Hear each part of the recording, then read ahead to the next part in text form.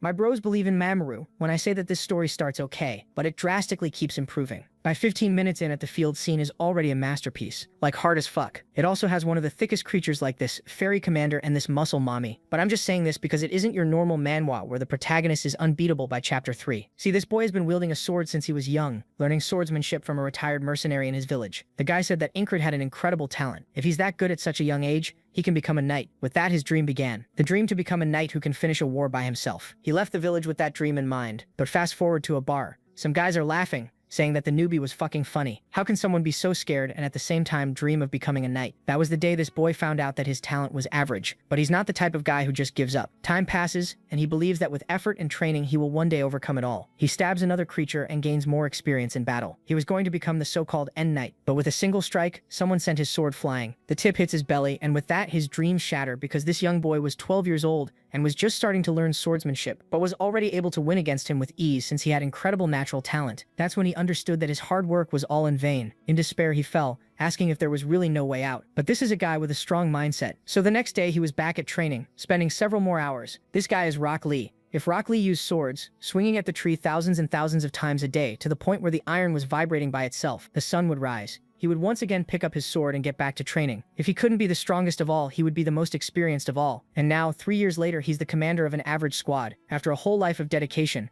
this is as far as he can get. He asks one of his friends to spar with him because he knows that there is a huge battle coming. We're talking thousands of swords and his group is one of the weakest. Fast forward to the middle of the battle as the soldiers are raging and screaming. As the protagonist finishes off a guy on the ground, another one comes to pierce his face. He looks to the side and skillfully dodges. Another one tries to hit him from behind, but he blocks with a shield. Then he looks to the side and sees one of his teammates screaming. He knows that this guy was about to die from an arrow coming from the sky, so he gets in front of him and blocks it. His friend is still surprised when another one comes from behind to stab him, but the MC pushes him aside and cuts off the guy's head. With that, he hears the scream that he's been waiting for. A body hits the ground and the guy swings his sword. This is the bastard that he has to kill. They stand face to face and our boy swears that this time he will kill this guy and survive. In a flashback, he remembers that one of his teammates told him if he wants to survive, he needs to keep his eyes open even when the weapon is already touching his neck. Like a beast, he should not know what death means, so he shouldn't fear it until the last second. The enemy in front of him thrusts his sword forward, and the MC observes death coming at him. He shouldn't be afraid of that because death makes him stronger, so he skillfully dodges it. For the first time, he had a chance against this guy, so he turns around for a counterattack. But the guy does an unorthodox grip on his sword and stabs it deep into his throat. Blood gushes out, and then his body falls to the floor. The next second, a boat passes by him. Death says that he should give up, accept his weakness with ease, and come to the boat. But he smiles, saying that that day will never come.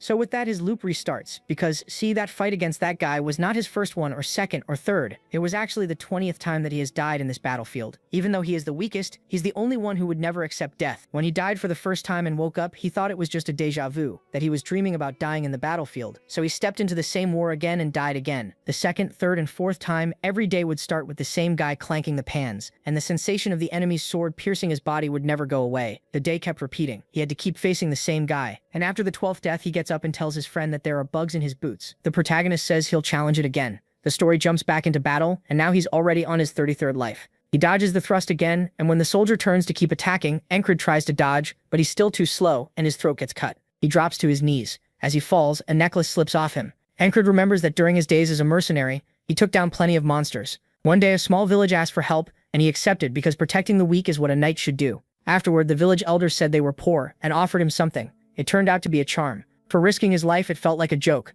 but the elder claimed it could grant a desperate wish. Incred starts to wonder if that charm is why he's stuck repeating this day. The soldier who stabbed him says he must be suffering and offers a merciful death. MC thinks, mercy my ass. It's obvious the man is enjoying killing him. Then he finishes Incred off. The pots and pans ring out again. This time he tells Rem he put the bug in his boot himself. Rem asks if he's gone crazy this early in the morning. The protagonist tells him to stop yelling and come outside. He wants to learn the heart of the beast. Rem swings his axe and Incred keeps his eyes on it and dodges. Rem is thrown off, asking how MC suddenly stopped flinching. MC says he trained. Rem doesn't buy that, saying nobody changes that fast, and there's no way someone else taught his family technique. Incred replies that he picked it up by chance. Then he grabs some weapons and asks for a spar. Rem looks at him, then grins, and says that sounds good. He attacks and Incred avoids it. After a while, Rem asks how long he plans to keep dodging. Even while moving in, he slips past another swing. He says the only sword style he knows is the Volan mercenary technique, the one people call a cheap trick. Incred starts to lose his footing, and Rem jumps in. The protagonist recovers in time and gets ready for the leap.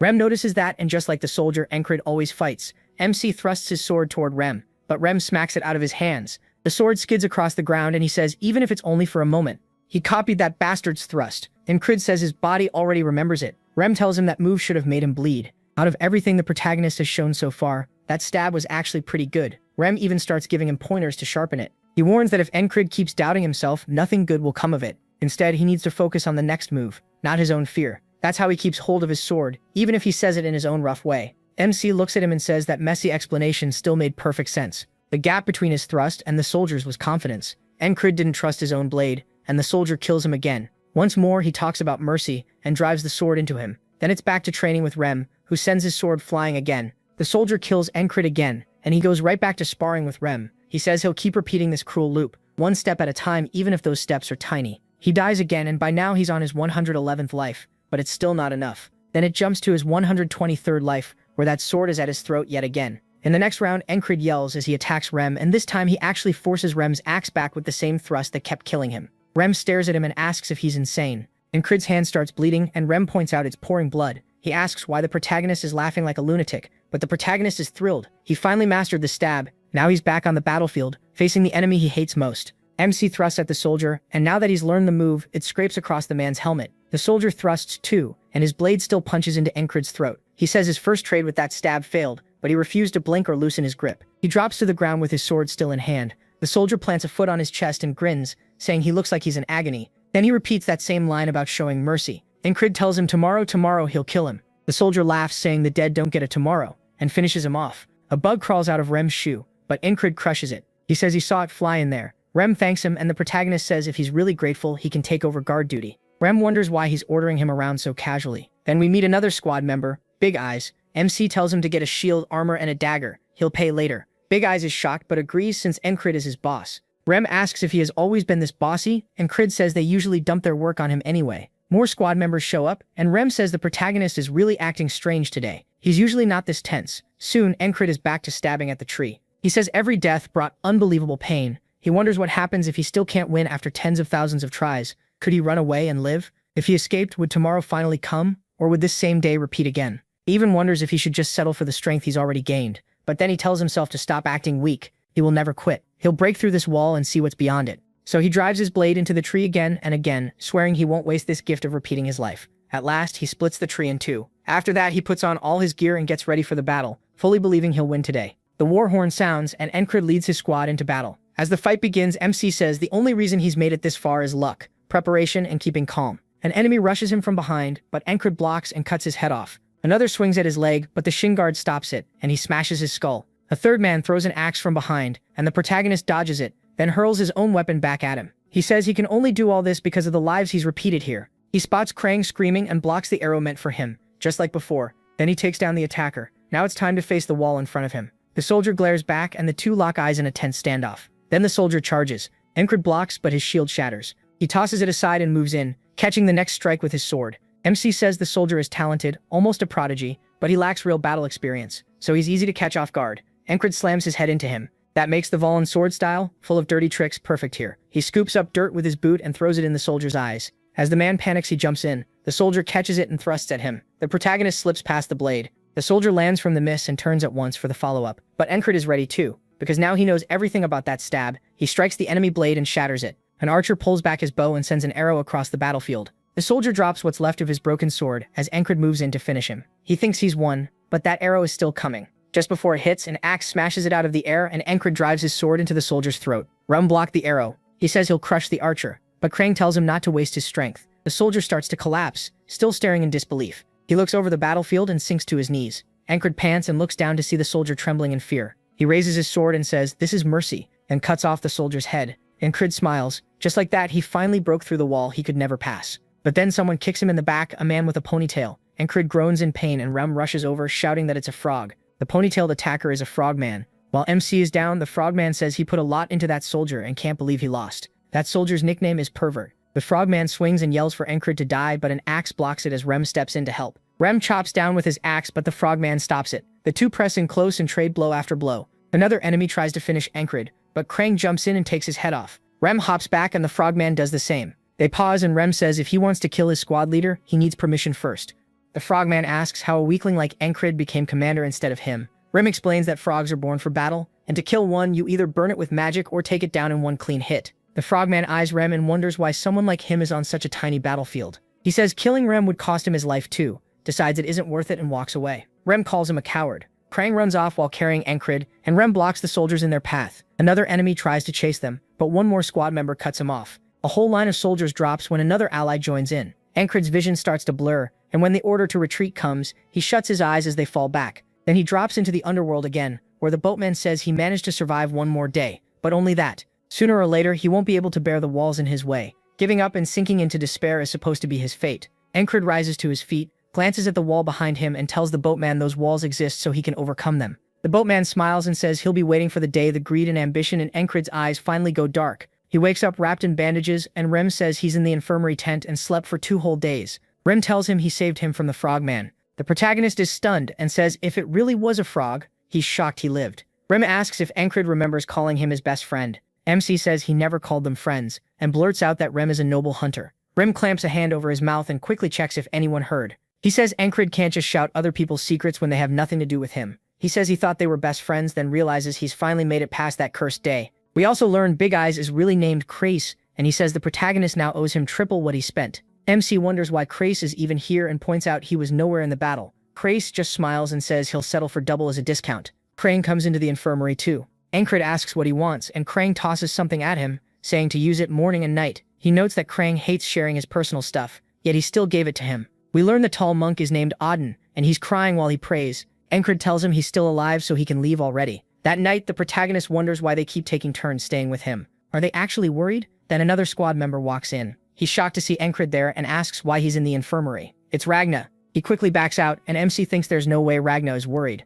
He's usually too carefree. Besides him, 2 other soldiers are in the tent. One is a platoon commander who always picks fights with Encrid, and the other is a soldier he doesn't know, just staring blankly into space. He starts wondering why that guy is here. When they hear footsteps outside, everyone turns as a long-haired elf woman walks in and asks who commands the 444th squad. Encrid is confused, and the other platoon commander calls her a fairy. She asks what unit he's with, and he says his name is Vancinto, 3rd platoon commander of the 2nd company. She asks if his company trained him to greet people by pointing out their race. He apologizes, and Encrid figures she must be the new 4th company commander. Then he says he's the commander she wants. She says she's heard he's handling his difficult squad well, and she expects good work from him. The protagonist is surprised she came all the way here just to say that. As she turns to leave, she asks for the young soldier's name. He answers Krang, but sounds suspicious about it. Encrid wonders if he just made that up, thinks his attitude is bad too, and starts wondering if he's a noble. The commander gives MC one last look before walking away. He has no idea what's happening. Later, he says most of the pain has faded and wonders if he should start training again. Vengeance asks where he's headed, and Encrid says the training grounds. Vengeance calls him an idiot, saying a bottom-ranked soldier shouldn't act so tough. The noble stays quiet. The protagonist says he needs to replay the last battle in his head. He paid a lot to learn that skill as a kid. Then he thinks about his last move failing. Betting everything on one attack is too risky. He compares it to how Rem strikes are all meant to kill. Then the noble from the infirmary says he's been working hard. Caught off guard, Encrid says he doesn't fully get it either. His hands kept twitching in the barracks, and now he keeps zoning out. He explains that he was training his grip while replaying the fight.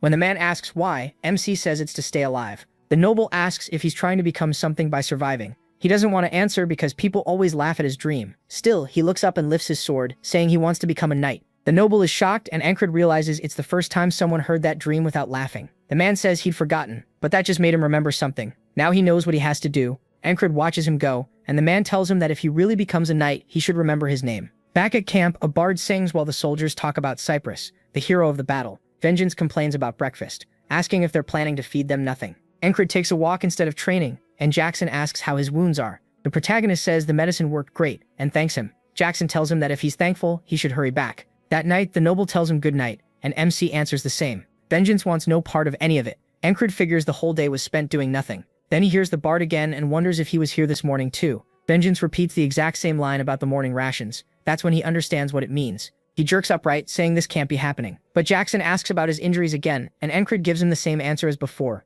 only to hear the same reply back. That proves he's stuck in a loop again. He remembers the boatman talking about the next wall. Then Encrid wonders if he died in his sleep without even noticing. He says this feels worse than dying on the battlefield, but it only hardens his resolve because he's been given another trial to beat. That night again, he tries to figure out who killed him and why. The only one who should be able to get in would be a knight, so he guesses it's an assassin hiding among them. He remembers the commander saying a fairy is light and quick, perfect for killing in secret. That makes him wonder if she visited just to scout the place first. He decides to confirm it. There's only one way into the barracks, so if he spots her, he can scream and wake everyone. All he has to do is wait for the assassin, but a needle suddenly pierces his throat. He turns, stunned. He never saw them coming. Pain cuts through him, and he can only choke out a sound before falling from the bed. He realizes it's a numbing poison, then sees Vengeance with a needle in his throat too. Someone is also standing over Krang. Encrid finally spots the assassin, who lifts a blade over Krang and drives it into him, killing him right away. Then another person cuts their way into the tent, a second assassin. Encrid looks up and sees the commander, realizing it really was her, the leader of the 4th company. He wakes to the bard's song again, saying this is already his 3rd try.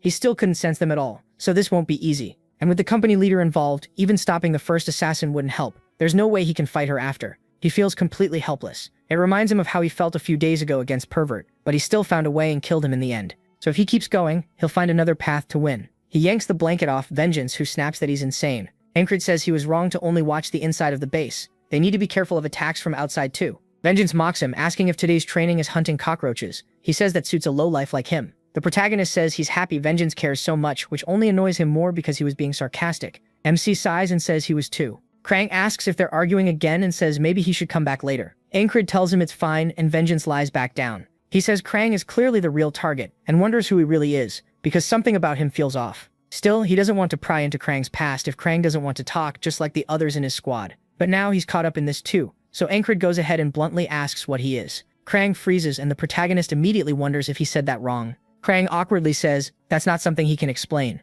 Encrid asks why, and Krang only says it's a long story. MC pauses, then says that makes sense. Vengeance loses it, asking why he'd accept such a garbage answer. If he was going to let it slide anyway, why even ask? He adds that Krang clearly isn't from this kingdom, judging by his manners, and asks what country's spy he is. Krang just stares at him and Vengeance goes quiet. Krang steps closer and says he is not, and never will be, someone who betrays the kingdom. Encrid says he can tell from Krang's eyes and the way he moves that he has something like a knight's presence. Vengeance asks if that's any way to speak to a superior. Krang laughs and he says he can't be a real knight since he was helpless against the assassin too. Still, he's definitely hiding something. That night they say goodnight again, and Vengeance clears his throat like he's joining in. Encrid wonders if that's because he's scared of Krang.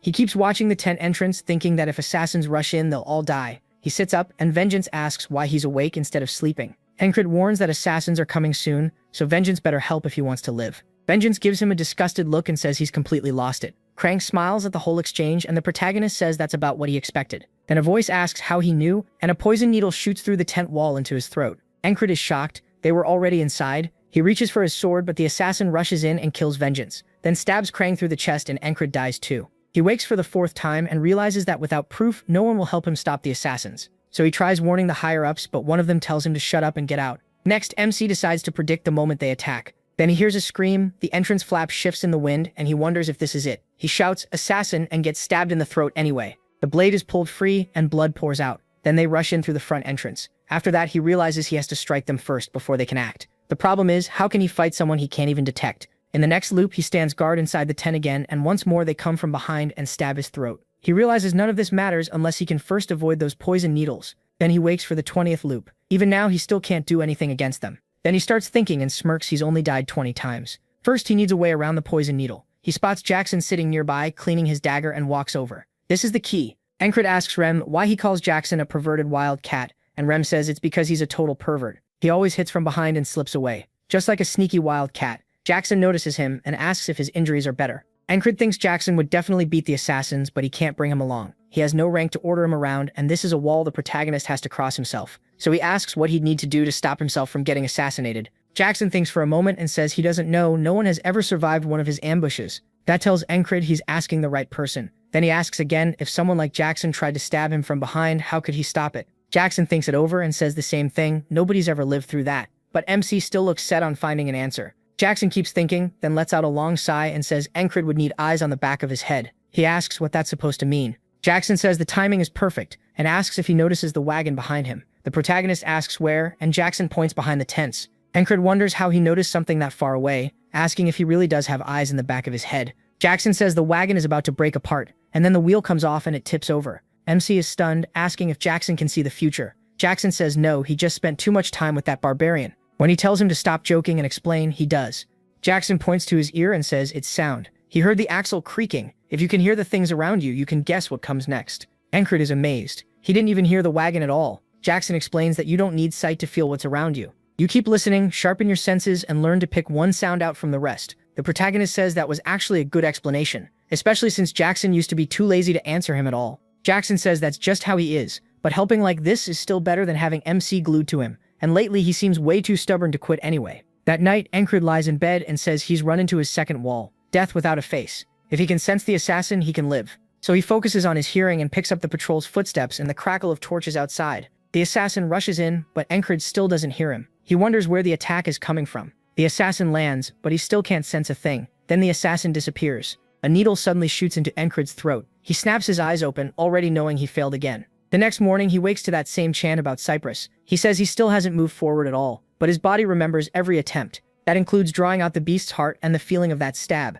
Jackson explains that sound tells you a lot. From how loud it is and where it comes from, you can tell where something is, and once you can catch faint, distant noises, your ears start working like another set of eyes. Jackson snaps his fingers and says, sound is just a wave, spreading out in every direction, even when it's quiet. So with thousands of sounds crashing together, he has to pick out one wave from the rest. Encred starts catching bits of everyone's conversations and realizes how tangled it all is. He needs to separate those sounds and sort them out. He says all the flags sound like one giant flag, then tries to remember how many there really are before shifting his focus to the footsteps nearby and feeling out the sounds around him, starting with the ones he knows and then moving on to the strange ones. Krang calls him Enchi, and Encred opens his eyes while Krang asks what kind of training this is. The protagonist asks about the nickname, and Krang says it's just a shorter version of his name. Enchi doesn't like it but lets it slide. Then he asks what part of this even looks like training when he's just sitting there like an idiot. Krang says he already knows Encred isn't the type to waste time. That night, another needle flies in and hits him in the throat. He turns just in time to see Krang take a stab to the stomach. The assassin attacks again,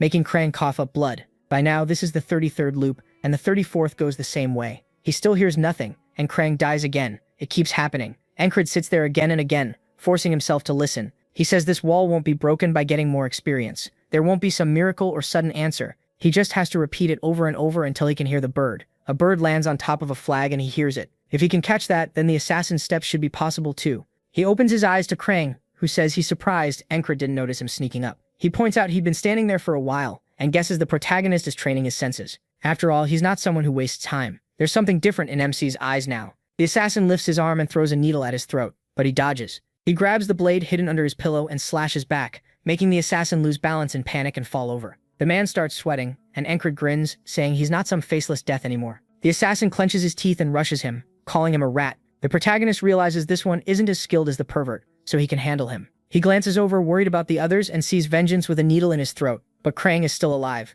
The assassin charges again, and Encred dodges, reminding himself not to relax just because he's still dealing with a trained killer. Then a dagger comes flying at him. He barely avoids it, but it still slices open his chest. Not wanting to lose the opening, the assassin rushes straight in. The tent is suddenly cut open, and Encred looks over, spots the company commander, and realizes if he doesn't strike first, he'll die, so he thrusts at her. The assassin yells that MC has a guard and sprays poison needles everywhere. He turns, but by then it's too late to stop them from flying toward Krang too. The company commander jumps over Encred's strike and uses her cape to block all the needles. He realizes she wasn't there to kill him. She came to protect him. Either way, this is his chance. He drops low and lunges at the assassin. The assassin tries to defend himself, but the blow knocks his hands aside. Gritting his teeth, he decides to run. He knows he has to get out now. Encred doesn't chase. He just says he can't believe the guy ran like that. Krang sits up and says the assassin was probably after him. The protagonist says he knows, and Krang asks how. Encred says no one would hire an assassin to kill a nobody like him or Vengeance. The company commander agrees and says he thinks fast. As her hand moves toward her sword, MC realizes that even if she helped them, she can't let news of this get out. She plans to leave no witnesses. He grips his blade tighter, but then Krang steps between them and asks her for a favor. He says he doesn't want anyone dying today. Encred has no idea what's happening. When she bows and says, as he wishes. Krang adds that includes Vengeance, since he's not dead yet. She says they have an antidote, so he'll live. The protagonist realizes she knows poison well if she could identify it at a glance. Krang says they need to clean this up, because it'll be a headache if people learn an assassin came here. Encred asks if it's enough to leave no trace, then looks at the fire and says there is one easy way. Soon the tent is burning, and soldiers rush over with buckets, shouting that the tent's on fire and that there are 2 survivors. Encred says this way, every trace of the assassin is gone, and the rest will be handled. Later, Krang stands with the company commander. She says if MC hadn't slowed the assassin down, Krang would have died. Then she asks if that's why he changed his mind. Krang says yes, and asks if she agrees he is interesting, but she only looks away. Krang says he's been trying to avoid this, then remembers how hard Encred trained every morning. He smiles and says the protagonist's drive must have rubbed off on him. They'll meet again, each in their own role. A scythe rises from the water, then quickly fades as he sees the boatman instead. The boatman tells him they'll meet again, and Encred answers anytime. He says he survived the second wall and woke up the next day. He can sense most things now, but he still couldn't sense the company commander, so he still has a long way to go. Ancred adds that luckily he wasn't badly hurt, so he can head back right away. Vengeance asks if MC saved him from the fire and why. He wonders why he's getting attitude for saving him and why Vengeance hates him so much. He simply says it's because they're comrades. He doesn't need any other reason. Vengeance looks away, a little guilty, and says that after everything he's done to the protagonist, that's still way too selfless. Then he asks if MC is heading back to his squad. MC says yes, and Vengeance warns him he's out of luck. The mood there is awful. He asks why, and Vengeance says rumors are spreading that the whole base is cursed. Someone from the protagonist's squad shouts at Rem, calling him an underdeveloped monkey and shoving him. Rem looks thrilled, and everyone else starts running, saying the squad is fighting again, as Rem lifts the guy up and slams him into a table. The man swings back at Rem, but Rem dodges and answers with a hard right to the face, then pulls out his axes and says he'll decorate his skull with them. The other guy draws his sword and says he'll cut Rem in half. Ancred finally arrives and says maybe the base really is cursed, because these idiots sure feel like his curse. He sighs and tells them to stop it. They say they thought he died, and MC says he didn't, but they might drive him insane. 4 days after returning to his squad, he is in bed when he opens his eyes and finds Jackson standing over him. Jackson says he was trying to leave quietly and asks if he woke him. The protagonist says no, he was getting up to train anyway. Jackson says the protagonist only started recently, but he's already become a great listener. MC says he's been working at it, and Jackson tells him to keep going because it'll help one day. There aren't many battles right now, and with winter getting closer, the best thing he can do is focus fully on pushing his body harder in training. While doing one-arm pull-ups on a tree, someone greets him. Ancred looks down and sees a rock, and under it is Odd. He asks if he is coming back from morning training, and says he's staying busy. The protagonist drops the boulder and says this works for him. Odd starts to rise, towering over Ancred, and says a trained body is a weapon by itself. It should even take a kick from a frog, but MC is still too skinny, so he needs to keep training. He says Odd is just ridiculously huge, but he'll give it a try. Odd starts talking about the training method he mentioned before, but then they hear trouble in the next tent. Rem is kicking out the same guy he fought earlier, saying it's his duty, and calling him lazy for still being asleep. The man crawls toward his sword, grabs it, and swings while telling Rem to eat his ass. Rem swings back, and Ancred steps in, asking why they're fighting again. Odd tells them violence solves nothing. Remming says this idiot is trying to starve them. The protagonist says if it's his turn to cook, then just do it, and Ragna says fine. Rem tries handing him an apron, saying there was no need for all this if he was going to do it anyway. Ragna knocks the apron away, saying it stinks. Remming sniffs it and says it smells fine. Ancred asks if he's so bored that he's starting fights over nothing. Rem admits it is that obvious, the lack of battles is driving him crazy. MC tells him to stop picking on random people and come fight him instead. Later that day, Ancred gets kicked in the side, and Rem tells him he needs to take hits better while rushing in again with his axe, knocking his weapon away. The protagonist steadies himself with the heart of the beast, and when Rem attacks again, he knocks it aside and reminds himself to use his hearing to block incoming blows. He keeps applying what he learned through hundreds of deaths and drives a thrust at Rem's face. Rem dodges, though he admits it was a decent try. Then he catches Ancred's sword with his axe, pins it there, and grabs his collar using MC's own movement to slam him into the ground. He says he expected more after Ancred's recent growth. Still, he asks why he suddenly feels dull. He's seen that same stab plenty of times, so what else has he got?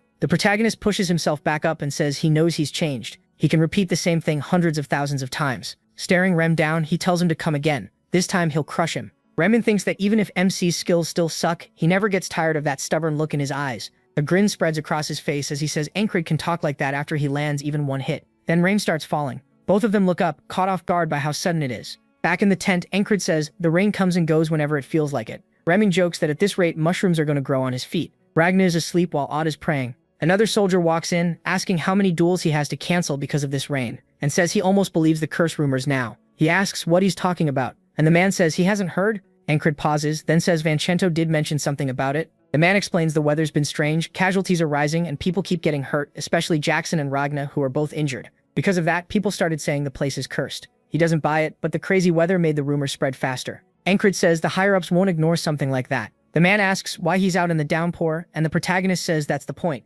Remen asks if he's a stray cat and what this is even supposed to do. Jackson says it's a solid idea and tells MC to keep at it. Remen just scoffs, then starts shouting, asking what Jackson's been teaching him, and since when he cared about the squad leader. As the arguing starts, Odd says there are ways to train inside the tent, even lying down. Ragna offers to check his stance again. Remen turns and points at them, saying, "Look at these guys," and they all keep staring. Jackson glances over, Odd smiles, and Ragna keeps staring at Ancred's back. Remen says he noticed that. The protagonist keeps looking out of the tent. Elsewhere, in a war room, a man tells the commanders to keep their soldiers under control. He says they need another scouting mission before winter, and asks for ideas on who can fill the missing spots. The ferry commander recommends the 444th squad leader, A man immediately says Encred is kind of dumb and would only slow the scouts down. She argues he might bring unexpected results, and he asks why she thinks that. She says it's just a fairy's instinct. The next day, MC speaks with her, asking why he's being assigned to the scouts. She just glares at him. It cuts back to the man from earlier, asking if Encred somehow upset the company commander. He asks what he could have even done, and the man says he must have.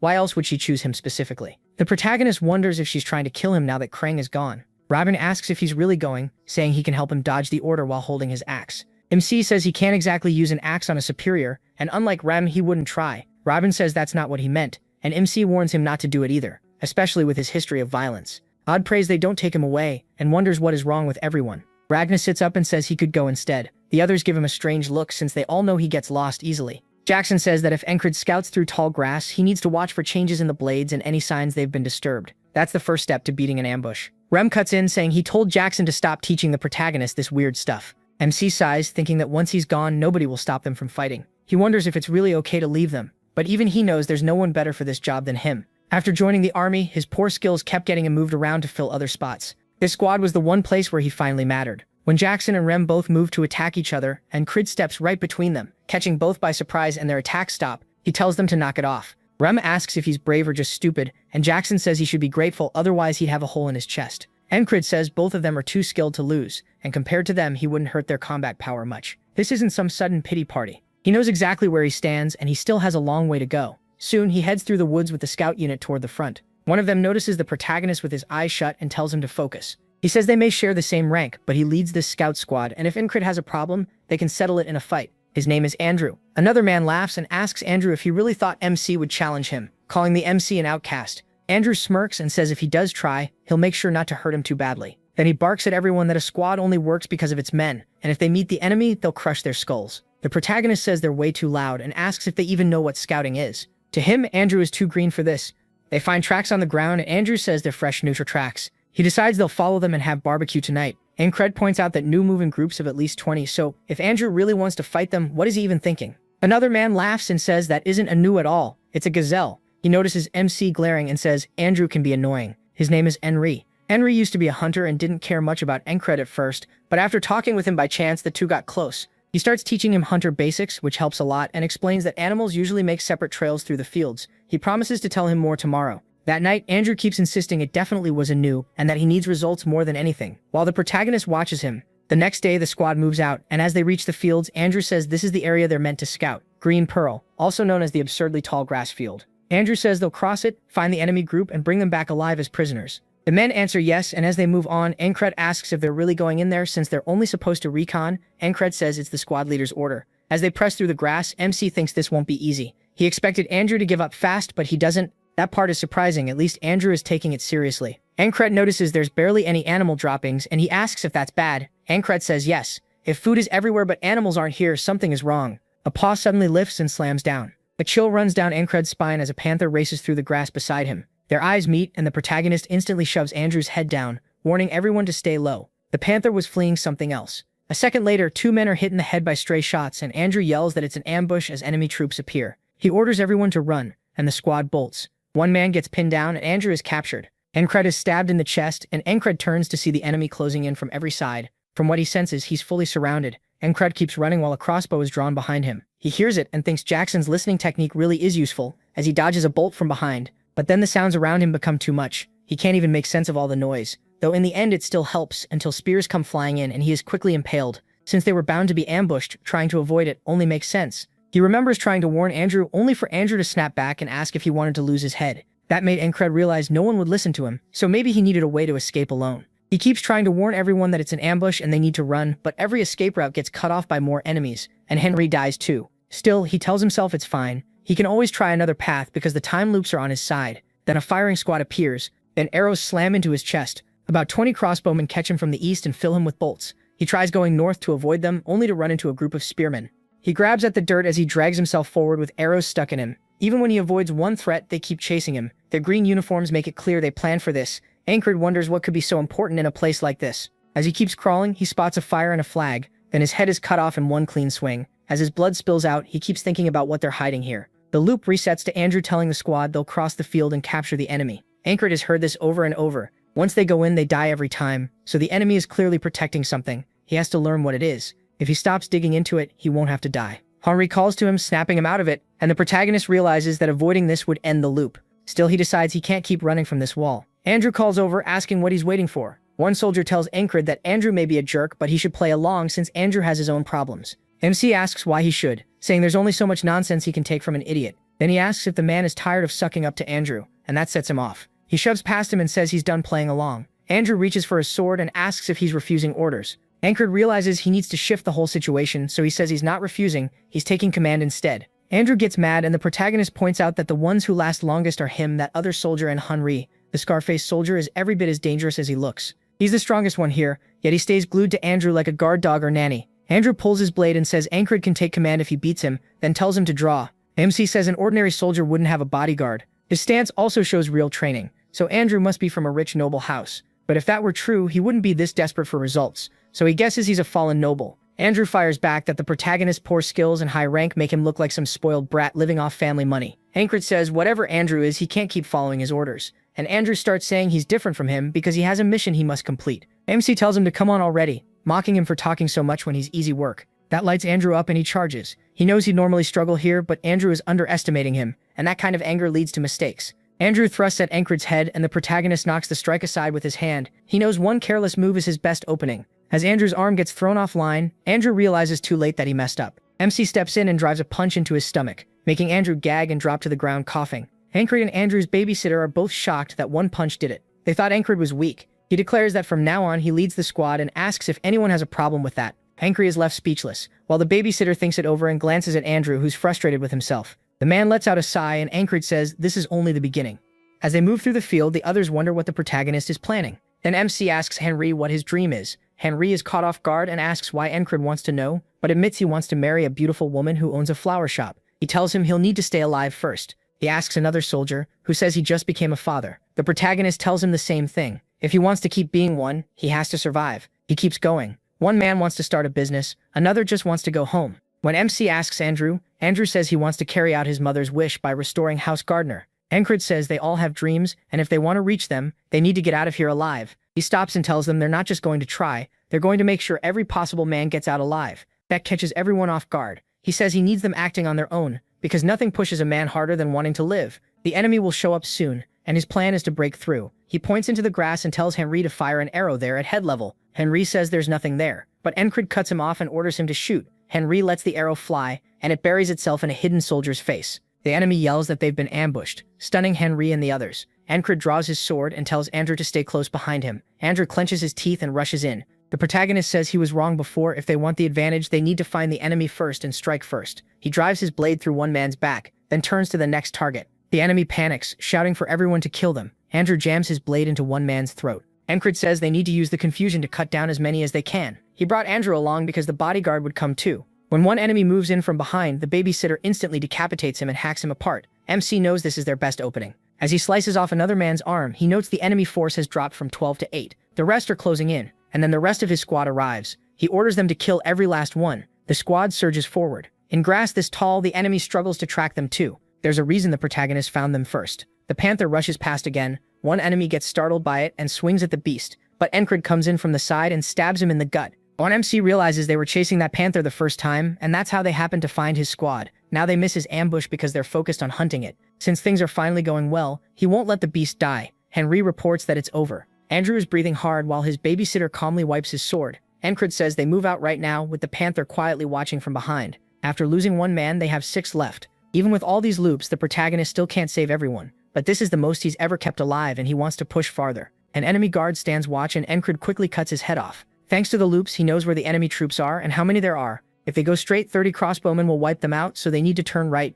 The spearmen who chase them down in every loop have to be dealt with fast, or they'll slow the whole escape. By using quick ambushes and pulling back, they slip out of the encirclement. Andrew kills one of the enemy soldiers. His babysitter warns that he's pushing himself too hard, and once it gets dark, finding the exit will be much harder. They need to break out before sunset. MC tells them to keep moving. When someone asks why he's going deeper in, MC says this is the right way, and he won't hear complaints. They just need to follow him. The babysitter doesn't like that at all. Then Henri is shocked when the man points his sword at him and says he won't march to his death. If killing Ancred is what it takes, he'll do it to survive. The protagonist replies that even he should know it's too late to turn back. After all the noise they made, the retreat route is already swarming with enemies. The man asks if he really expects them to trust him. and MC answers that he wants to make one thing clear. He wants to live too. Andrew had thought he was just worthless trash, like his father who gave up on everything and wasted what was left of their house. But Encred isn't like that. If anything, he reminds Andrew of his mother. She told Andrew that even if their house was finished, she still hoped he'd become someone who could lead their people. To do that, he had to earn their trust and rebuild the family. Andrew admits he's always wanted to be like her. Looking at the protagonist now, he sees someone who opens the path ahead. The protagonist tells them to trust him. They will survive. Andrew steps forward and says he does trust him. Calling MC captain, his babysitter starts to object, but Andrew says he is the captain now and the squad follows its captain's orders. The babysitter is stunned, and Encred tells everyone to crouch until his signal and stay close together. Step 1 to escaping is to seize the lead and break through with an ambush. Step 2, while they quietly move through the grass, they hear rustling. Enemy soldiers pass nearby, and there are a lot of them. Encred says the key thing he learned after dozens of loops is that only at this exact time and place can they let the enemy walk right past without starting a fight. This is their only real way out. Everyone waits in silence, tense and nervous. Encred strains his hearing as much as he can, and once he can no longer hear anyone else, the others wait for his word. He says everything has gone just as planned. His plan. Now comes the last step. Once the sun goes down, the field gets too hard to escape. Encred tells them they've reached the key spot. And Harry stares in shock and blurts out, "No way." One of the others just smacks his forehead. After all that effort, they somehow ended up right in the enemy camp. The protagonist explains that Aspen soldiers are wiping out everyone in the field to keep a secret buried here. Whatever they're hiding, no one can be allowed to learn about it. At the center of the camp stands a shrine, covered with flags and surrounded by bones. And Cred wonders what happens if something more important than hunting them suddenly demands the camp's attention. Then he tells them it's time to move. If they go in now, a path out should open up.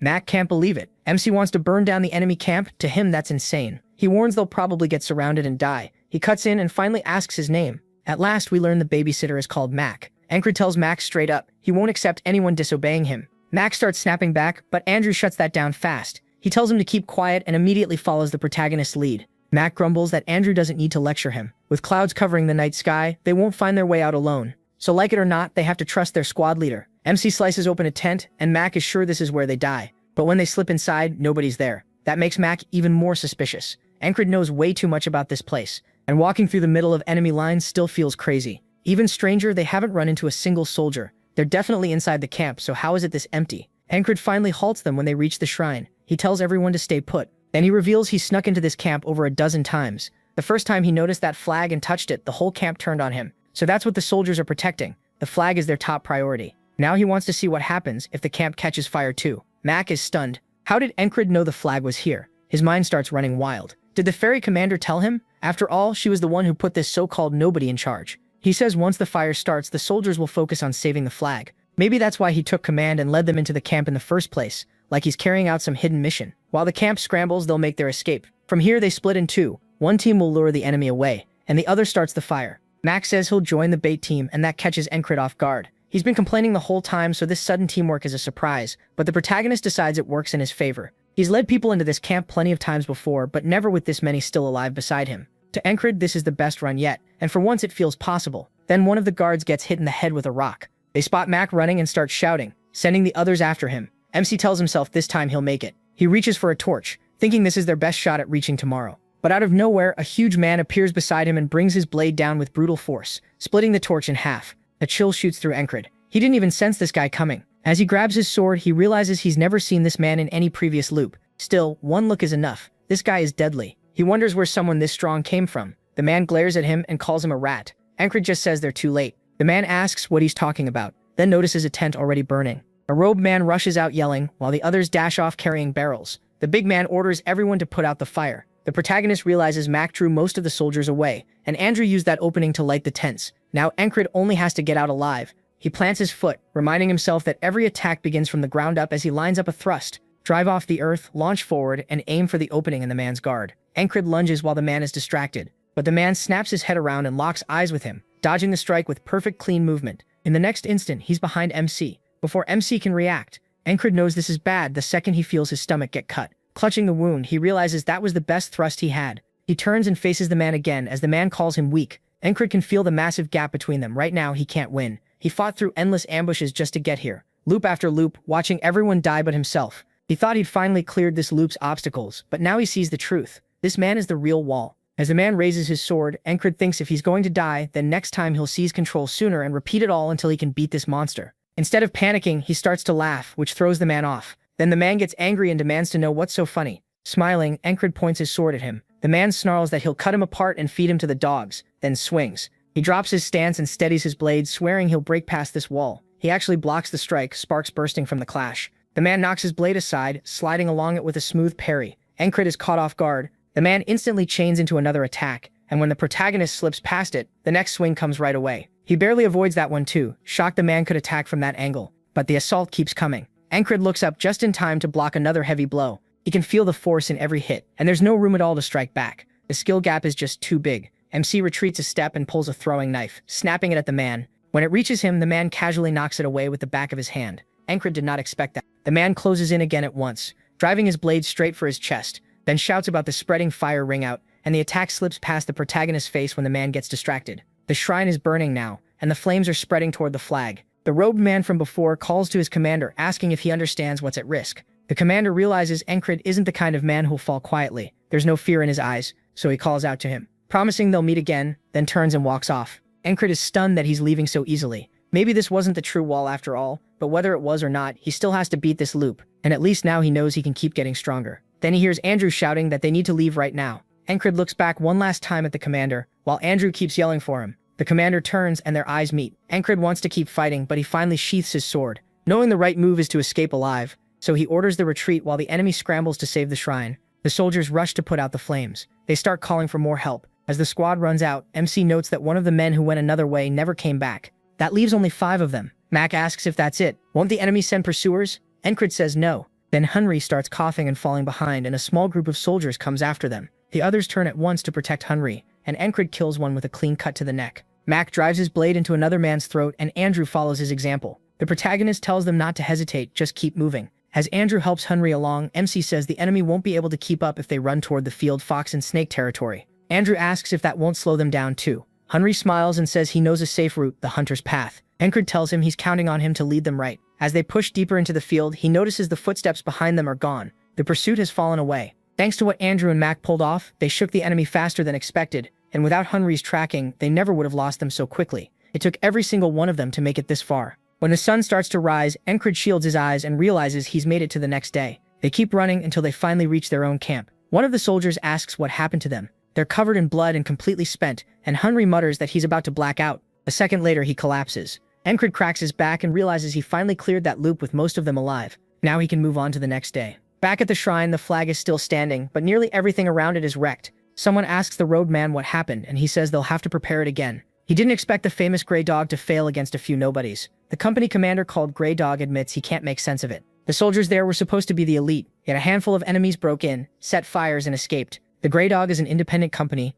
basically hired fighters. Its name comes from the Grey Dog of the Principality of Aspen, a beast known for clinging to whatever target it chooses. In war or on its own, Grey Dog lives up to its name. They cling to a target and never let go, so people call them the persistent lovers. Grey Dog asks the man from before if his opponent was actually strong. We learn that man's name is Mitch. He says if the fire hadn't broken out, he would have killed Encred with no trouble. Grey Dog says the protagonist got lucky, but luck counts too. Mitch vows it won't happen again. Back in his tent, MC can't stop thinking about that wall he hit and failed to pass. He wanted the fight to keep going, and he knows they'll face each other again soon. Mitch is thinking the same thing, set on killing Encred next time. Rem tosses his axe around, bored out of his mind, wondering why there's still no word from his recon trip. He catches the axe and sits up, thinking the protagonist might have died. He admits Encred did improve, but says he's still small time, so dying wouldn't be shocking. Weirdly enough, Rem actually liked him. With a sigh, he says if MC's dead, there's nothing to be done. Ragna wakes up too. He glances over at Rem's strange pose and asks what the hell he's looking at. Rem just waves and says good morning. Ragna waves back. Then Rem grins and says he suddenly feels like killing him, gripping his axes. Ragna starts drawing his sword and calls him a mad dog. Later, the company commander questions Encred about the scout mission, mainly how it ended with the whole place on fire. He says he just made the best choices he could and got lucky. She locks eyes with him, repeats the word lucky, then tells him to get some rest and recover. She expected him to do something useful, just not something this huge, and starts wondering who he really is. As Encred leaves, he admits he has no clue what she's thinking. Then Andrew calls out, bows and apologizes for how he acted at first, saying he's alive because of him. He asks if they'll meet again. The protagonist gives a small wave and says maybe, if their paths cross. Then he turns to go. Andrew grabs his sword and bows again to Encred, and the others follow, showing their respect. MC thinks about how he brought 4 of them back, but still wonders if that was really the best he could do. 2 members died, and he can't help thinking that if he'd been stronger, he could have saved them too. With his loops, he can keep pushing past his limits. Someday he'll stop just struggling to survive and move toward his real goal, becoming a knight. That's what he'll use these loops for. And if he wants to stop reliving the same day, he has to get much stronger. Then he hears his squad yelling that they're at it again. Rajna and Rem are already clashing, blow for blow. Both of them wear far more serious looks than usual. Encred says he's never seen them like this. He's sparred with them so many times but never seen those faces. One soldier mutters that they aren't even human. They're animals. He realizes they never had to go all out against him. That means he needs to focus. Next time they spar, he wants to make them show those same faces against him. Rajna blocks one of Rem's swings, then glances over and spots Encred. Rem tells him if he's back, he should report in instead of lurking around again. He yells at the others that if they won't fight him, they should get lost. Rajna notices the protagonist is hurt, but he brushes it off as a scratch. When MC tries asking about their techniques, Rem cuts him off and tells him to wash up and rest. So Encred turns to Rajna and asks instead. Rajna stares at him and asks if he's serious. He asks if the timing is bad. Rajna looks away and says it's nothing. The protagonist feels like he has more to say, but leaves it alone for now. Soon everyone starts packing as the battalion commander moves the whole force closer to the tall grass field. During the trip, Encred's wounds heal a lot, and he keeps thinking over his training. The red-haired guy asks if he's really training now, reminds him they're moving tomorrow, and wonders why he isn't resting. MC says he's only heading out for a bit. Rem clicks his tongue and warns that if he keeps this up, he'll die young unless he rests. The next morning, Rajna wakes to the sound of a sword cutting the air. Seeing Encred's bed already made, he figures he's out training again. Rajna stretches and picks up his sword, thinking he was always naturally good with it. Getting stronger came easy, and he even had what it took to become a knight. But to him, it was all boring. He never found a reason to spend his life chasing that path. Without meaning, he lost his purpose. That's why he ended up in this squad. Then he watches Encred keep swinging. He grunts in pain with each strike and drops to his knees, still not fully healed. Reiner points out that the protagonist's basics are a mess and says proper fundamentals have to be built from the start. If he keeps covering bad basics with shortcuts, he'll never really improve. Still, Encred grabs his sword again. His eyes are full of resolve, and Rania can't understand why he's pushing his body this hard, so he asks him directly. Encred answers that he wants to become stronger. Rania asks what for, and MC says he wants to be a knight. Ragnar says a knight is just someone good at fighting, and asks if that title really means that much. He says the knight he wants to be is someone who decides for himself what's right, and raises his sword for honor, for the weak and for the people he wants to protect. That catches Ragnar off guard. To him, strength was only ever a tool, and a knight just a sword. Now he starts thinking about what he himself wants. He steps forward, saying maybe he won't know until he figures it out. Then he calls to Encred and asks if he wants to learn the sword properly. The protagonist answers right away, of course. Ragnar just stares at him, then sighs, saying he probably shouldn't have offered. He's already getting dragged into something again. Still, seeing how serious Encred is, he admits this might be interesting. He asks if Rima already taught him the heart of the beast. When MC brings up the valiant mercenary sword style too, Ragnar says all of that has to go. Everything except the stab and that beast technique. He asks about the valiant mercenary sword technique. Ragnar says especially that if Encred doesn't throw it away, any new skill he learns will just fall back into old habits. If that's the case, he might as well quit. So he gives him a choice, drop everything and start over, or stay the same. The protagonist instantly says he'll start over. Ragnar is surprised by how fast that answer came and asks if he's really sure. Encred asks what he should do first. Ragnar mutters that this guy really isn't normal. He says MC's body is solid, but his weapon is too light, so he hands over his own sword and tells him how to hold it.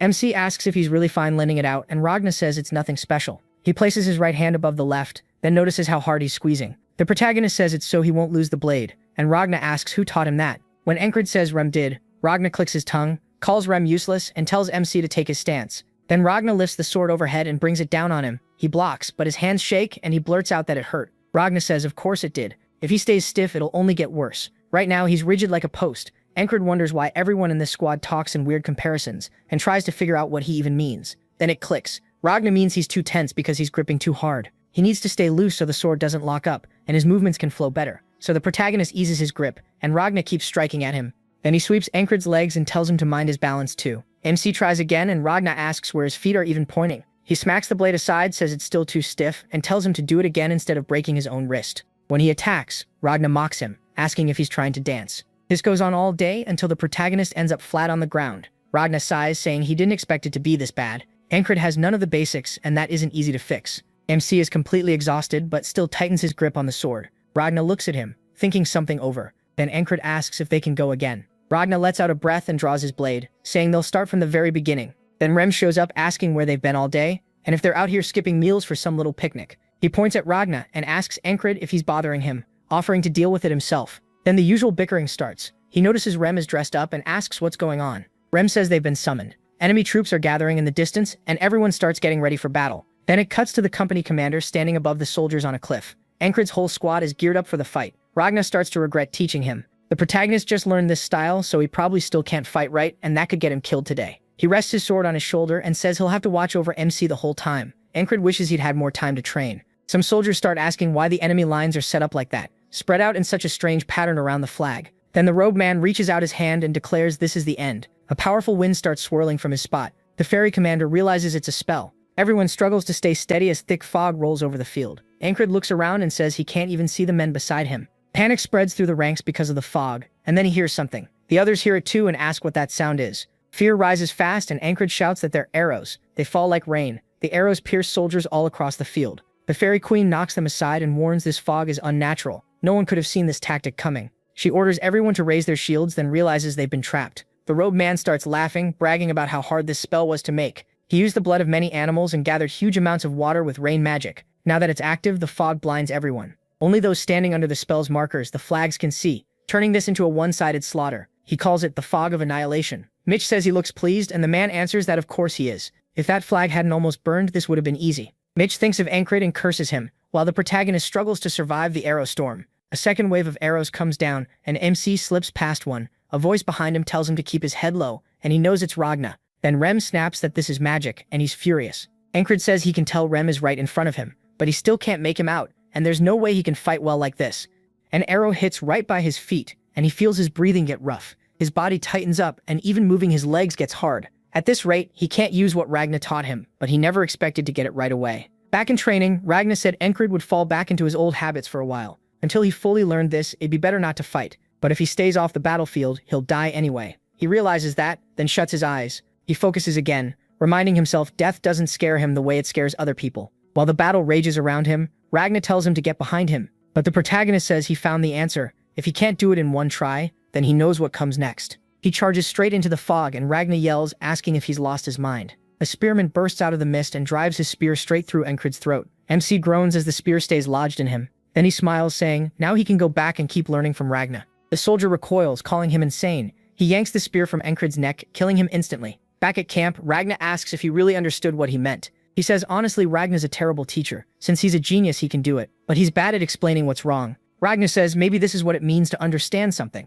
but not know how to teach it. Then he just tells the protagonist to swing downward, asking if that's really so hard. MC says he's not mocking him. He's seriously confused. He asks where his center of gravity should be. Ragna pauses, surprised, then tries to think it through and asks if he means something like this. Ancred says yes, just like he thought. Guys like Ragna don't even know how they do what they do. Ragna may be bad at explaining, but that's fine. Watching and listening are his strengths, and he'll memorize Ragna's form no matter how many tries it takes. Back to the arrows pouring in. The protagonist lifts his sword and knocks one away, but his hands tremble and he realizes he's still too stiff. Another spear shoots at him, and Ancred doesn't even try to dodge it. He tells himself it's fine. He can die and keep learning. So he lets it pierce his throat. Back to training, he shifts his feet and slips under Ragna's blade. This is the 31st loop, and now he can finally move with some looseness. Ragna says that step was pretty good, and asks where he learned it. With that much, Ancred's ready to start the real basics. Ragna explains the 3 sword basics: cutting, stabbing, and slashing. For defense, use the blade's edge, and with a good sword, even the sides can work. The shortest path between you and your enemy is the line of attack.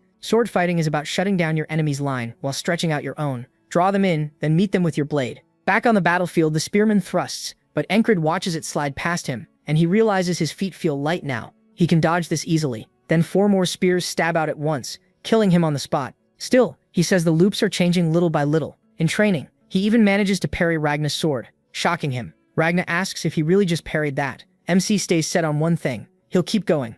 Even if the progress is tiny, he'll keep repeating this cycle, and he follows up with a diagonal slash at Ragna. Ragna says that move doesn't need fixing anymore. He sounds surprised, but Ancred says even baby steps can turn into huge gains. As he runs through the fog, Ragna shouts after him, only for the protagonist to die again, still smiling and saying that if he keeps improving, he'll die as many times as he has to. In training, Ragna lifts his blade and swings down. Ancred ducks in and brings his own sword up, knocking Ragna's strike away. This is the 100th loop. Ragna stares at his sword in total shock, then looks back at MC, asking what the hell he is. He can't even read his own captain's moves anymore. Ancred notices Ragna doesn't see him the same way now. He thought his talent had a limit, but as he runs forward again, Ragna calls out to him. He keeps moving, saying he's gone past his old level. He dodges the first spear and stays close to it, running right past the enemy without killing him because he has a goal, the path to becoming a knight. He pushes straight into the spearman's back line where they stab him again. Even as he dies, he smiles and says this is so fun he might really be going crazy. Back at training, Ragna calls to him, asking if he wants to learn the sword again. Ancred says he'll do anything to become stronger, smiling like he's ready to die as many times as needed to reach that goal. Ragna says there's no way he should be this good, confused, and asks if the protagonist had been fighting badly on purpose this whole time. The protagonist says no, but Ragna goes on, saying he already has the basics and mostly just needs experience now. Back on the field, more arrows fall. Ancred says this is now his 200th attempt. An arrow flies at his head, but he plants his heel, leans in, and ducks under it. Today he wants to see how far these techniques can carry him. The usual spearman thrusts, but Ancred slips under it and swings back, cutting off the man's arms and head. He already knows where enemies will appear through the fog. He pulls a throwing knife and says that even if he can't see them, he can still catch a few, then throws it and drops another soldier. The enemy starts to panic. One soldier looks around through the fog, wondering what's happening, because he can't see anyone, and Ancred slices off his leg. The crossbowmen start freaking out too, asking what's going on. One raises his crossbow to fire, and MC remembers Ragna telling him to watch closely, predict what comes next, and move his feet to match it. He ducks under the crossbow, then drives his sword through the man's chest. Ancred starts laughing, saying this feels completely different, like he's a whole new person compared to when he didn't even know the basics. He charges deeper into the enemy line, wanting more and more foes to come at him. He gets farther in, but then several crossbowmen aim together. As they form a firing line, one tells him he did well making it this far, and asks how he plans to survive. Ancred, breathing hard, steps forward and says he wants to settle it with swords, like men still testing himself. They call him insane and then ignore that completely, firing their bolts and killing him on the spot. Then it cuts to the boatman, who calls Ancred an idiot for walking into his own grave. He asks if his mind is broken. The protagonist wakes up surprised, saying he hasn't seen him in a while, and wonders if the boatman really showed up just to trash talk him. Then Rem asks what he's doing after noticing him spacing out. Then Ancred remembers something Rem once said. Back then, Rem called it a spell. On his last run, the enemy formation looked like it was protecting the flag in the grasslands, so MC asks Rem if he knows anything about spells. Rem wonders why he's asking now, and he says he just wants to hear what he knows. Rem agrees, then asks if Ancred knows the difference between magic and spells. The protagonist says magic is more common. Rem says that's partly right, but spells need a medium. More than that, the medium is everything. Without it, a spell can't exist. MC thinks it over and realizes the fog came from the enemy's spell. That means the flag must be the medium. If it gets destroyed, the fog should disappear. He asks if Rem's tribe uses spells too, since spells came from the west, and that's where Rem is from. Rem smiles and says he's seen them before. Then he adds that true spellcasters are rare. Most are just hexcasters. Ancred ignores that, and Rem asks where he's headed. He says he's going to train. Ragnazon says their training routes seem pretty similar. Then he asks if the protagonist knows the Unyuk sword style. He explains that 500 years ago, a once-in-a-million genius was born. As a child on a sword farm, he killed 12 bandits with nothing but a fireplace poker. After losing his parents young, he started sword training early, and later a noble took him in after hearing the rumors that prodigy was named Leona Sunyuk. But no matter how gifted he was also cursed. He began losing strength at 10, and was fully paralyzed by 12. Just like that, the great prodigy seemed lost to history. But Rem says that by age 20, even fully paralyzed, Leona still carved his name into swordsmanship forever. He studied every sword style in the land and sorted them into 5 types: the righteous elaborate sword, the heavy strong sword, the flowing confounding sword, the fast swift sword, and the gentle parrying sword. Leona changed sword history, and because of that, the Unyuk family became the empire's greatest house. That influence still remains, since modern swordsmanship is built on it. Ragnazon says the northern heavy sword and many other styles, even eastern ones that use ki, exist, and the style he learned comes from the northern heavy sword. He tries to recall what Rem taught him, and asks if it was called the conscience of the beast. Ancred corrects him, it was the heart of the beast. Then Ragnazon says what he's about to teach is even more useful. Concentrate on a single point. He tells MC to shut out everything else and focus only on his sword and the enemies, then takes his stance to demonstrate. He wonders what he's about to do. Then Ragnazon thrusts straight at him, grazing the side of his neck. Ancred is shocked. It was even faster than Rem's axe. He almost died, and Ragnazon asks if he felt anything. From the side, Rem calls him a degenerate, asking if he's seriously trying to kill the squad leader. Ragnazon says people focus best when death is right in front of them. He's only helping. Rem snaps back that Ancred can't learn if he's dead. He asks how long Rem thinks it took to learn the heart of the beast. Rajanzon says of course it took forever with a dumb barbarian teaching it, and the protagonist cuts in that both of them are terrible teachers. Rem fires back that his people live farther north, so that should make him the bigger barbarian. Rajanzon denies it, saying Rem is from the southern barbarian tribe. While they keep arguing, MC tells them that's enough. They should go, since he's waiting for the departure order. Before leaving, Rajanzon tells him to remember how sharp he felt just now, right before death. If he masters concentrate on a single point, everything else will vanish, and his sword will move exactly as he wants. Back on the battlefield, Ancred says it's like the heart of the beast, but also totally different. The heart of the beast dulls your fear of death. This one sharpens you instead, and he needs real combat to grasp it. He needs more practice with it. He looks toward the field and spots the flag as the fog rolls in. The protagonist says he'll add one more goal besides gaining experience. He's going to destroy the flag. He pushes forward and takes a soldier's head, saying it'll be easy to get there with Rem and Raja. But he wants to do it alone and cuts down another enemy as he advances. He wipes the blood from his blade, excited to learn this new technique. And Crid says he's died too many times because he wasn't ready, which is why concentrate on a single point matters so much. To survive the assassin, he trained his hearing. To live through battle, he learned the heart of the beast. But this new method still doesn't click for him. Rajan thrusts his sword right at him again and stops just short of his face, asking if he gets it now. He says that if it worked, Encrid should have felt the blade tip slow down or something like that. MC shakes his head and wonders if the heart of the beast is getting in the way, but he doubts it. Rajan tells him everything except the enemy's sword should fade, and he should be able to read where that sword is going. Then he asks if he has ever felt anything like that. The protagonist says using his fear of death might not be the right path for this, and asks how Rajan learned it. Rajan says he never had to learn. It always came naturally. The name says it all, just focus on a single point. Encrid lets out a sigh, realizing he won't get a helpful answer from him and will have to solve it himself. Still, he can't rush it. He'll keep practicing on the side, but his main goal is bringing down one of the flags. He wants to cut losses for his allies and break straight through the enemy line. As the fog rolls in again, everyone starts to panic, but MC shouts for them to get down. This time, they obey at once, and he orders them to raise their shields. Arrows rain down, but the shields stop the volley while Encrid takes command. He's gone through this loop more than 300 times. He knows where every attack is coming from, even without looking. The enemy is confused by the fog too, and he uses that to his advantage, slipping past one man and stabbing him through the side of the head, then following with another swing that drops two more. The enemy yells that he's just one man, they can handle him.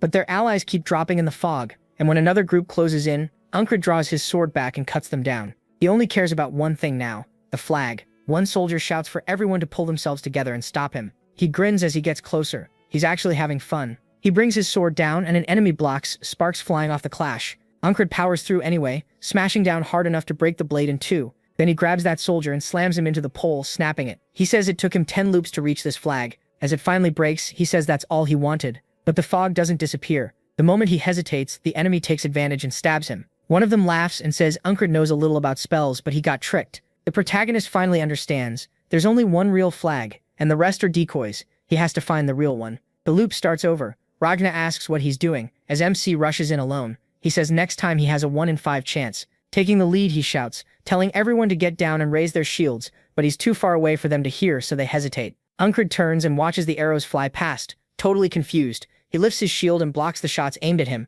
but his soldiers get wiped out. He wonders why they didn't listen this time. Maybe his timing was off, or maybe they needed a moment to recover. He destroys another flag, but it's fake too. Again, it's the wrong flag. A second later, his head gets cut off. Now with 4 left, we see him break another one, and it's still fake. The enemy kills him again. That costs him 5 more loops. The 4th flag takes 7 more loops to reach, and even after he breaks it, he dies the same way. Only 2 flags are left. Now he says that if he has to trust his gut, one of them is the clear answer, because it sits farther away than all the others. And right beside it stands the robed man from the camp. Encrid kneels and orders everyone to get down and raise their shields. And this time, they listen. The arrows are blocked again, and he tells Rem to come with him. Rem asks if he's lost his mind as they charge through the arrows. Encrid says even if it's far, he can't waste all his strength before reaching the flag. When they hit the spearman, the protagonist doesn't even swing. Rem is with him and drops one with a thrown axe. MC says the plan is for Rem to draw their eyes while he slips through. Rem grabs a soldier and demands to know who cast the spell, but the man is already dead, his brain spilled out. So Rem tosses him aside and says he'll ask the next one.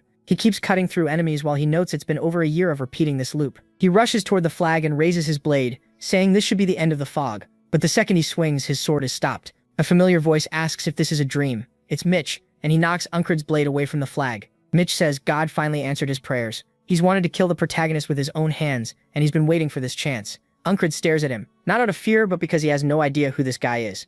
That catches Mitch off guard, and then he gets mad, asking how MC could forget him after only a few days. He's confused, because for him it's been way longer. So he just asks Mitch who he is. Mitch lifts his sword and says the protagonist will remember soon enough. Then he rushes in, saying maybe a stab will bring his memory back. Encrid sees the blade coming, and twists his body to avoid it. He pushes off hard and lunges in with a counter. Mitch hops back, thrown off by what he's seeing. In just a few days, Encrid has gotten insanely stronger. Mitch gets irritated that MC almost caught him with one step. While Mitch hesitates, he closes the distance and brings his sword down. Mitch blocks, and their blades spark. The protagonist realizes Mitch sticks to the basics with the righteous sword style, but also mixes in the flowing style to knock attacks away. Encrid's learning in real time. Mitch tries to force him back, but MC won't let him. He knocks Mitch's sword aside and reminds himself to keep every sense fixed on what's right in front of him. Mitch raises his weapon and thrusts. He knows that if his focus slips for even a second, the whole balance breaks. He has to forget the flag, the result, even the sword styles. Everything else needs to disappear until only the swords remain. They both strike at once, and the tips crash together. Mitch grits his teeth and shoves harder, knocking Encred's blade away. The protagonist is caught off guard, and before he can answer, Mitch drives his sword straight through MC's chest. Coughing with the blade still in him, Encred looks up and says he remembers now. He's the guy standing by the flagpole in the grass. Mitch gives his title, the Aspen Principality's Greyhound Squad Platoon Commander. He introduces himself too as the Nolelia Kingdom Squad Commander. Some soldiers ask Mitch if the protagonist is an enemy. Mitch says yes and says he's good at hiding. One of the men mutters that MC is a weird one, and when Mitch looks back down, he's confused. Why is Encred smiling right now? He says Ragum is wrong. It wasn't fear of death that he needed. What he really needed was a strong rival, someone ready to risk everything and push him higher. Maybe he's just a freak, because he yanks the sword out of his own chest and says he's not trying to keep up with that. That takes him back to Ragna talking about focusing on one point again. Encred glances aside and says he gets it, but Ragna thinks he isn't listening and might be giving up. Then Rem walks over and says they've been called to move out. The protagonist tells Ragna it's time. Ragna says MC actually looks more fired up than before. He's acting strange today, and maybe he should push harder during warm-ups.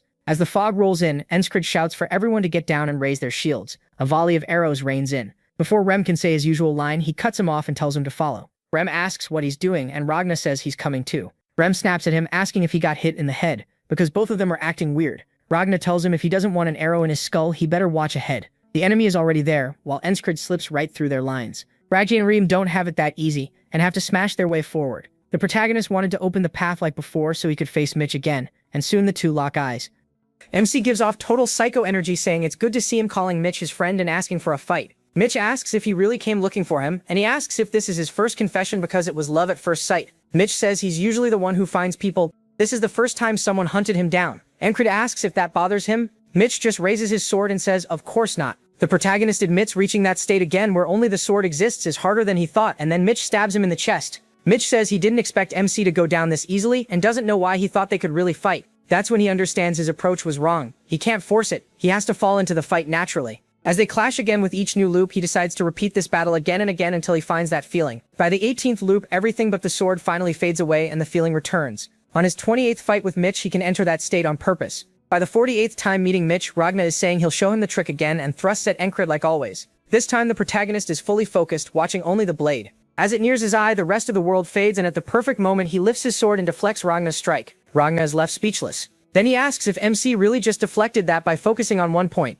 Encred doesn't say it, but he realizes pure concentration means full control of both body and blade. He's far beyond where he was before meeting Mitch. As Ragna asks where he's going, he starts walking away and says it's time to meet the platoon commander. At last, he's going to beat this loop for good. Then it cuts to the ferry commander asking what he wants. The protagonist says he remembers seeing something about spells during scouting, and she asks what he means. He explains that the Aspen soldiers were calling a strange man their spellcaster. Now she's interested and tells him to keep going. Encred says he told her everything she might need to win, and then the fog starts rolling in again. He gives the same order to his men and charges ahead, leaving Rem and Ragna behind. Now all he can do is trust his commander to handle her part because his job is simple, focus on what's in front of him. And there's Mitch by the flag. Encred says his goal is to beat him. Mitch recognizes him, but MC says Mitch's name first, which clearly surprises him. He says he wanted this fight from the start, and today he's going to win. Then he charges. He brings his sword down, but Mitch slips aside. Mitch turns his hips and swings back across. Encred reacts fast, turning his blade sideways and bracing it with his arm to stop the hit. Mitch is surprised by how solid his guard is. The protagonist answers with a thrust, and Mitch barely gets his blade in the way before swinging hard enough to knock Encred's sword back. They crash into each other again, sparks flying. Mitch asks if MC was hiding his real skill. He says yes. Mitch asks his name and the protagonist gives it. Then they keep trading strike for strike. Mitch says he'll remember that name. Encred tells him not to worry, if he forgets, he'll remind him. Then MC locks in, watching only Mitch's sword. He sees Mitch's balance shift onto his right foot, a sign that a diagonal slash is coming. Encred steps aside, saying he learned this through all those loops and all that repeated experience. Now lets him read Mitch's moves. They both thrust for each other's necks, barely missing, but each leaves a cut. Mitch looks down and realizes he actually kept going with his swing, forcing Mitch to duck under it at the last second. Mitch thought this would be over in a few moves, and now he can't understand why he's struggling so much. Angry now, he grits his teeth and realizes Encred's righteous and flowing styles are great for parries, so he needs a real finishing blow. Mitch decides to use the ultimate technique he learned for exactly that. He stomps in and swings diagonally, starting low and carving up in a huge arc, the wheel cut. As Mitch sets up the heavy strike, Encred finally sees the line of it. He's died to this move so many times because he couldn't tell where it began or when it started. But not this time. As the blade rises, the protagonist smiles, glad he gets to see it again, and he actually parries the wheel cut. Mitch's heart drops. How did Encred see it, let alone block it? Then we get more on Mitch's family. It's one of the three great houses ruling the Aspen Kingdom. House Hurrier stood for pure force and took in anyone with sword talent. Mitch was brought in from a regional branch for that reason, and after taking the Hurrier name, he proved himself fast, beating 2 grown knights at 15, a town champion at 18, and becoming a whole city's champion by 22. Skill alone made him one of the Greyhound's top 3 fighters. Very few people could match his talent. Watching others train, Mitch wonders why they even work so hard. He used to wonder why anyone would swing a sword until their hand bled, when it only took him a few tries to get it. He was happy with that, and way too confident. That pride was his mistake. Mitch got careless for a second, and Encred took advantage. He lunges in and drives his blade through Mitch's shoulder, taking control of the fight. Mitch tries to recover, but MC yanks the sword free and gets ready again. Then Mitch bends forward and coughs up blood as Encred walks toward him. Mitch finally sees he misjudged him. He thought that attack would end it for sure. Even now, he says he still loses to him in power and skill. The protagonist agrees but points out he still beat him. Mitch clenches his teeth and knows he's right. Encred lifts his sword to finish him, saying he had fun. Mitch regrets being cocky and trusting only his talent, but then someone shouts for Mitch to be protected. Mitch watches MC's blade come down to end it, only for Greydog to block it. He immediately jumps back. Mitch's men rush in and start treating his wound, and Greydog orders them to get Mitch somewhere safe. He admits he didn't expect one man to create this much chaos, and raises his sword, promising Encred a painful death. The protagonist reminds himself that enemies are everywhere. Greydog in front, crossbows behind. His real goal is still the same, destroy the flag and break out. That's the wall he has to get past in this loop. His gaze sharpens and Greydog shouts for his men to fire. Bolts fly straight at Encred. MC charges right through them, knowing he can't dodge everything, so he pushes ahead anyway. Greydog lifts his sword, stunned that he would be this reckless. He brings it down and Encred blocks, but his sword cracks. He realizes Greydog's style is insanely heavy. If he wants to beat him someday, he'll have to die a lot more times. But right now, winning means destroying the flag, so he throws a knife at it, knowing even a little damage should ruin the spell medium. The problem is, the wind keeps shifting the flag. Greydog curses him and swings for his head, but Encred ducks and throws another dagger, this time aiming for where the flag meets the pole. It lands exactly where he wanted, snapping the top of the flag off the pole. The fog starts growing even thicker for a moment, and the ferry commander says she warned command about the spell and asked for help against it, but they did nothing. The kingdom is rotten, and they even sent a useless idiot to lead the front line. At this rate, they were going to be wiped out. Then she notices something beside her. The fog is starting to clear. The soldiers are confused, asking what happened to the flag. While they're distracted, the ferry commander stabs one in the back, saying this is their chance. With the fog gone, the enemy's been caught off guard, and the battlefield can finally turn. Her side surges forward with new confidence. She says things look much better now, but wonders who broke the spell. Could it have been Encred? He's still standing with arrows stuck in him. The protagonist realizes he messed up. After destroying the flag, he ran toward where he thought friendly forces, and maybe Ragna or Rem would be. Instead, it's all enemies. So where are they? Back with Rem, he's grabbed an enemy soldier and is barking at the others to take him to the spellcaster, or he'll kill the man. Ragna is having a different problem. He somehow ended up back at the allied camp, and everyone is staring at him like he's lost his mind. He pauses while his brain slowly catches up, then realizes these aren't enemies at all. The soldiers demand to know what's wrong with him, and if he wants to be executed. Back to Encred. The enemy calls him a rat and asks why he's still trying to live in that condition. One soldier steps close and tells him to give up, raising his sword to finish it. Before he can strike, a puma jumps in from the side and bites him. MC recognizes it at once. The same one from the tall grass fields. Their eyes meet. The soldiers can't understand why a beast is helping him, and they lift their crossbows. The puma doesn't wait and leaps at them first. It tears through their crossbows by snapping the strings, then stands in front of Encred like a shield. He tells it to run because the man in front of them is dangerous, and Greydog is furious. Then a familiar voice speaks up, a hand landing on Encred's back and telling him to stay back. It's Vincento. He steps forward saying he'll save him. The protagonist is confused, but Vincento charges in anyway. Greydog parries him right away and sends him flying. Vincento admits he didn't expect him to be that strong, so he yells for his men to just shoot instead, and they fire their crossbows. Greydog keeps charging, knocking the bolts away with his sword. While he's busy, the puma jumps in for a sneak attack, but Greydog reacts fast and slams it aside with his hilt. Encred locks in, staring at the tip of Greydog's blade. He can see the line now. Raising his short sword, he knows he can't stop that weapon with raw strength, so he has to turn Greydog's own power against him. He copies Mitch's idea and lets the force flow off his blade. It works, though the short blade still lets the edge cut his arm. Even so, Greydog is shocked. He recognizes Mitch's technique instantly and demands to know where Encred learned it. MC raises his sword and says Mitch's skills seem to work on him too. Then Vincento jumps in with another huge attack, which does absolutely nothing. Greydog glances over and spots reinforcements rushing in. He clicks his tongue and turns away, telling Encred he won't forget him. He tells him to do whatever he wants, and Greydog orders a retreat. Vincento runs over and says they need to fall back since he has no bandages for the protagonist's shoulder. The protagonist says to bring the Odin Pumre too, and picks it up. Vincento calls him insane and tells him to worry about himself first. Then while Encred is still carrying the Odin Pumre, Vincento helps haul him back and orders his men to move. MC's eyes grow heavy, and even though Vincento keeps shouting at him to stay awake, he's lost too much blood. The boatman asks if he finally did what he wanted, calling him one stubborn bastard. and asks what really drives him, while Vincento and his men fight to get him back alive. The scene shifts to a tent. People are talking about Encred, hoping he wakes up okay. He starts to come to, feeling something odd against his hand. When he opens his eyes, he finds the Auden Pumare curled up beside him. Rem asks if he's finally awake, saying he really thought he died this time. The whole squad is there watching him. The protagonist asks what's going on, and Jackson checks if he feels okay. Encred says he's thirsty, so Jackson gives him a drink and tells him he lost a lot of blood. Luckily, the medic said there won't be lasting damage. Luck was on his side. MC says he must have passed out during the retreat. Jackson says he'll leave now that he's awake, and Rodna says he's going to sleep. The protagonist is just relieved he made it through another day.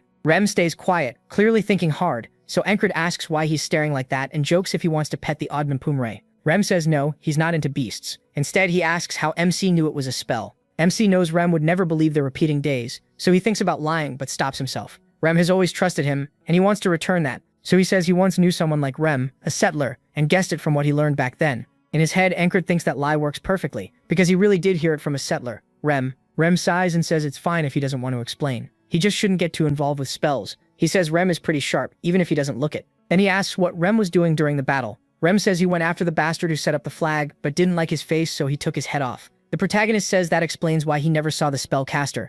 Kresa tries offering the puma food so he can touch its paws, but it hisses at him, and Creed warns that it might tear him apart, and Kresa says it would still be worth 10,000 krona. He explains that its blue eyes mean it's a lake panther, a beast said to hold lake energy inside it. Each claw is worth more than 10,000 krona, and they grow back. MC figures that's about a gold coin, way more than he earns. After he collapsed, their side pushed the enemy back easily once the flag was gone. Still, the battle wasn't fully decided, and since then no one has marched out. Now he wonders if he could pull off that same parry again if he tried, but he's not sure. Jackson warns him he won't heal if he keeps moving, but Encred says he's not pushing too hard. This is enough. Ragna tells him stretching is the most he should do for now, then keep resting. Rape asks if he's trying to pass his laziness onto everyone else, and tells him to stop blocking the walkway. Rajna goes to get his sword. Rape asks if he's seriously trying to fight, but the protagonist says he just has a question about it. He says he pulled off a move he never trained before and wants to know if that's normal. Rape says it's not that strange. With the heart of the beast, he can read an enemy's movements, so Encred could have picked up their swing and how they use their strength. Ragna adds that since he already knows the basics, it should be easier. If he focused on one point, he probably saw even more. Though luck still played a part. MC accepts that, but to him that last day wasn't just one day. It felt like hundreds of days of struggle. He didn't grow stronger just by copying patterns. He earned it through brutal effort, and even with weak talent, he can still keep improving. Then he tells Rem and Ragna that he wants a duel. Rem says people call him crazy, but Encred sounds even worse. Ragnar agrees for once and asks what he thinks he can do in that condition. With his body like this, a duel isn't happening. Then the fairy commander steps into the tent. She asks if he was the one who broke the spell. Encred figured Command would ask sooner or later, but he didn't expect her herself. He admits he did it, and says he spotted it during patrol because he knew a little about that kind of spell already. She says there were 5 decoys and asks how he found the real one. The protagonist says he guessed. She still looks doubtful, then turns to leave and he asks if that's all she came for. She says she also wanted to see his face. Then she tells him she truly believes fate brought them together. After she leaves, Encred wonders what she even means by fate. Rem laughs and asks if something's going on between them. Ragna says he didn't know MC was so good with women, and MC tells him to shut up. Kresa says he always knew him would be perfect for opening a host bar with him and promises him a great deal. He just wonders why she acts like that. Then Kresa brings actual good news. A squire from the Night Order has arrived. Encred hears it's from the Scarlet Cloaked Night Order. The battalion he's with is called the Cypress Division, named after a knight, and Cyprus belongs to the Scarlet Cloaked Night Order. Knights are famous for their skill across the whole continent. That's why a Night Order includes more than knights. There are squires, servants, and knight trainees too. When a knight approves a squire, they become a proto-knight, and above even that are knights who've gone beyond normal humans. Squires almost never enter battle without their knight, so this one is likely close to becoming a proto-knight. Then someone shouts that it's time to head into battle. They figure maybe everyone had been waiting for the squire, but now it's time to move. The protagonist is told to stay back and rest, but Encred's eyes are full of resolve, and Rem notices. He says he can tell MC wants to come along, though there's probably no stopping it. He badly wants to see the ideal he's been chasing this whole time with his own eyes on the battlefield. As the troops line up, he thinks he's finally about to glimpse a piece of that dream. When he arrives with the others, his eyes lock onto one man walking alone toward the enemy army. He keeps moving forward while the enemy raises their bows and starts to grow more and more uneasy as the tension builds. When he gets close enough, the enemy gives the order to fire. Arrows start flying all at once. The man glances up, and soon the sky is covered by a storm of arrows. As they fall straight toward him, he finally stops and drops to one knee, gripping his sword. A strange aura gathers around his legs, and Ragna says he used determination there. Wind surges upward around him, then he explodes off the ground, knocks the arrows aside, and crashes into the enemy front line. Encred can't even speak as the man halts right before the front ranks. In one smooth motion, he draws his blade and cuts through them, sending half the bodies into the air with a single strike. That's when Encred understands just how huge the gap really is. The enemy soldiers can barely believe what they're seeing. The man lowers himself again, then bursts left with a slash that throws a whole group away. Dashes again and cuts right, tearing open the front line. To the enemy, it's like a disaster in human form. One man wrecking an entire army. Their commander screams at them to stop him, calling them idiots, but he reacts too late as the man jumps up and takes his head in one blow. Then he lands on the commander's horse, and Encred can only stare in awe. Ram says the guy's the real deal. There's a reason they call him the war specialist. Ragnar starts thinking that would be a fun fight, but Jackson says the enemy had at least 5 chances to stop him and their commander was a complete fool. Auden prays for the dead and Christ says this battle might end without their side needing to do much. Encred keeps studying the sword style, wondering if it's the righteous sword, then rejects that, saying it also has parts of the heavy sword and the swift sword. He recalls that the righteous sword is careful and precise, pulling the enemy into your rhythm. The heavy sword uses raw power to crush through anything and overpower the foe. The confounding sword tricks the enemy and strikes from angles they don't expect. The swift sword beats them with speed, and the flowing sword softly parries attacks before answering back. Encred says that even though the heavy and swift swords are total opposites, he can see both inside this one man's style. Then something clicks. Maybe the styles are different on the surface, he thinks, but they all came from the same root. If someone grasps what all 5 share and treats the sword like something alive, maybe that's the key to reaching even a decent level. A new understanding starts to hit him, and his eyes slowly close. Meanwhile, the main force charges forward. Raim and Ragnar look at Encred and realize what's happening. Raim smiles and says their squad leader is about to break through something, so no one should disturb him. The others gather around to shield him. Lost inside his own mind, Encred says that understanding alone changes nothing. In that strange in-between state, he looks up and sees only a wall he has to climb. To him, it's there to show how far he still has to go. Even as the army rushes past outside, his mind stays fixed on it. He keeps wrestling with the idea, trying to truly grasp it. Then he starts climbing the wall, telling himself he'll see everything all the way to the top. The battle rages on, and Encred begins to see a light above the wall. At the same time, the allied troops start driving the enemy back. As he crawls higher and higher, the allied soldiers lift their hands and cheer in victory. Encred opens his eyes and says the war is finally ending, but winter and spring will be busy. Elsewhere, in the Principality of Aspen, we learn it is ruled by 3 great families. Aspen, the sovereign, Courier the mighty, and Akins the administrator. The administrator says they're using the frog general as an excuse, and since the frogs must be dealt with every night, no one can really argue back. The king gets angry and says the Greyhounds will pay for this. Greyhound answers that things won't end well for their enemies. Back with the army marching home, Encred says that after the long war, the Aspen forces also pulled back, so his side had no choice but to return too. They head to Borderguard, the kingdom's far-off fortress city near Aspen. It's heavily militarized. 1 out of every 5 people there is a soldier. The city commander praises the Empire's heroes, especially the Nolalia heroes who led them to victory. Then he calls Encred forward and says he'll be rewarded for destroying Aspen's spells. As the protagonist steps onto the stage, people whisper, asking how a useless squad leader like him could have broken the spell. They call him weak and say he must be stealing credit from his squad. While the talk keeps going, Max steps up and tells them to shut it. Andrew backs him up, saying MC isn't someone they should look down on. Everyone who has shared part of his journey smiles as they watch him get rewarded, because they know he's far more than the crowd realizes. After taking the reward, Encred looks at the money and wonders how to use it. Kreisa asks if he wants suggestions, and he says yes. He wants a good shop, more than that, the best blacksmith in the city. On the way, Kreisa keeps talking, saying there's no way the protagonist plans to spend all that money on one sword. His current blade is fine, and there are plenty of swords left behind on battlefields anyway. Encred says becoming a knight takes more than skill. He also has to prove his strength. As he draws his sword, he tells Cray he's going to take the soldier promotion exam. His days as a foot soldier are over. Crazy says he thought MC didn't care about rank, but MC answers that he can't stay at the bottom forever, so he decides it's time to start making moves. The army uses a rank system to keep morale up. If you're stronger than the normal ladder, you get marked as special and treated by that rank. To move up, you have to beat 3 soldiers from the rank you want in front of other troops. For the soldiers, it's basically entertainment with gambling mixed in. Crazy starts taking bets and asks who wants to put money on Encred. His first opponent mocks him for jumping from the lowest rank straight to medium. He says one reward clearly went to his head, and it was probably his squad that did the real work. The protagonist figures this must be the first challenger, a skilled medium-rank fighter from a well-known mercenary group. Back with the betting, only one person picked MC, and Crazy wants to know which fool it was. Then he shrugs and says they won't know anything until the fight starts. And Crazy thinks about how he only got stronger by dying again and again. This time, there's no death waiting for him, so he has to make this one count. He tells himself to stay sharp and keep looking ahead, even if his skills still feel lacking. Still, he'll prove he knows how to work hard. Most of these men used to be way out of his league. Not anymore. He forces himself to focus and fight like his life depends on it. The opponent yells and rushes in. Encred decides to try the parry he learned in the last battle and use it to open the guy up. One swing, his enemy's sword is sent flying at once. As the weapon spins away, he notices the man's fingers are bent the wrong way. The guy starts panicking, screaming that he's finished. While he's distracted, Encred rushes in and slams the hilt into his face. The man drops, blood spilling from his mouth. The protagonist can only wonder why a medium-ranked soldier was that weak. The crowd erupts, shocked that the so-called loser won.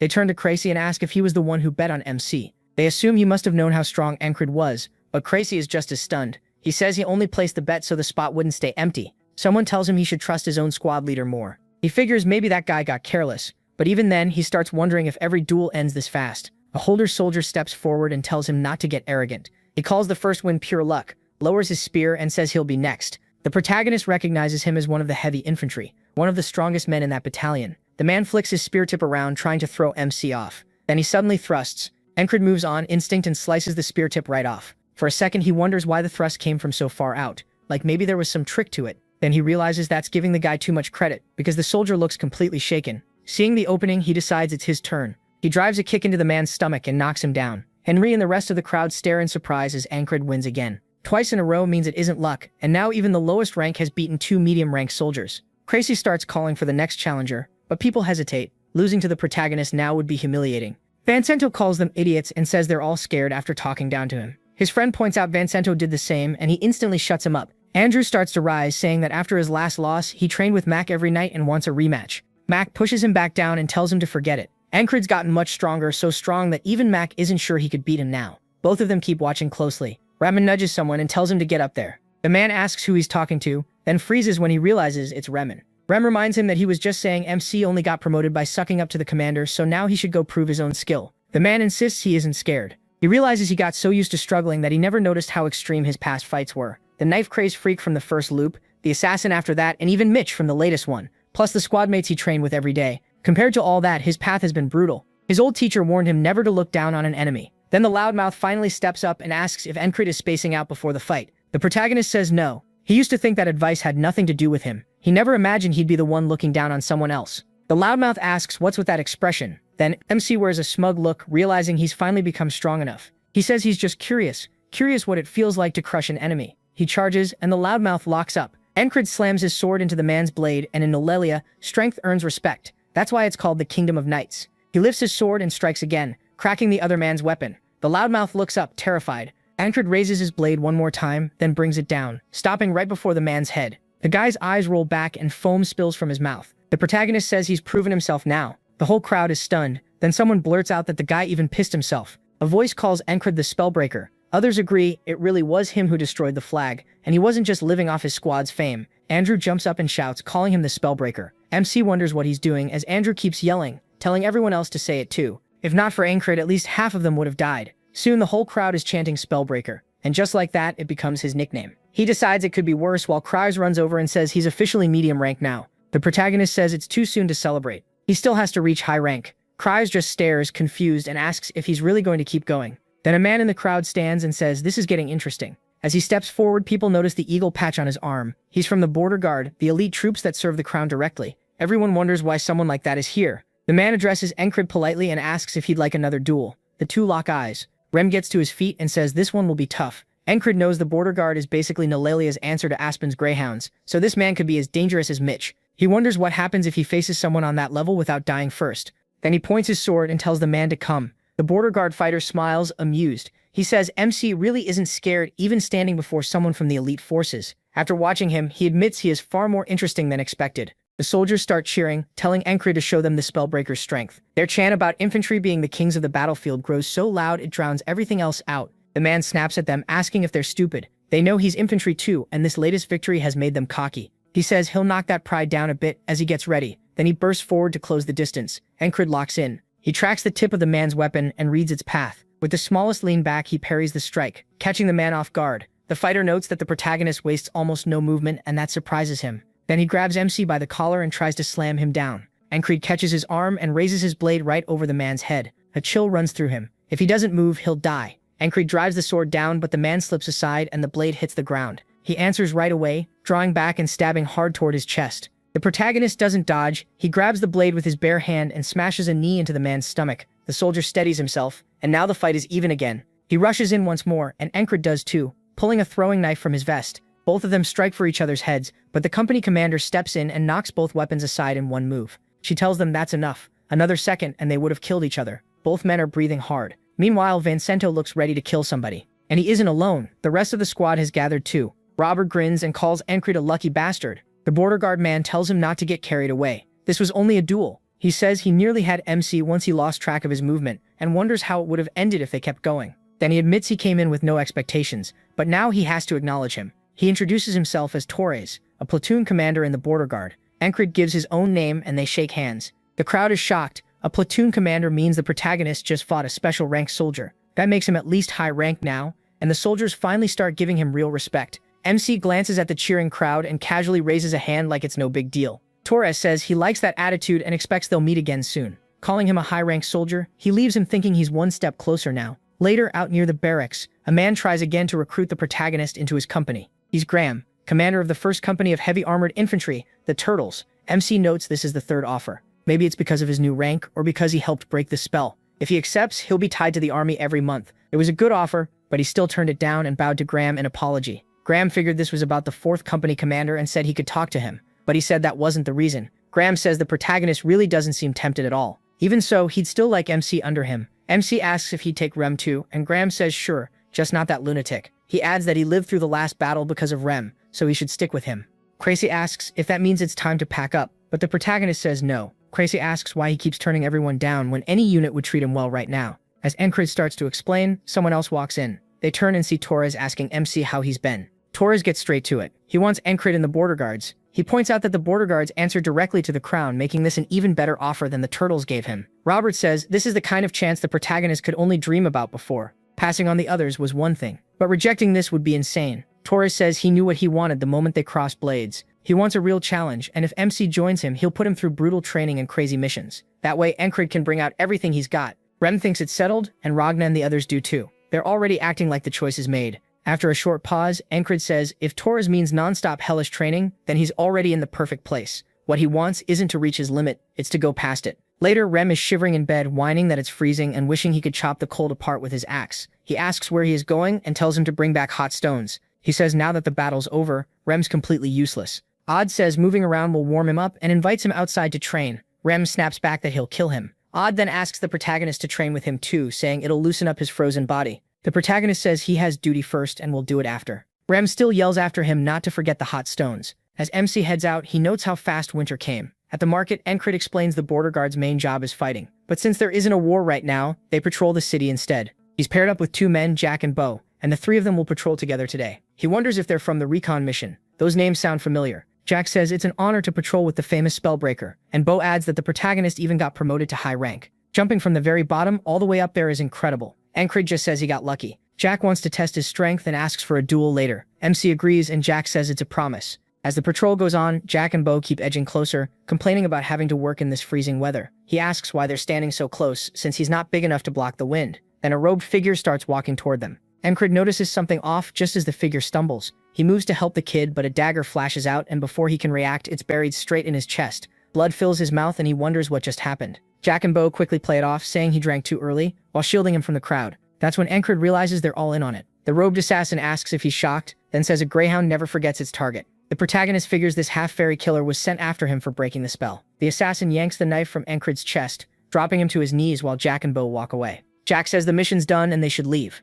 Up in a guard tower, another man Rotten gives a nod. MC finally remembers them. They were the injured soldiers from the recon mission, the ones Cresa mentioned, the group that found a way to contact Aspen. As he collapses, Encred realizes it's 4 against 1, and this won't be easy. A woman spots him, turns pale, and screams as blood spreads across the street. He thinks this might get interesting, then he jolts awake in bed and says good morning. Rem asks what his problem is, and Encred says nothing. He just wants to start the day with energy. Rem once again tells him to bring back hot stones. The protagonist walks over to Odd, who pours icy water over his head and turns it to steam. Odd asks what his squad leader needs. MC brings up the body heating method Odd mentioned. Odd says it's called bare body training, and it's important in winter because it gets your body ready for anything. Encred tells him to teach him. He remembers seeing the dagger come out but not being able to respond. His body had gone stiff from the cold. Odd tells him to start stretching. He says he should have known something was wrong. The second Jack and Bo crowded him, next time he'll drop those 2 first. But if he moves too soon, the assassin might run. Odd mocks him, saying his muscles are pathetic if he can't even hold the pose. And Encred says they're already screaming. Soon he's introduced to Jack and Bo again and politely says it's nice to meet them. They ask if he's cold without his cloak. He says he was just training. Then they start closing in again, and the protagonist shows that his body still isn't at its best, even after Odd's training. This should be about when the assassin appears and Encred spots him in the crowd right on cue. MC instantly throws his arms back, smashing Jack in the face, but Bo slips under the swing. Bo asks if Encred figured it out and reaches for his weapon. He sees the assassin and knows he'll either rush in or flee, so he draws his blades and tries to finish these two fast. The assassin suddenly throws something that lets out a sharp whistle. The protagonist barely has time to wonder what that sound is before the blade punches into his chest. He looks down, stunned. Whatever it was moved too fast to see, and from that distance through a crowd, the man still hit dead center. His aim is terrifying. The assassin repeats that line. A greyhound never forgets its target. And Creed realizes the dagger pierced his heart before he even saw it. A blade faster than sound. The same woman as before screams that someone just died. MC understands he has to deal with close-range fighters and a ranged killer at the same time. He smiles at death and wonders how he's supposed to prepare. He breaks it down. When the half-fairy is close, he stabs from far away. He throws. That's simple enough. This wall isn't that complicated. He keeps stretching. He mutters about death, and Odd asks if that's a threat while sitting on his back. He says no. He seriously thinks he's going to die. Ragna asks if this is some kind of torture training, and Rem laughs, asking if it's really that bad. The protagonist tells Rem to come over and see for himself. Just then Jackson walks in for duty and finds everyone stretching and suffering, except Odd, who's grinning and saying this is his domain. Jackson looks confused, and Encred tells him not to make that face, they're just training. Then MC starts sketching in the dirt, saying he needs a way to block the dagger before it hits. Its speed and aim are on another level, and the shape is strange too. Jackson asks if it's a whistle dagger. He asks if that's the name, and Jackson says yes because of the sound it makes in flight. Used right, the target won't know what killed them, so the best move is staying far away from anyone carrying one. Encred says he'll remember that, but even a great thrower can't land the hit if the attack is blocked first. So the protagonist raises his hands again and swings at Jack and Bo. Jack gets hit again, but Bo avoids it. Bo asks if MC caught on, and MC grabs him by the robe and drags him in front as a shield, deciding these two idiots are his best protection against the dagger. The whistle comes too late. He gets stabbed in the stomach, and Bo takes one in the back. Jack also gets hit, the blade punching into his throat. The protagonist realizes the assassin threw 3 in an instant. This guy is insanely skilled. The assassin grins and laughs while people scatter, screaming about murder. Encred notes that he'll even kill his own side if they get in the way, or maybe he never saw them as allies at all. The assassin crouches beside him and says that was impressive. MC glares up as the man repeats his line about the greyhound never forgetting its target. Encred says that's actually a good thing, and the assassin asks why he's joking when he's dying. He pulls out the whistle dagger and calls him funny. He admits he underestimated all of this. As the blade is pulled free and blood pours out, he says a wall is still a wall. The killer asks why he's enjoying this, and says the protagonist should laugh while he still can, because the despair waiting at the end is what makes this a curse. Encred wakes in bed again and heads out, saying that to him, this isn't a curse at all, it's a blessing. He asks Jackson to explain whistle daggers. Jackson asks where he heard about them, but MC brushes that aside and asks for the details. Jackson says the weapon is made from several thin blades pressed together, which creates the whistle in the air. It used to be called the dagger you only hear because human eyes can barely track it. He asks how he's supposed to see and dodge one. Jackson says he can't. He then asks what if there are 2, and Jackson just stares, asking why anyone would need 2. The protagonist says he does. Jackson mutters that MC is being weird again and wonders where he even learned about this. He says watching a dagger after it's already been thrown is useless. You have to read the thrower's hand, because the path is set the second it leaves. He adds that a skilled killer can hide the motion, but once you know the trick, it's easier to catch. Encred asks if he can learn it too. Jackson tells him not with his current throwing form. He groans that he keeps getting roasted. Then Jackson asks if he wants to learn how to throw daggers properly. The protagonist is caught off guard that Jackson offered first, and Jackson says if he's not sure about it, he doesn't have to. Still, MC says he'll learn.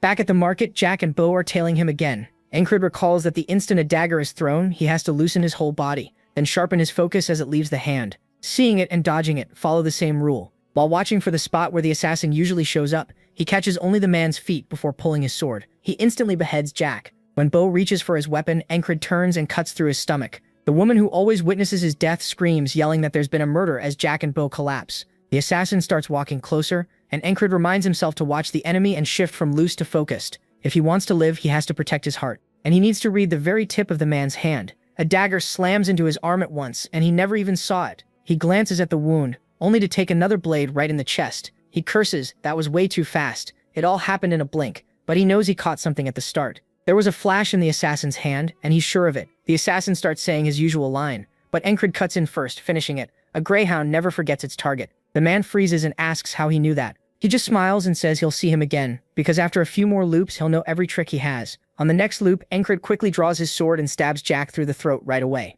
He kills Bo next, knowing he has to remove those 2 as fast as possible. People around them start screaming about murder, and the protagonist shifts his body sideways while searching for the assassin. He's done just wishing he could improve. Then he spots the flash in the killer's hand and tells himself hard work can get him there. The dagger flies toward him at once. Encred focuses on one point, tracks its line, and blocks the first blade with his metal bracer. The assassin spins another dagger, calling him crazy while a nervous sweat breaks out. MC reads it as a front attack and thinks he has to dodge sideways, but it was only a fake. The assassin is still twirling the whistle dagger on his finger. Encred realizes it too late and accepts what's coming, because once the real throw comes, the blade punches through his chest. Dropping to his knees, he mutters that the man can change his timing based on his target's movement, and that this dagger is actually pretty amazing as he yanks it from his chest. He stares at it and says he wants one too. Later, he's trying to spin a throwing knife on his finger and tosses it at a piece of fruit, but misses. Jackson asks what he's doing. Encred says he's practicing with a whistle dagger, and Jackson tells him that isn't one. He says he'll get a real one soon. While he keeps spinning the knife, the string snaps and it zips right past Jackson's head,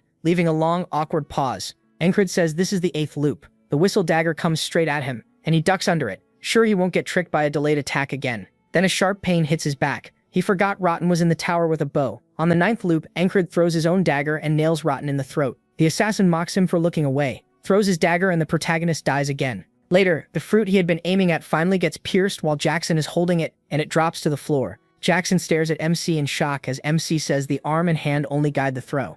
The whole body is what really sends it, so he asks what he's still missing. Jackson says this much should be enough, and asks if he has trained with daggers before. Jackson did teach him, of course, but the protagonist can't admit that, so he claims he once saw someone do it on the battlefield and copied it. Jackson wonders if he's some kind of hidden genius, then asks whether he's heard of the throwing blade technique. He says it was made by a man named Jorg, an assassin. The style was named after his weapon, the whistle dagger. Jorg wanted a silent blade made from one very thin edge, but that was too hard to use, which led to the whistle dagger people know now. Encred says it sounds like the weapon has a real past, and Jackson is surprised he hasn't heard of it, especially since his stance fits whistle dagger throwing perfectly. Now on the 10th loop, Jack asks where they're going, and MC says they're taking a different patrol route today. Jack reminds him they were assigned to the market and could be punished. Encred snaps back and pulls rank, saying he's the highest here, so they'll do as he says, and he'll take the blame. Jack and Bo whisper about what to do, and as they move farther from town, they reach a hill. He thinks the market was the assassin's perfect setup, and he's done playing along. Jack tells him they should head back, but the protagonist asks what they got for betraying their own side.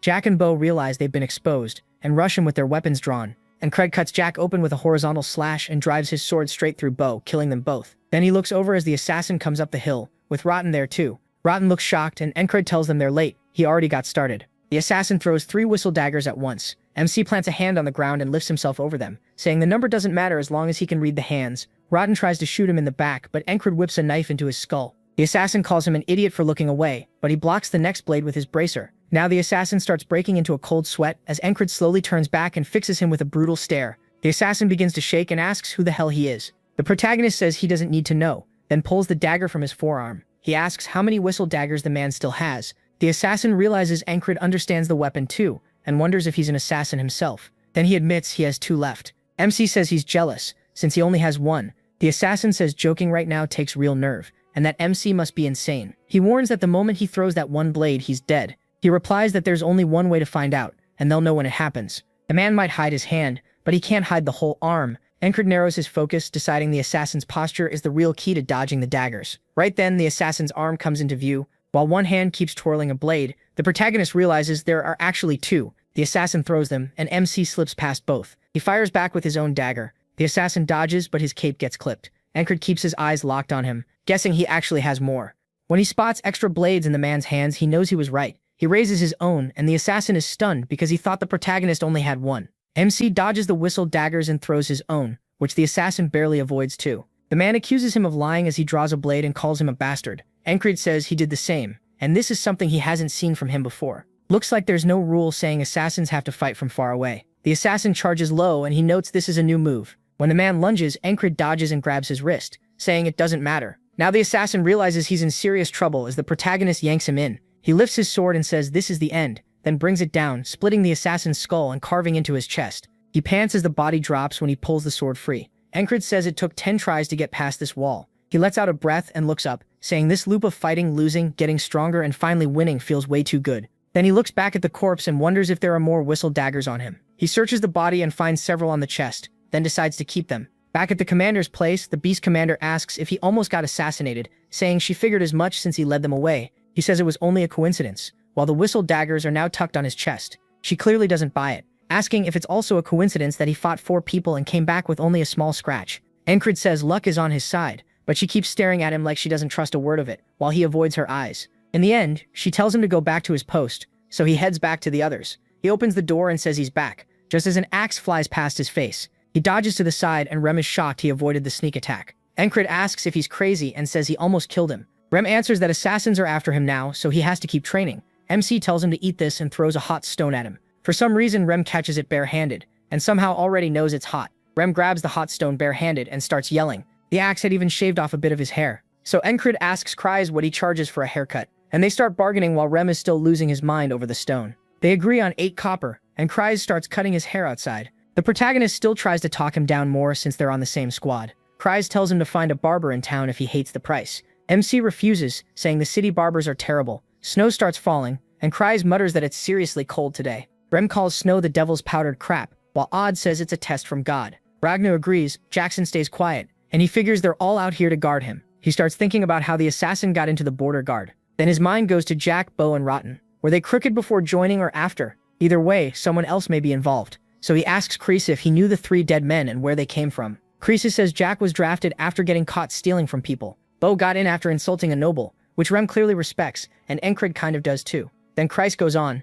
Rotten used to work as a mercs for a merchant group that collapsed. All 3 joined within the last year, and Kryze thinks they were part of the same guild. After hearing that, the protagonist says only one answer makes sense to him. The Thieves Guild. It's a guild in name only, really just a nest of criminals. And if one of them was involved, they'd know the city inside and out. He asks Jackson what he knows about the Thieves Guild. Jackson pushes back, asking why MC came to him. And MC says he just figured he'd know something. Jackson admits he's gotten too easy to read, then says this much. After the guild got rebuilt, his contact there went silent. That's all he has. Kryze finishes the cut, and Rim says his barber really cleaned him up. He notices his hair is shorter, then glances at the falling snow and says it's really piling up. Jackson says he'll be heading into the city tonight. Rem instantly calls him out, saying he's just dodging snow shoveling duty. That gets the protagonist thinking. He suggests they all take a mission instead. If everyone agrees, nobody has to shovel snow. The second he says that, they all jump on it. Even Kryze is in, and Kryde can't believe this whole group hates shoveling that much. He says he'll go ask the commander for permission, and Ragnar calls him lazy for not doing that first. They head inside, and even Odd tells him to hurry up and ask.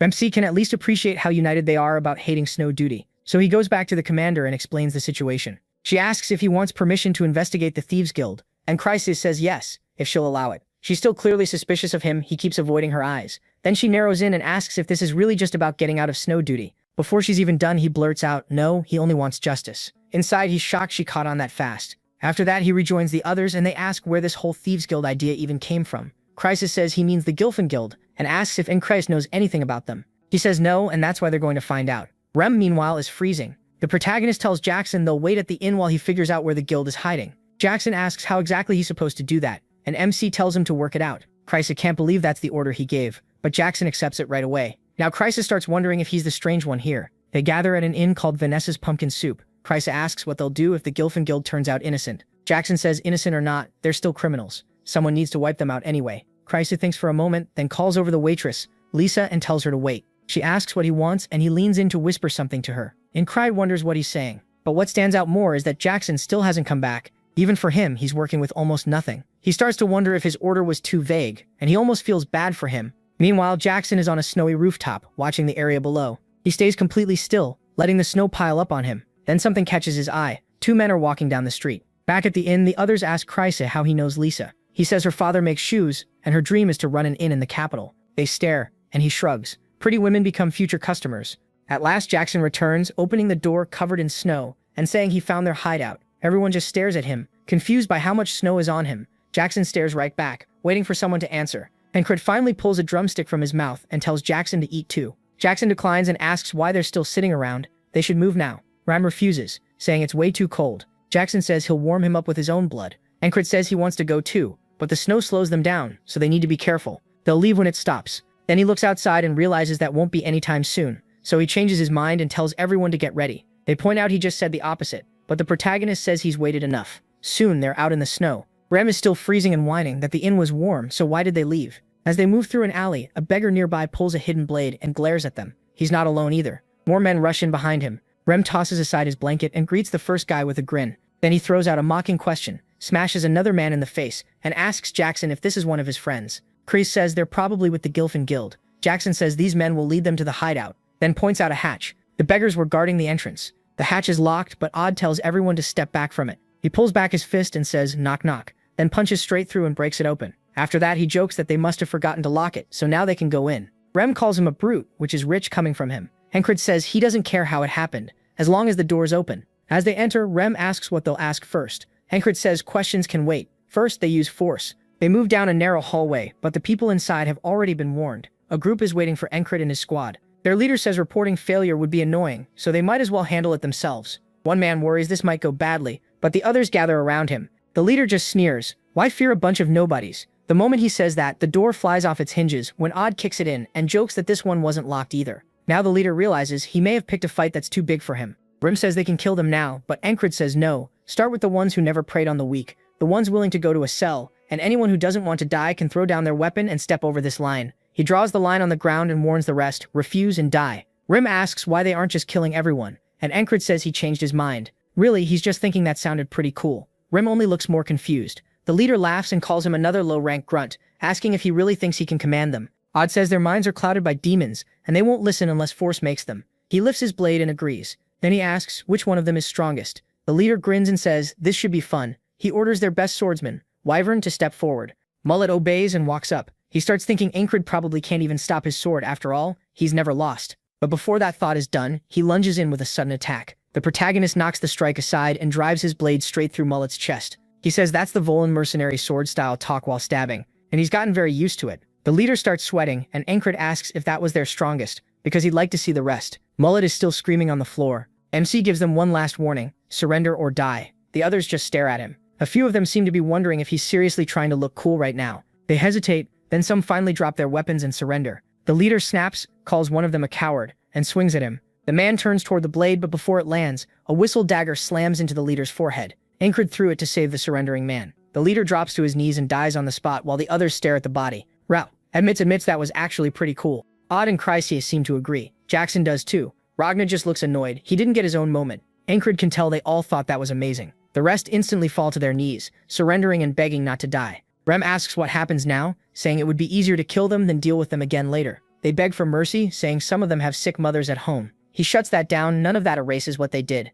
One bald man steps forward and says if someone has to die, it should be him, because he's Gilfin. Encred asks if he means he's the Gilfin from the Gilfin Guild. Then he points at the dead boss and asks, wasn't that guy in charge? The bald man says yes, but the protagonist says that should make him Gilfin. Nope, that's actually this guy. MC is totally lost. Craze explains the guilds use random names on purpose. If the law starts hunting them, they dump that person and run. Gilfin says the dead boss was a rotten bastard, but the others aren't like him, so if he wants blood, he should take his. The whole group breaks down, refusing to let Gilfin carry this alone. Turns out he's a good guy who looks after their families and helps everyone. Rame even starts backing them up, asking if the protagonist really plans to kill them after all this. The protagonist reminds him Rame was the one pushing for that first. Gilfin keeps begging, offering the guild's money and whatever else they own, if the others get to live. MC looks down at him while Craze just smiles. Gilfin says most of the money is locked in a safe, but the key was hidden by the dead boss. That doesn't matter much with Odon around. He just tears the vault open and reveals the gold inside. Gilfin can only mutter that it's his fault. Encred tells the others to go ahead, and they start taking what they want. Jackson picks a knife, Rem grabs some warm leather, and Rodna asks why nobody's taking the cash. He starts digging through the pile too. Then he finds something he likes, a leather armor set that's both tough and flexible. He says he's taking it, and Craze calls out to him. Craze says they should take over the guild. Encred asks if he's telling him to become a thief. Craze says yes, but a kind that doesn't kill. Even if they wipe this guild out, another one will pop up in a month, so Craze thinks it's smarter to keep Gilfin in charge and control the guild through him. The protagonist thinks it over and says this all feels way too neat. He starts wondering if it began when Craze was talking to Lisa, and Craze figures Craze must have told her everyone would gather here. Craze laughs and admits that was exactly the plan. He adds that if MC agrees, the guild can pay him every month and feed them useful information too. He says he doesn't really care that much about money. Still, extra money isn't a bad thing, so he agrees. Craze then tells Gilfin that from now on there'll be a thieves guild that doesn't kill. They'll weed out the worst members, hand them over, and slowly clean the whole group up. Gilfin warns that if they don't disband, they're all going to die. Craze asks why. Gilfin explains the dead boss worked for Aspen, and their collector, a man called a frog, comes by every spring and fall to inspect the guild. If that guy finds out what happened here, he'll kill all of them. Craze says that won't be a problem. They've got monsters worse than that on their side, and he points at the others. Encred tells everyone that if they got what they came for, it's time to head back. Rem looks at him and asks if he really thinks they're done shoveling the snow. Encred instantly realizes he forgot something huge. He looks outside and sees it piling up with snow. Ragnar says there's still some unfinished business left here, whatever that means. Odon sits by the fire and says he's going to pray, reflect, and preach a little more. Jackson says he has something to handle too, so he'll be gone until morning. The protagonist didn't expect everyone to be this busy. As for him, he just lies down and the group gets ready for a big nap. The next day, Encred reports to the ferry commander that they found and destroyed the Thieves Guild. She asks if he enjoyed skipping snow duty. He plays dumb though. In his head, he's amazed she figured it out. Then she says she heard he never refuses a duel. He tells her that's mostly true. Pointing her sword at him, she asks for a spar. Encred agrees, confused why he's getting a duel instead of punishment. He thought she was mad. A second later, she sweeps his leg. He can't react at all and hits the ground. She tells him to stand up. The moment he reaches for his sword, she comes in with another sweep and flips him over again. Encred starts wondering what's happening. Her first sword has always been this thin, almost like a whip. She keeps ordering him up, only to drop him over and over again. Before long, he's flat on the ground, completely out of breath. Looking down at him, she says he used to react like he could see the future, but right now he looks blind. She says she still doesn't really know who he is, but one thing is true, he broke the spell and killed 4 assassins. Then she looks up, says it's snowing again, and warns that she'll be watching him. Encred can't believe she was really mad about the snow. He calls himself pathetic. He's trained with a sword, but never really with his bare hands. Now he sees what he's missing, something that uses the whole body, martial arts, and Odon is the one who can teach him.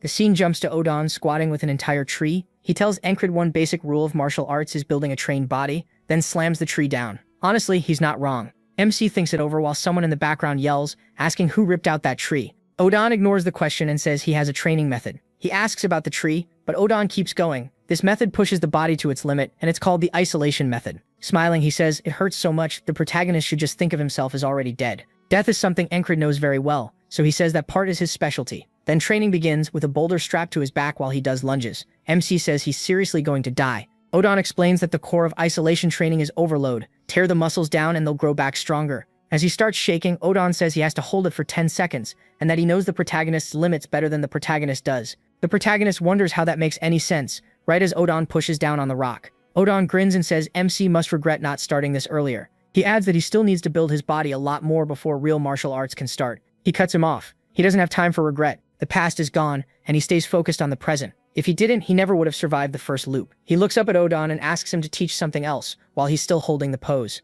Odon is stunned by how serious he is. Smiling, he says he respects his squad leader, and they move on to the next step. With even more rocks added in, Odon tells Encred he'll be crawling back to camp on all fours today. The leopard watches this whole murder session in broad daylight. Odon has the protagonist holding stones with both arms stretched out. He's obviously struggling, but he still refuses to quit, and the leopard just keeps watching. That night, Encred faceplants into the barracks doorway, and Rem asks if someone's bullying him. He wants to know why MC keeps coming back half dead. MC says it's just training, while the leopard starts trying to comfort him. Rem asks if he's keeping it, and if so, he should give it a name. He thinks for a second and says it's warm, so maybe heater. The leopard hisses. Then he tries Blackie Blue because of its blue eyes, and it hates that one too. Rim says those names are basically animal abuse, but Encred still thinks Blackie Blue sounds cute. In the end, he says he'll think about the name some more. The leopard curls up beside him as he falls asleep. Then he dreams of a flower field, and when he opens his eyes, he is startled to find himself walking around. The sky above glows with an aurora. He says it's weird to dream without seeing the boatsman, and this whole place doesn't feel like his usual kind of dream anyway. As flower petals drift through the air, he turns and sees a woman in a cloak walking toward him. When she gets closer, her eyes are the same blue as the leopard's, and Encred is caught off guard by how pretty she is. She speaks one word, Esther, and says that's her name. The protagonist looks down and realizes Esther is now lying in his bed. She starts sweating nervously, but it's the middle of the night and Encred has an arm wrapped around her. She blushes while he tells Esther goodnight, holds her close, and falls asleep again. The next morning, Encred heads out and Rem asks where he's going. MC says training. Rem calls that gross and asks if he isn't still hurting from yesterday. He says his body actually feels light. Esther says of course it does. She used magic on him. He has to free her from her curse, so she can't let him die throwing his body around like that. Rem asks if he met a priest last night or something. Encred says no. He dreamed about some woman. Rem says he didn't take him for that kind of dreamer, and asks what she looked like. The protagonist remembers Esther's face and says she was really pretty. Esther sighs, saying at least his eyes work. She explains that magicians naturally keep chasing deeper magic and mystery, but while seeking more knowledge, she got cursed, turned into a beast, and had her powers sealed too. One day, Esther followed the smell of a curse through the fields and it led her straight to Encred. She keeps watching his training and Odon is shocked. Usually the soreness lasts a week, but MC is already hitting harder than yesterday. After finishing his set, he stacks the rocks neatly. He calls out to Blackie Blue. Esther hisses and he quickly apologizes, then asks how long she's been watching. Esther explains that names matter in magic. If someone keeps calling her the wrong one, her power gets even weaker. With the little strength she had left, she told him her real name, but she messed up in the process. That mistake is why she turned back into a human at night. It was embarrassing, though she's glad Encred is too dense to make it worse. According to her, he's clearly under some kind of curse, but it still hasn't fully taken hold. Still, what he's carrying is far stronger than her own. A big curse slowly eats weaker ones nearby, so if she stays close to him, her power should come back with time. Later that day, Encrid spars with Auden. Auden drives in with a knee strike, and the protagonist slips to the side to avoid it. But Auden was ready for that. He reaches out, grabs MC by the face, and slams him into the ground. He tells Encrid martial arts need a body that's prepared. Just like swordplay. Grabbing his wrist, he says none of it matters if he's too slow. He is still slow as a turtle, Auden says, but his body is definitely changing. What stands out most is that he never quits. That's just how locked in he is. A full month passes, and green shoots start pushing through the snow. Encrid spends every day training, and now the whole squad is helping him. He thrusts his sword at Rem, and Rem grins, surprised by how much he's improved. Now he can actually fight. After that, the protagonist finishes eating and asks Ragna for a spar. Ragna tells him to wait until he's done eating, then beats him anyway, saying Encrid still lacks adaptability. His basics are solid for now, and his muscle memory should be able to handle them without thought, but he'll still need endless repetition. MC just sighs, smiles, and says that's exactly what he's best at. That night, he studies his blade and thinks training with the squad helps, but real field experience would help too. Then a rustle nearby makes him jump. Jackson rushes him with a surprise attack, but Encrid blocks it. Jackson says he won't die to an ambush anymore, and he really has gotten better. Cricey tells him to go outside if he wants to train. Jackson fires back, asking why Cricey is in so early instead of out making money. Then Esther rises from the bed and Cricey thinks he's found his chance. He starts searching for a claw, sure one must have fallen off again. Free money in his eyes. Then someone knocks on the door. As Encrid gets out of bed, he wonders if Cricey is lazy or hardworking. The visitor is the ferry commander, and she tells the protagonist to come with her. He assumes it's because the snow is gone, but she says that's not why she's here. There's a new job, and he needs to handle one listed on the mercenary soldier board. MC explains that this board works beside the normal soldier ranking system. It lets city people hire soldiers as mercenaries. They're cheaper than regular mercenaries, usually better trained and more polite, so the system is popular. He'd wanted to try it himself, so this is perfect. Nearby, a guy yawns, saying he's finally done with his duty after working non-stop and needs something else to do. Then he spots Encrid and the ferry commander. He asks how many people they need. She says 3 total, and he should bring 1 squad mate. She'll be the 3rd. That shocks him. Why is she going herself? The guy passing by mentions hearing they dueled the other day, then wonders if they're actually dating. The ferry commander notices Encrid's face and asks if going on a mission with her makes him uneasy. The bystander instantly reads it as romance and starts spreading the story. Before long, the whole camp is saying the company commander and the spellbreaker are together and somehow already have kids. Later, while the protagonist trains, people keep talking about it. They can't believe he pulled a fairy with a face like his, but admit they look good together. And Crises has no idea what is happening with these rumors. The moment he gets back to the barracks, Rim shouts, "Papa's home," then asks how far along it is since he heard the baby is coming soon. MC says they got it all wrong. Everyone is misunderstanding the rumors, but Crises tells him not to be shy. They'll find out eventually. He flat out says no. Ragna says it sounds great, tells him to keep her close and keep training, and adds that even Odon is praising him now. And Crises just feels like bullying. Remy asks when the date is, saying being the 3rd wheel will be awkward, but he'll do it for his boy. The protagonist asks if he's talking about the mission, then says Rem is absolutely not coming. Rem argues he has no one else to take, but MC points to Jackson instead. Jackson says he's ready, and they head out. Rem can't believe he chose the damn cat over him and asks if he got hit in the head. He says if Rem got mad, he'd probably try to axe the commissioner, so no chance. Jackson asks if he's only being picked because he won't cause trouble. And Crises says no. Jackson does these jobs a lot, so he'd be useful. Jackson says he has one piece of advice, warning him not to give too much of his heart to one woman, or it'll come back to hurt him. The protagonist says he doesn't need advice about that. When they meet the commander, MC asks when the commissioner will arrive. She says soon. He glances aside, thinking she probably hasn't heard the rumors yet, and it'd be awkward if she had. Then she immediately brings up the part about them having kids together. Encrid blurts out no, while Jackson struggles not to laugh. He asks if he's laughing. Jackson denies it, but he knows he definitely heard. The ferry commander asks if her questions bother him. He says no. Then she asks if he's happy about it, and he says no, before quickly changing it to yes, getting more confused as she keeps teasing him. A carriage arrives and Jackson says the commissioner is here. The ferry commander clicks her tongue, saying it was just getting fun. She turns away and Encrid can't believe she was joking with such a blank face. The mission is to protect the child of a rich merchant while the rogue fried trading company decides which of 2 heirs will become the next head. Their job is to make sure the heirs don't hurt each other. Encrid expects some greedy little toad, but a beautiful woman steps out instead and introduces herself as Leona, heiress of the rogue fried company. She politely greets them all, then they head into town. On the way, Leona whispers to a woman beside her, while the protagonist rides in the back. Since the greeting, she hasn't spoken to them directly, and even the little communication they get comes through her maid, who says they'll first take a room at the inn and wait for the others. So really, they're here just to escort her, nothing more. Encrid remembers Odon's lesson. Age, body, stance, position, and gaze all matter. Figuring out an enemy's plan is a skill by itself, so he starts studying the group. One guard is left-handed, her steps are heavy like she's carrying a lot of gear, and his sword sense tells him she's pretty strong.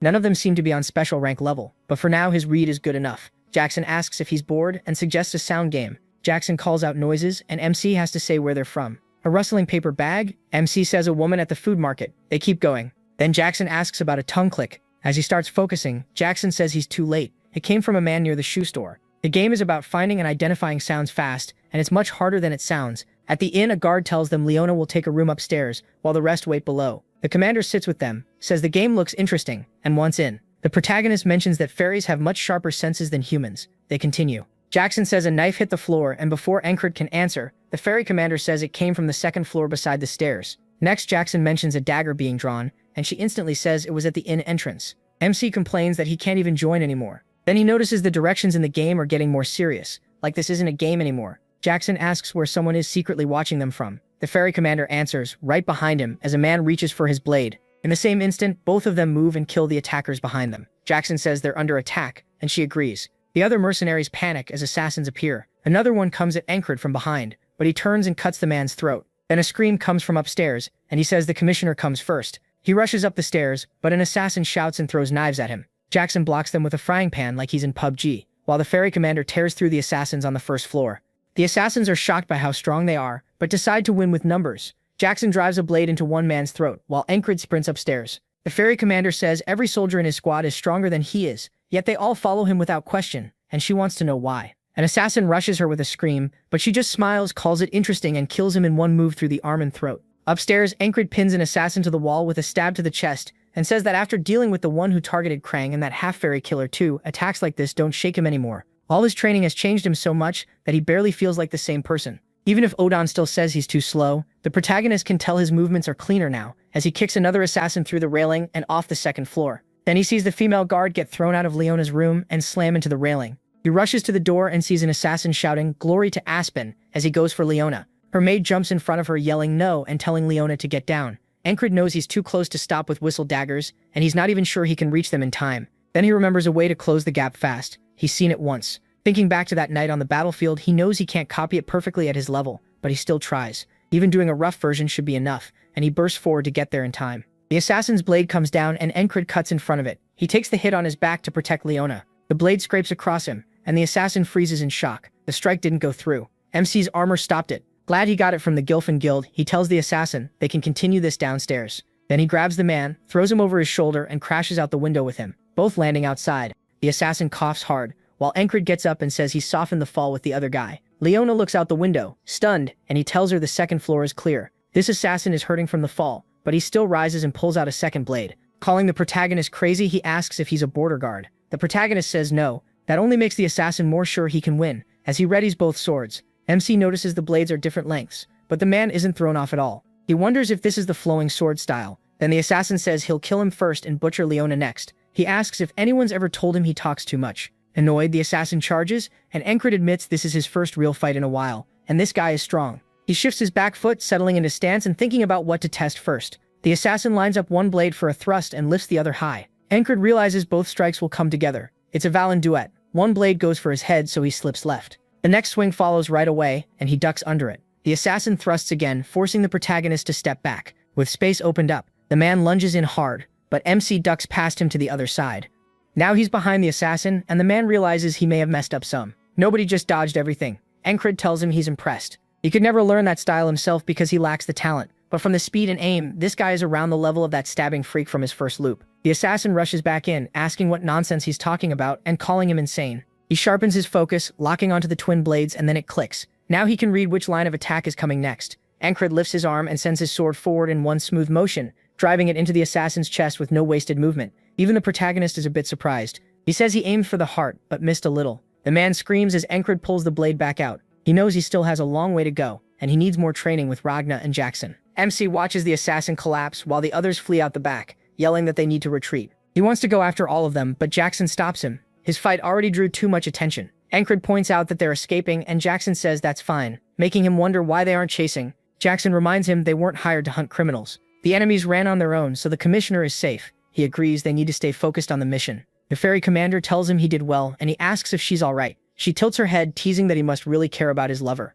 Then she says her heart's fluttering so much she won't be able to sleep. Encred just stares at her with a blank face. Leona asks if they're together. He says no. She pushes further, asking if everything that's happened so far meant nothing to him. Still stone-faced, the protagonist wonders what is wrong with everyone. Leona asks his name, and Encred tells her. She thanks him for saving her and promises to reward him properly later. He says it's fine. He was only doing the job he was given. She looks like she wants to say more, but holds it back. Sometime later, MC explains that the assassins they caught were handed over to the army, and extra soldiers were sent in case another attack came. Sitting at a table, Encred thinks about who those assassins were. Some were clearly skilled, so this wasn't just a robbery. He figures the other heirs of the company are the most likely suspects. Leona comes downstairs and says he's awake early. Encred tells her he's on duty. She sits beside him and pulls her chair closer, then asks him to join her personal forces. Compared to that, the Rockfried Company leaves nothing to want. Its major partners include the Shepherds of the Wilderness from the Beastlands, the Black Leather Guild, famous for dragon hunting, and the Glacial Rangers, protectors of the permafrost. Even their company map with trade routes and local specialties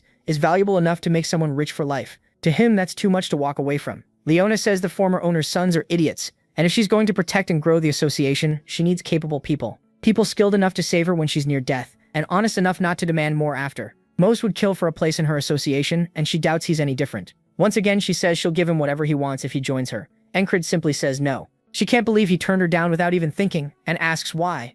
Jackson comes downstairs and says that keeping at it after being rejected isn't a good look. The commander adds that it doesn't suit a merchant either. Leona bows and admits they're right. Then she says the other heirs will arrive at noon, so she has to get ready. After she heads upstairs, the other two walk over to Encred. Jackson says he somehow charmed a rich heiress too, and asks if hard-to-handle women are his type. He says no, but Jackson keeps going, saying he needs to stop seducing every woman he meets. He fires back that he never did that to begin with. Then the ferry commander calls him a two-timer and says that really hurts. The protagonist grits his teeth and says sorry. Maybe his taste just changed. Jackson is stunned, and so is the commander that he actually answered back. People nearby overhear and start saying they can't believe he's the kind of jerk who seduced another woman after asking out the commander. She just smiles, happy to take the win. Encred sits there full of shame for playing along with it. Later, Crisey Allman says he heard that MC spent the night with the commissioner after just one night together. Everyone piles on saying he landed a rich heiress and that he's not a spellbreaker, he's a heartbreaker. Jackson asks Crisey Allman if he came just to make fun of him too, but Crisey says this is about the Gilfin Guild, and he needs to stay informed.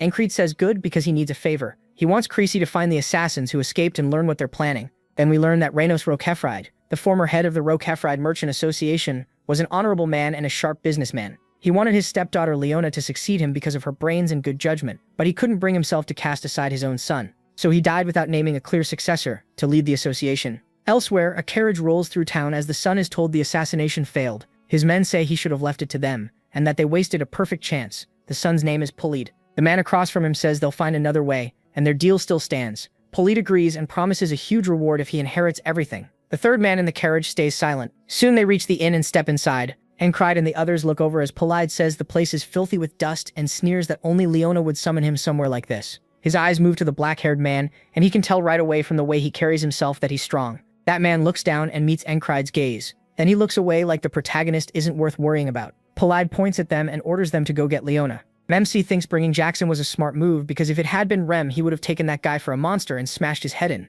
Then he notices Jackson drawing his sword and stops him. Polid snaps, asking what he's doing and telling him to move. Leona comes downstairs and tells him to quit yelling. It doesn't suit him and he's late. He fires back that he's not late at all, then tells her to train her bodyguards. Leona answers with a hard slap, and Encred thinks nobody around him is normal. He lets out a sigh, while Jackson still seems clueless that he's the weird one too. Polid shouts, asking if she's crazy. Leona says he's the crazy one, messing with soldiers hired by the border guards. Does he want to spend the rest of his life in prison? He quickly says he didn't know, and the man behind him clears his throat, making Polid jump. A little shaken, he says it wasn't him and asks who she's trying to pin this on. Then he demands how an outsider dares yell at him. Leona says yes, she was adopted, but he still can't read trade routes or handle basic money. He says that's what servants are for, and she shoots back that if not for the will, she wouldn't waste time on this. Leaving the successor to be decided after talks is too much. Encred figures the old head must have been too soft. By every measure, Leona looks like the better heir. Maybe he just wanted to give his son one last shot. Leona says Polid's only reason for inheriting anything is being blood-related. Polid asks why that matters, and she grabs his fat chin, saying that no matter how she looks at him, he's nothing like the former head. His stupidity and ugly face make her wonder who he even got it from. That makes him grab his sword, furious, and Encred reaches for his own too. Then he suddenly pauses when the man he'd noticed earlier reaches for both of his weapons. At once, he shifts his footing as everyone gets ready for a full fight. He waits for the first person to move, while Polid starts panicking, and his guards step in front of him. Encred recognizes that stance. The man is about to use the swift sword. Now he wants to know how fast it really is, whether it matches Rim's axe or a whistle dagger. So he tells the man to show him his sword. As the blade starts to come out, Encred smiles and draws his own. But before anyone can strike, a voice orders them to stop. The one entering is Torres. He says he's with the border guards under the crown, and if they don't put their weapons away, it'll be treated as treason. Polid looks thrown off. The protagonist doesn't look happy either, then clicks his tongue. Jackson stares at him, remembering how Encrid said nobody here was normal, and decides MC is the strangest one of all. Meanwhile, Torres says the assassins they caught were foreigners, so the border guards are taking the case. Those men admitted they were hired by a merchant association, so maybe Polide really did hire them over the inheritance fight. The man pulling Polide's string steps in, asking whether any of them named their specific merchant association. If not, then there is no proof. Torres says he talks too much. Does he really think they're that stupid? Leona says she has a proposal. Keep searching for proof and identify whoever is truly behind this, and until then, lock up both her and Polide. Polide immediately says he never agreed to that, and Encrid thinks it's weird that the victim is asking to be imprisoned. Torres explains the people they caught were just underlings. They knew nothing and only kept saying their boss gave the order. Leona says there are still others to question, since some people escaped that scene. One of them could be the boss or at least know the details, so they need to track them down. Torres asks what happens if they still can't find the mastermind, and she says that's his problem to handle. Still, since it's not wise to keep arguing over the air issue in front of the border guards, they'll return to the city as long as everyone comes back if summoned. Encrid points out they won't be guarding her once they leave town. Her own guards can't stop Polide's side, especially the man with the rapier, so she'll die the moment she's out from under border guard protection. She has to know that, so what is she thinking? Then her maid hands her something. Leona says she's a merchant, she never asked for work without proper payment, and she'll give this to whoever catches the people who escaped. As she starts to draw it, Jackson is clearly shaken, and Encrid wonders why. Leona says it's the fourth piece in the Carmen collection, Carmen's stiletto. She asks if that's enough to make them go after the fugitives. Jackson steps forward and calls to him, saying he's taking this job. Encrid can't figure out why he's suddenly so fired up, or why that dagger matters so much to him. Even Polide recognizes it, and asks if she's out of her mind. Does she even know what it's worth? Leona says it's hers, so she'll do what she wants with it. The protagonist asks if it's really that special, and Jackson says he's shocked he hasn't heard of it. The weapon was made by the legendary smith Carmen. Carmen started life as a slave, became an assassin out for revenge, and fought with 7 weapons he made himself. The fourth of those was this stiletto. Some people would trade human lives just to get one of his weapons. Then Torres says since everyone is here, they're all staying under watch and nobody leaves the inn. Encrid tells Jackson not to stress about the stiletto, because he already asked Crace to find the men who escaped earlier, so news should come soon. Polide gets angry, while the man with the rapier turns and looks toward MC. Encrid turns too, and once again their eyes meet. This time it feels like the man finally acknowledges him before looking away. He keeps watching him go. That night, Polide says if this gets traced back to them, they'll be in trouble. The man guiding him says they can't act against the border guards, so they just have to wait. If neither side can settle who becomes the heir, the investors will decide, and that's what they need to use. Polide says that's fine because he already sent word. He promised rewards to anyone who backs him as successor, and if even half agree, he wins. The man with the rapier looks out the window and sees Encrid doing planks with stones stacked on his back. It's clearly rough, but the protagonist keeps at it. After finishing his training, Torres asks why he bothers with such dull exercises. MC asks what Torres wants, and Torres says this seems like the perfect chance to rest. Encrid says that would make sense, only if everyone's time had equal value. For geniuses and people like him, it doesn't. What they learn in a week takes him a month, sometimes even a year, so he has no time to waste. Then he picks the stones back up and starts curling them, saying he'll use every day he has to build a stronger base for the future. One of Torres's men says he is really strange, or maybe they're just lazy. Torres thinks about that for a moment, then gets up and tells Encrid to stop obsessing over getting stronger. He's already strong enough. Their last match was only a draw because Torres didn't expect that much from him. So what does the protagonist think would happen now? MC looks at him, then smiles and nods. That means they're about to fight again. Soon people are cheering as Torres launches in, and both men stop with their blades just short of the other's throat. Still, Torres would have won. The crowd cheers that it's his 7th win, and Torres says that's how it should be. Though they remind him Encrid has beaten him 4 times too. He tells him to go again. Torres asks if he's seriously not tired yet, calling him a monster since they've already fought 11 times. One of Torres's men says he wants a turn, and another joins in too. They all start yelling that they need to take the protagonist down, while Polide watches and calls them barbarians for doing this so late. The next man steps in and throws Encrid to the ground, and the moment he lands, the rapier user is shown watching very closely. MC asks what that move was and tells him to do it again. The man calls him insane. The rapier user notes that losing doesn't wound his pride. Instead, he looks like a kid who found a new toy, and even when facing someone much stronger, he shows open hostility without hesitation. Still, after Encrid gets dropped again, the man says he keeps falling for the same move 3 or 4 times. He really has no natural talent for fighting. This time though, the protagonist knocks the man's hand aside and copies the throw, slamming him into the ground the exact same way. Torres cheers loudly, and the others do too, asking who's up next. The ferry commander watches and says Encrid is charming everyone around him, which makes him a bad man. Leona asks if they're dating. The ferry commander says no, so Leona asks if it was a joke, but then the ferry commander says they're married. Leona is stunned. The ferry commander adds that they never had a ceremony, but she thinks there's a child too. That only confuses Leona more, and MC wishes she'd just gone back inside. Then the rapier man speaks up and asks whether it would be alright if he joined them. Encred turns and sees the guy ready to jump in. Torres wonders what he's up to, and the man admits his talent isn't anything special, but he still wants to teach him and can't stop himself. The one who taught the protagonist the throw says the rapier user is on another level and should just watch. MC refuses, saying he's been waiting for this. The man looks at him and realizes Encred gets it, then smiles while Jackson watches from above. He says that even if the only thing in that man's hand is a wooden stick, he's still incredibly dangerous. He grips his blade and says he has to be ready.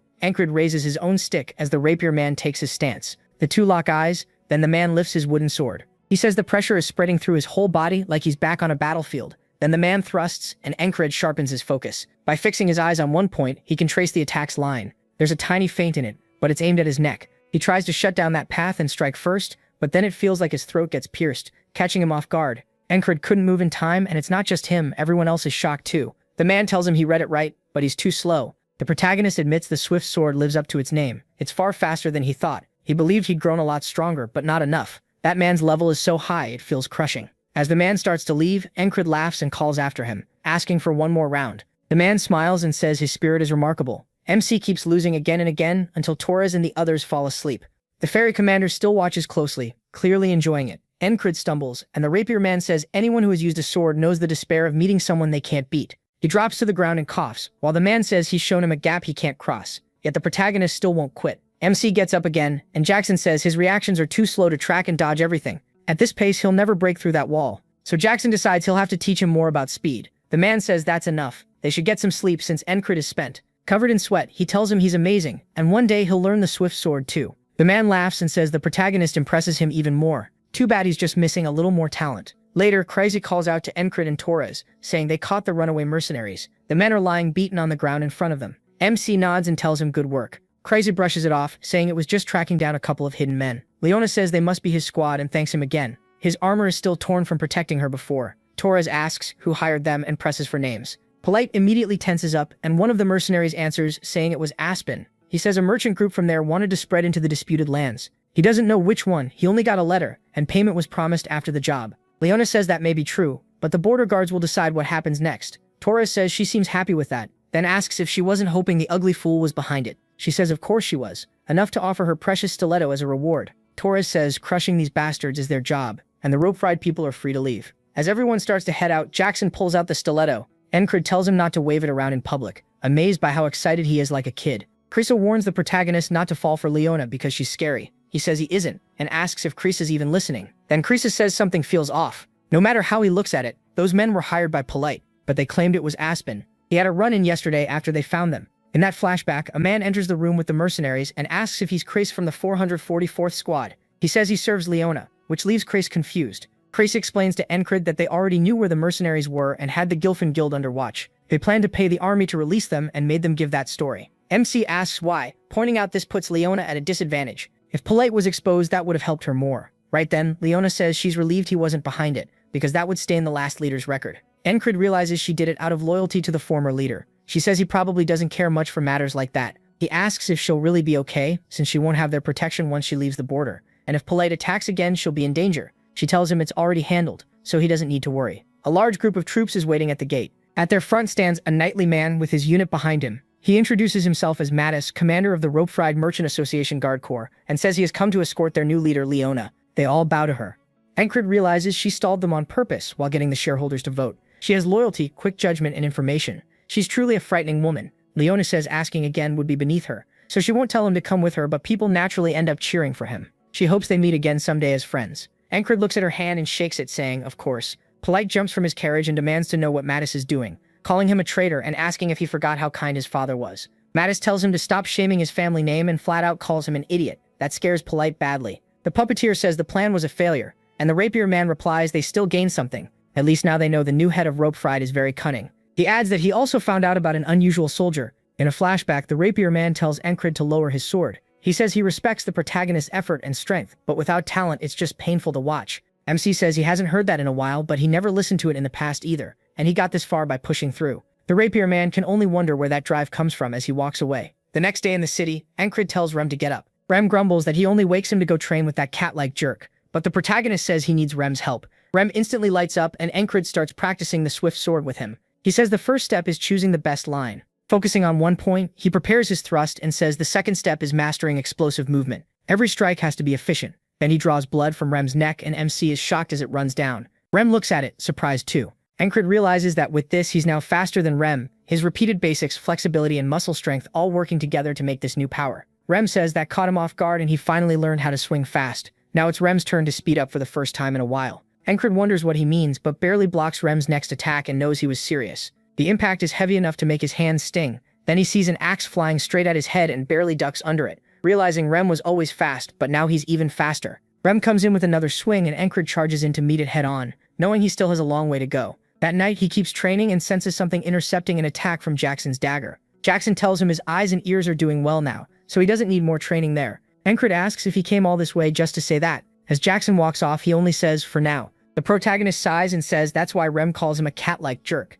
Then Jackson suddenly appears behind him and cuts his throat. MC grabs at it with a scream, but Jackson is already far away, saying that's called murderous intent. It's the killing will a person gives off. If Encred can't read attacks with sight or hearing, then he'll have to sense them. That means detecting something beyond the 5 senses, the 6th sense. Jackson says he'll teach it to him as thanks for the stiletto. He is thrilled there's still more to learn and says even more fun is waiting for him. The next day, Jackson explains that the 6th sense is close to instinct, so the protagonist can't depend only on perception tied to the usual 5 senses. Direction, movement, hunting skill, those are all tools predators use on prey. They all come from instinct. If he keeps fighting with every sense sharpened, he'll eventually start to detect hostile intent too. Encred spins and says he can feel Jackson behind him, but Jackson tells him this won't come easy right away. If he keeps working at it, his 6th sense will open up too. That night, Rem says MC feels a little different. Encred jokes that it's because he got more muscle, but Rem says that's not it. Odd cuts in, saying he smells more rotten. Ragna says that's not the whole thing either. Kraze figures he's even crazier than usual. Rem agrees, and the others back him up. He says he's the only normal one in this pack of lunatics, that's just how they see him. Jackson meanwhile wonders when he will realize he's the maddest one there. That night, when they get ready to sleep, Esther crawls onto Encred's bed. Rem asks if he smells like food since she always ends up sleeping with him. Esther ignores him and thinks about how the protagonist pushed his body too far again. Curling up on his chest, she notes he trains hard enough to die every day. Without her magic, he would have fallen apart already. And if he dies, she'll never break her curse. So she sets a paw on his armor and fills it with her magic. The next morning, Encred stretches and says that just like these repeated loops,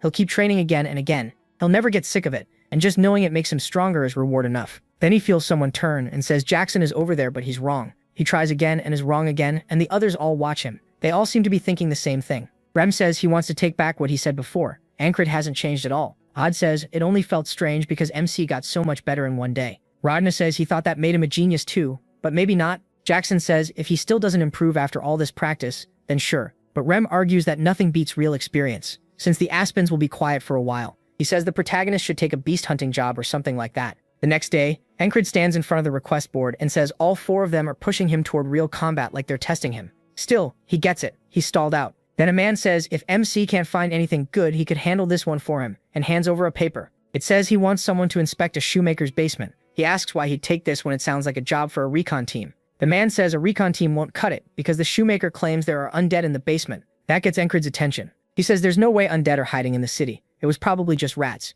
but he does need experience. The man begs him to take it, calling him the spellbreaker. Nobody else wants the job, and while the shoemaker has a bad temper, he's a decent man. His wife also went missing recently, so he's on edge. The man asks the protagonist to at least check it out.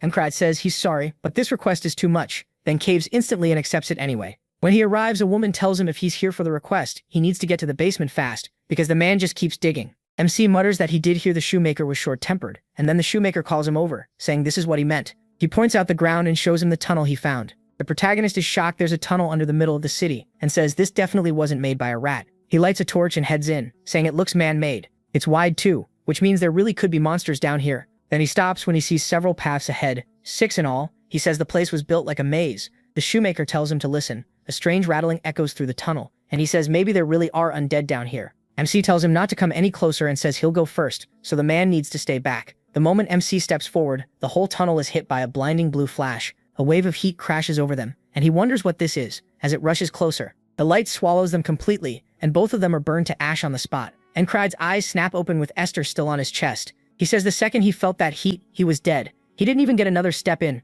and that had to be a magic trap. Against magicians, the smart move is to run. Right then, Rem says he and the others talked and decided the protagonist needs real experience. MC keeps thinking, if you die fighting a magician, you're lucky. If you live, what comes next can be worse. And that goes for traps made by magicians too. He wonders how anyone is supposed to beat something like that, because he doesn't even know what skill he needs to train. Then the man at the board tells him that if he still doesn't see anything good, he should take care of this one. The shoemaker's request again. Aniclimax says this needs a magic expert or help from higher command. This isn't a wall he can smash through head-on like the others, and the ferry company commander would probably hear him out. But before that hot-headed shoemaker goes down there alone, he realizes he barely made it in time last loop. He takes off running, gritting his teeth. He can't be late. He races to the shoemaker's house and kicks the door open. The daughter jumps in fear. He asks where her father is, and she says the basement. Aniclimax dives into the hole without hesitating, because this time he took a little too long to accept the request, and the father is already gone. As he slides down, he realizes he's too late. The shoemaker is already ahead, walking down the center path, and Aniclimax runs after him, shouting for him to stop. The shoemaker turns, startled and confused, but his foot has already gone too far, and that bright blue light starts to rise behind him. The protagonist yells out, and both of them are turned to ash again. In the waters of the afterlife, Aniclimax says he needs a faster way. He has to reach the shoemaker first and keep him out of the basement. The boatman says it may have lasted only a moment, but MC still felt his flesh burn away through his whole body until he became ash. Even so, he still plans to walk back toward that flame. Aniclimax says the pain was just like he said, like a million needles tearing through him in one instant. But even that doesn't hurt as much as standing by and watching an innocent person die. To him, that's what being a knight really means. He jumps right out of bed and starts heading out. Rem asks where he's going, saying they need to talk, but he says he's off to save one annoying old shoemaker. Rem just stares, wondering if there are leather boot monsters now and why Aniclimax is running to a shoemaker. This time, the protagonist gets there early enough to catch the man still digging. He thinks he can stop the shoemaker and make him stay away, but he still can't leave something this dangerous alone. He tells the shoemaker he's going in alone and not to follow. The man protests that it's his house, but MC shuts him down. This isn't up for debate, and the shoemaker gives in. He says getting a magic specialist would take too long and they might not even listen to the request. What they have is a strange trap, and he at least knows a little about it. If someone explores this place blind, somebody's going to die. That could even happen to him and his squad. So he needs to learn everything he can. One of these paths has to be trapped, and he wonders if the only way to know is to walk them himself. Then he says relying on repeated loops alone is the easy way out. There has to be a better method.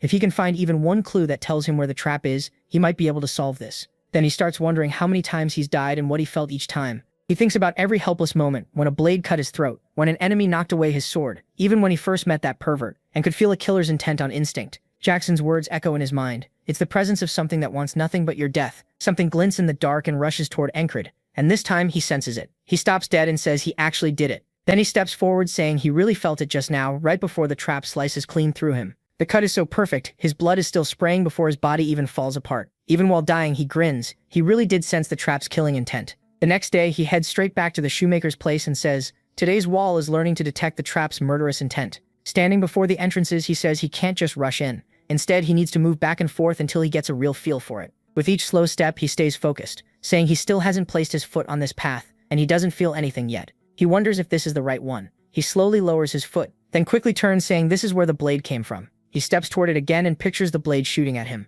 But nothing comes, and he admits he didn't really sense it. He only remembered what happened. The shoemaker asks why the protagonist keeps pacing around and jokes that he should just go take a leak. The protagonist reminds him to stay upstairs. He says he still hasn't gone down this route before, so he'll keep at it until he can sense the trap. He keeps testing it, stepping in and out until night falls. The shoemaker finally asks what he's doing down there without even eating. MC says he'll be back tomorrow morning and warns him not to come in. There are traps all over the place. The shoemaker begs him to help, saying he can't even sleep because he's scared he'll lose his daughter too. Aniclimax asks if he has any clue where his missing wife might be. The shoemaker says a lot of people have gone missing lately, so no one really dealt with it. Then he says that if he sees a brunette with freckles and this wedding ring, he should tell him right away. The protagonist says he gets it. That night at the barracks, MC sits there deep in thought, with Esther resting on his lap. He suddenly turns, thinking he felt Jackson, but the presence is actually from the other side. Raim says he's acting weird after spending time with that idiot shoemaker. He tells him to get some sleep. He then realizes this is the first loop he's ended without dying. He starts wondering what happens if the day just ends normally.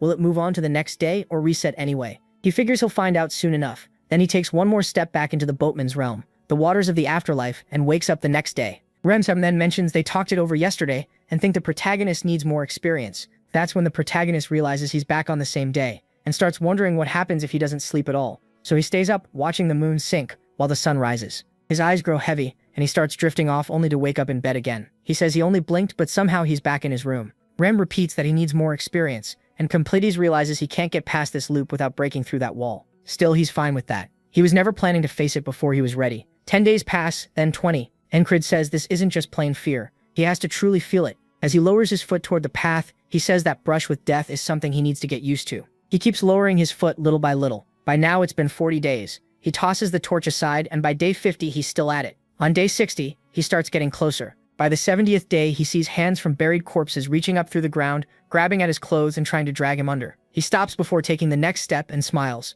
Now he finally has a rough idea of what the trap should feel like. That night, Jackson launches a surprise attack, but Encred dodges it. He turns toward Jackson, and Jackson asks if he really figured it out in only a few days. Now it's day 72, and MC has his whistle daggers and all his gear ready for battle. Rem asks if he's seriously going to war at the shoemaker's house, and Encred says he won't be back until he's cut through 10 boots. Rem has no idea what that means, while Esther watches closely. He says there are 6 paths, and he first thought one of them had to be safe. But whoever made this tunnel is twisted. Every single path is trapped. There was never a safe choice to begin with. Even so, there is still a way forward. He just has to avoid setting the traps off. On the first path, one bad step turns you to ash. He lets out a deep breath and lifts his foot, moving ahead slowly. The moment he feels the trap start to react, he stops just before touching down. He realizes this is how he'll need to move the whole way through. Keeping his foot in the air, he starts sliding it to the side, then plants it down with confidence. This time, the trap doesn't react at all. He stays completely focused, trusting his senses and telling himself one step at a time is enough. He just has to keep that slow rhythm, tiny steps, full focus,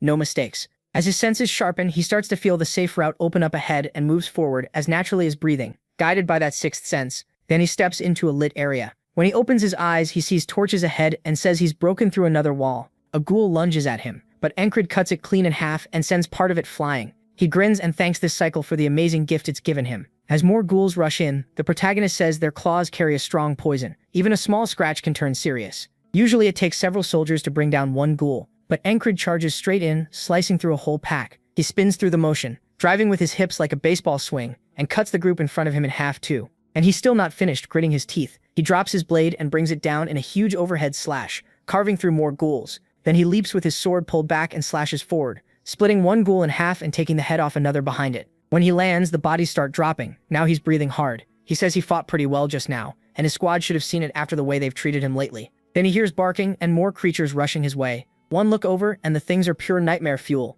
He first calls it a demon wolf, then notices it's mixed with other beasts and monsters, making him wonder what's waiting deeper ahead. At the same time, Esther moves from roof to roof, saying Encred seemed off today. She wonders why he would visit a shoemaker while carrying so many weapons, and figures it'll be bad if he gets himself killed doing something reckless. Then she feels an energy coming from the shoemaker's house and says it smells like a spell. Even she looks cautious about getting closer. Back with Encred, he drives his sword into one of the wolves and stands there panting. Then he hears strange breathing from deeper in the cave. It's weak, like it could stop at any moment. He wonders if it's another demon or the one who dug this tunnel. But what he finds next stuns him. The area is packed with corpses. He looks over them and says he's spent enough time on battlefields that normal dead bodies don't shake him. But this is nothing like that. Then he hears a woman begging someone to give her peace. She begs him to kill her, and then he notices the wedding ring on her finger. It's the shoemaker's wife. He remembers being told she was a brunette with freckles, and Encred is instantly furious. A man speaks up saying he heard noise and looks like he just got fresh new material. He doesn't know how MC got here, but that's fine. Now he can make a friend for Bamillo.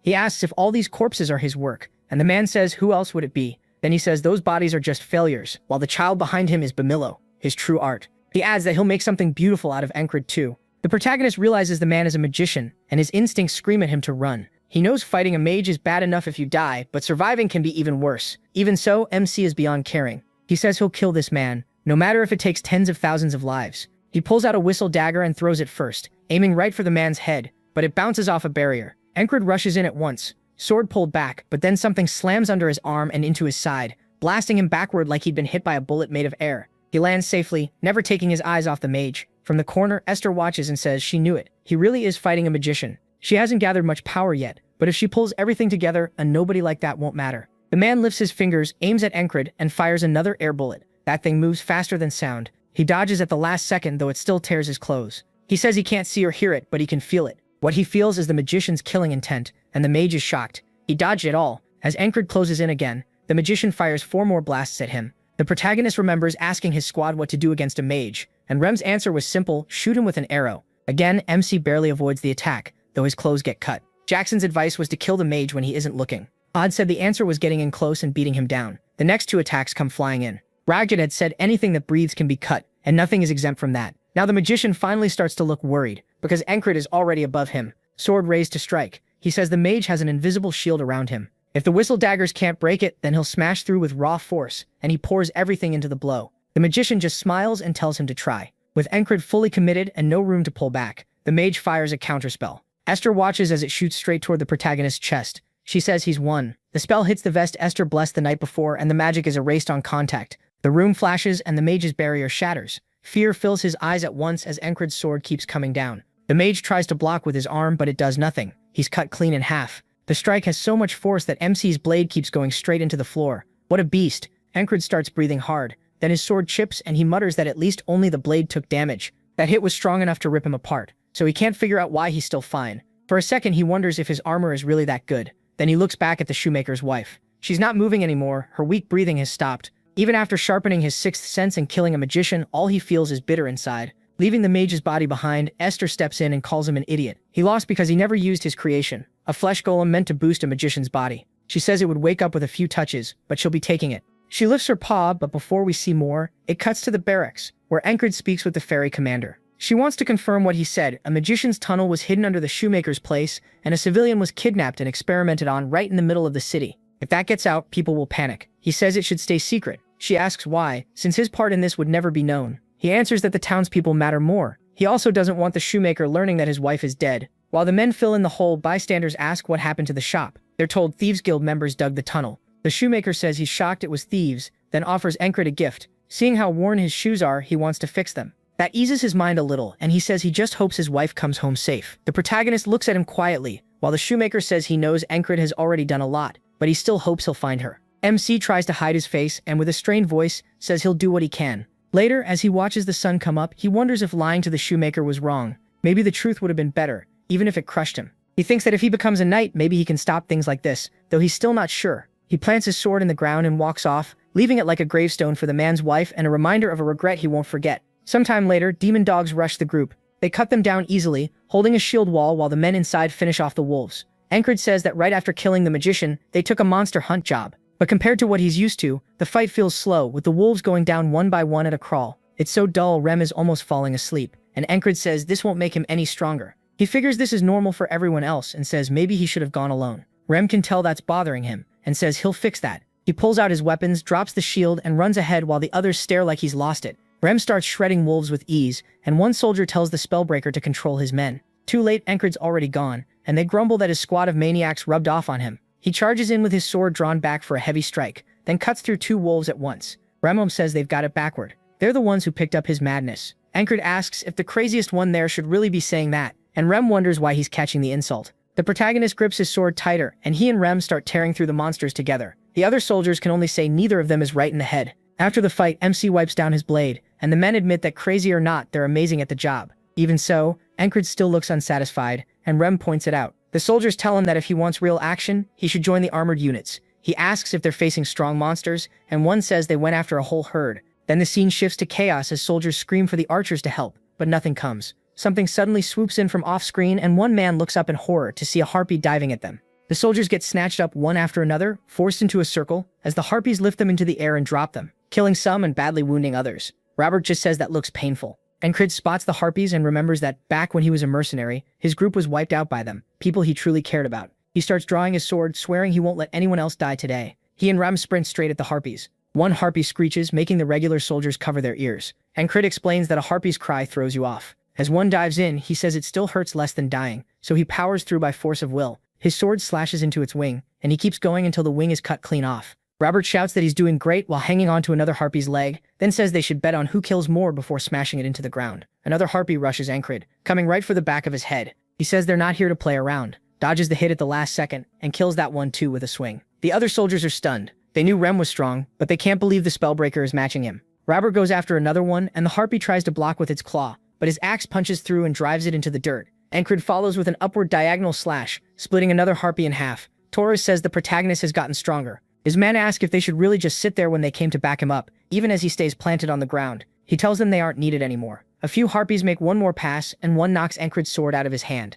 Now there's space between him and the blade, so the harpies screech and dive in like they've already won. A whistle dagger suddenly buries itself in one harpy's forehead. With only one left, it charges while Encred rushes too. Now it's a race to reach his sword before the attack lands. Right when the harpy is on him, he grabs the weapon, then swings up and splits the creature in two. Only then do they notice the last harpies screeching, circling overhead, and retreating. The soldiers can't believe the harpies fled, and say that if these two scared monsters away, then they must be monsters too. Encred says these aren't the same harpies that killed his mercenary group. He remembers a man saying those people died saving him because he was weak, that it was all his fault. Those words stayed with him, and now he says he'll be the one saving others. Torres says the harpies are gone and asks if they should head back. His men argue that returning empty-handed would look bad, so they should at least kill some dogs. MC and Rem are told support has arrived and they can leave. Rabber asks MC what he wants to do, and he says it's too early to go back. At that point, Torres and all his men decide he's completely insane. Back at camp, people are talking about how he helped the heavy armored corps. While the protagonist does his lunge squats, they keep talking about how much he's changed and how hard he trains, enough to make them think they should do the same.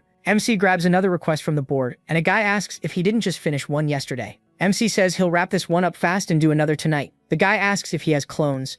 Later that night, he is still there, practicing swing after swing. A man sees him and says he trains every day. He wonders how anyone lives like that, then thinks maybe he should try too. So Anicap keeps training through the whole night. The next day comes and goes, and that night 2 people are training. Then it happens again, and the next night there are far more than 2. A whole group going hard until morning. When the ferry commander shows up at dawn, she looks them over and says everyone seems different lately. One man says they're following the spellbreaker and it's turned into a trend. She says she can't ignore it anymore, and walks over saying they had a long meeting about him. These orders came from above, so he better listen. His squad, the 444th Regiment, is now being promoted to an independent platoon under the 4th Company. From now on, he's the platoon leader. Encreed points out that he can only have 5 men, so that doesn't sound like a platoon. She says she'll assign more men the way he asked. He says being a platoon leader sounds nice, but handling all the lunatics in his squad will be a pain. Then she adds that if he takes the post, he'll be free from the boring chores and have more time to train. He stares right at her and folds instantly, saying he'll do his best in the new role. She says it's a shame to end it there and asks if he wants a duel. She lifts her hands and says those will be her weapons. She wants to fight unarmed again.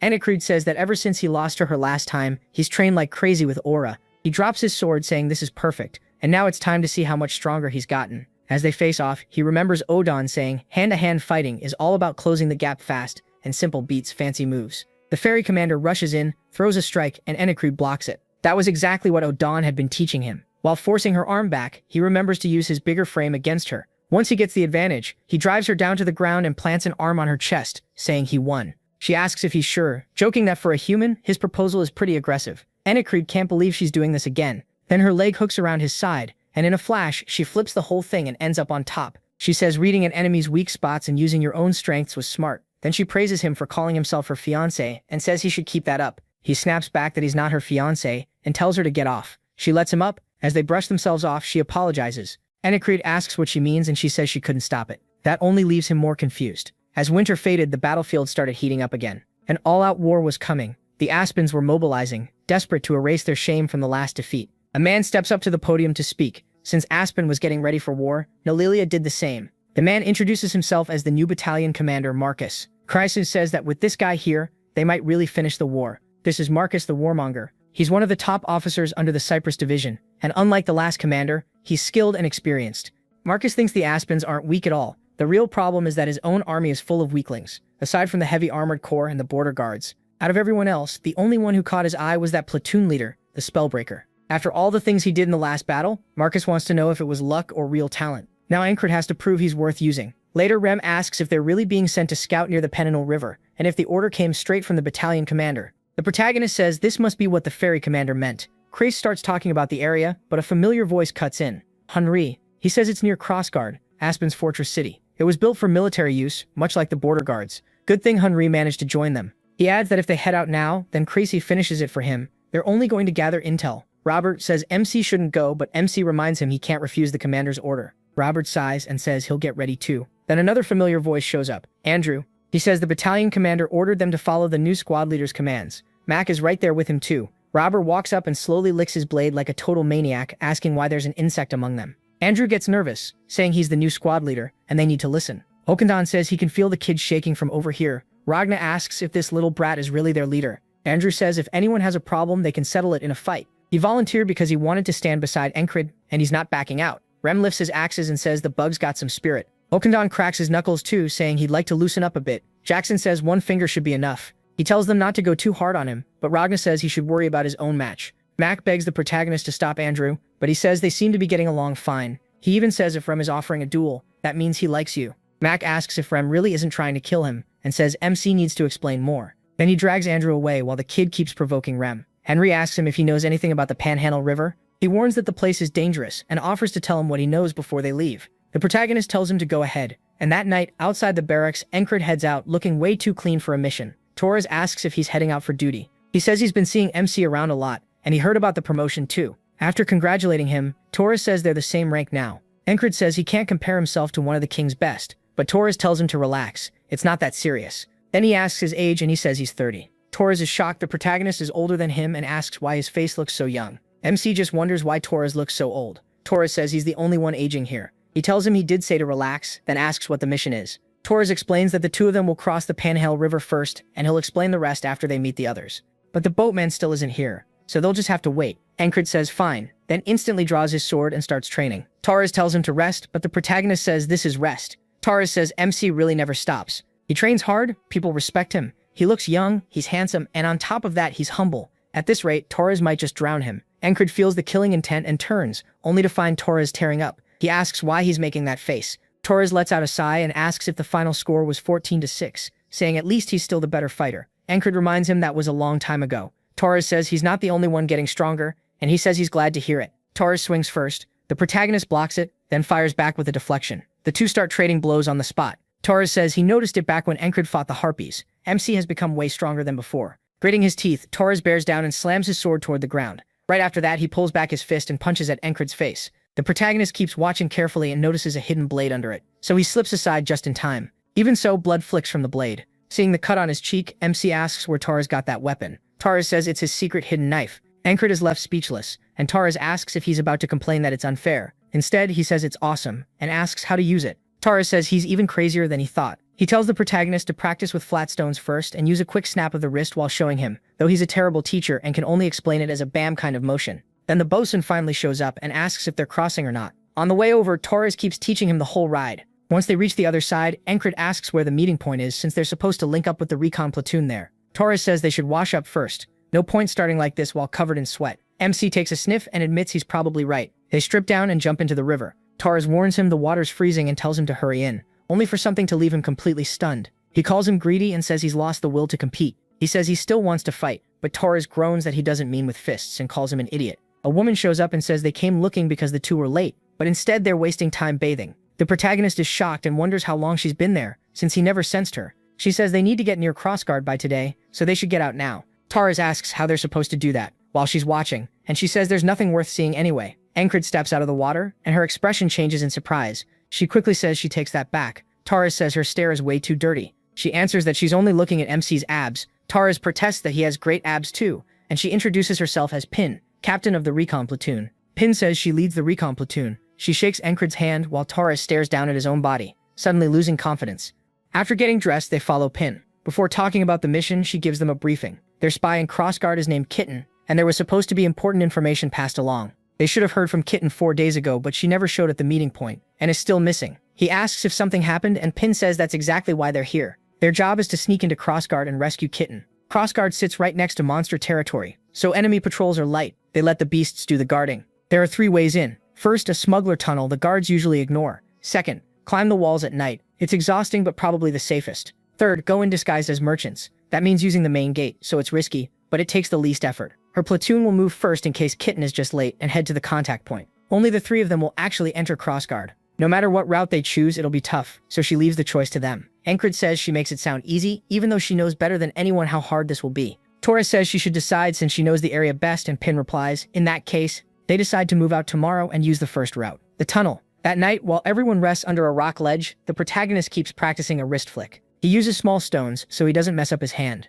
It goes terribly, and Torres asks how someone this bad at it even fights with a sword. Still, Torres says he'll get it eventually and should keep practicing. Pin walks over, asks why they skipped dinner, and wants to know what Encred is doing. He says it's training, and she hands him some food. Pin tells him to eat first. One of her squad mates wants to be a chef, and the food is actually really good. Once they try it, both of them admit it's amazing. Pin says they can have more, and adds that the cook's parents run a shop in Border Guard so they should visit sometime. Then she points near a tree and tells Encred not to train there. Before she can explain why, MC says there's a viper under it. That catches her off guard. She asks how he knew, and he says a hunter in his platoon taught him. Pin says he's better prepared than she expected, and that she likes that. Then she asks if he wants to train with her too. Adult training. He just stares, clearly not getting it, so she spells it out. She's flirting with him and asks if he's dumb. Pin says she's actually being nice here, while Torres wonders why she's doing this right in front of him. Encred flat out turns her down. She asks if he's already seeing someone, then says she did hear rumors about him. The rumors are apparently everywhere, As Pin starts to leave, she points at Torres and says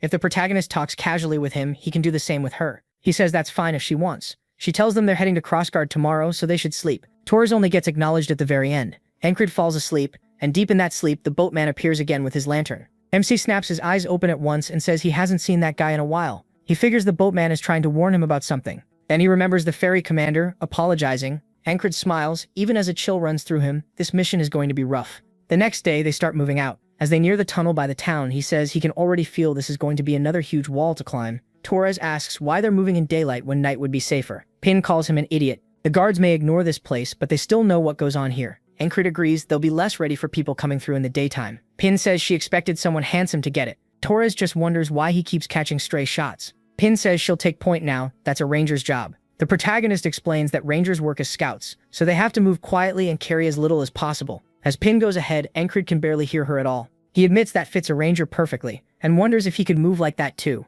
When he steps forward himself, a man suddenly calls out that they've got them, mocking them as little rats. It was an ambush. Pin is shocked and shouts for everyone to fall back, but the guard says there's nowhere to run. Crossbowmen are already behind them too. Then he orders his men to kill them all. Pin yells that they'll have to fight their way out just as the crossbows fire. Ancred charges in and cuts down everyone he can reach while Pin blocks a bolt with her arm. She rushes a man, slices off his arm, and moves to finish him. Torres drops another one right away. Ancred realizes both of them struggle in this kind of fight. Against a bigger group, they can't use their full strength. Then one enemy gets behind Pin to kill her, and another does the same to Torres. Ancred can only watch as both of them are killed right in front of him. As the enemy closes in, he says this really is a tall wall, but he's not dying that easily. He throws several whistle daggers, killing 2 crossbowmen on the spot. Then he rushes in and slashes another man's throat, before moving straight to the next and cutting him in half. The guard shouts for everyone to surround him. One soldier kicks Ancred hard in the chest, knocking him down, and the others pile on, stabbing him over and over. Even while collapsing, he drives his blade into one of them, and his eyes still burn with pure resolve. But with that many enemies on him, there isn't much he can do. In the next loop, Ancred says a force that large didn't just happen to be there. They were waiting in advance. That means the enemy expected them. He wonders how he missed them, then decides they must be skilled. Pin asks why he isn't getting ready to head into the tunnel. He says he has a bad feeling about it and wants to scale the walls instead. Torres backs him up, saying Ancred can sense danger well enough that it's worth listening to him. The protagonist says it isn't really a gut feeling, it's based on what he lived through. Pin just goes sure, but she points out they'll have to wait for night, which costs them time. MC asks if she wants to go around and she blushes, saying she can't believe he wants to do that in broad daylight. He quickly explains he means a duel. She says fine, but no weapons. He agrees to a bare-handed match and she grins, clearly into it. As the others gather to watch, Pride says if the enemy already knows they're coming, a fight is likely no matter which route they choose, so he wants to see what his team can do and get some training too. He offers her the first move, but she tells him to go ahead. He charges with his fist pulled back, aiming at her head. She ducks under it and drives a knee into his chest, but he manages to block. As the impact starts to push him back, she pivots with the same motion and whips a roundhouse at his head. He barely slips away from it, and Cred decides to use the same trick as the ferry commander, win with size and strength.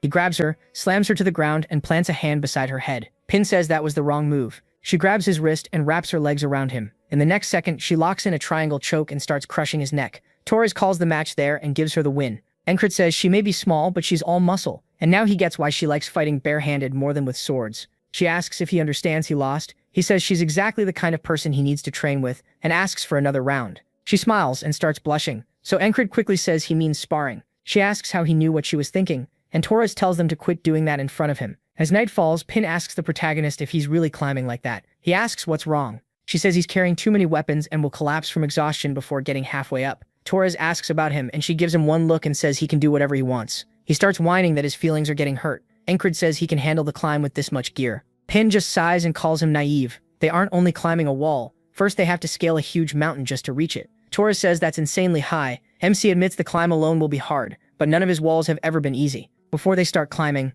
Ancred recalls that after coming back from the magician's tunnel under the shopkeeper's house, he sold the loot he picked up to buy a new sword after his old one broke. Carissa was shocked by the magic tools, saying even one of them was worth enough to buy a full new set of gear. He told him to bring the best swords he had. To someone who lives and dies by the blade, their sword is their lifeline, so going out without one was never an option. With that in mind, he starts climbing. At the top, Pin reminds him she told him to leave the sword behind, even if he dropped everything else. That blade alone would wear him out. Ancred admits it really is dragging him down, but he keeps climbing anyway, saying worked muscles only get stronger. To him, this is just more training, as he keeps pushing upward. He's already hit and broken through countless limits. By the time he nears the top, he says this still isn't enough to stop him. He finally pulls himself up and lets out a long, exhausted breath. Pin says he's only making things harder on himself, and Torres wonders why he was so stubborn about bringing the sword. He guesses maybe it was for training, then decides Ancred can't possibly be that crazy. Then wolves start howling, and they look down to spot a whole pack, but these aren't normal wolves, they're werewolves. The protagonist calls them lycanthropes. Torres says it's rare to see so many moving together.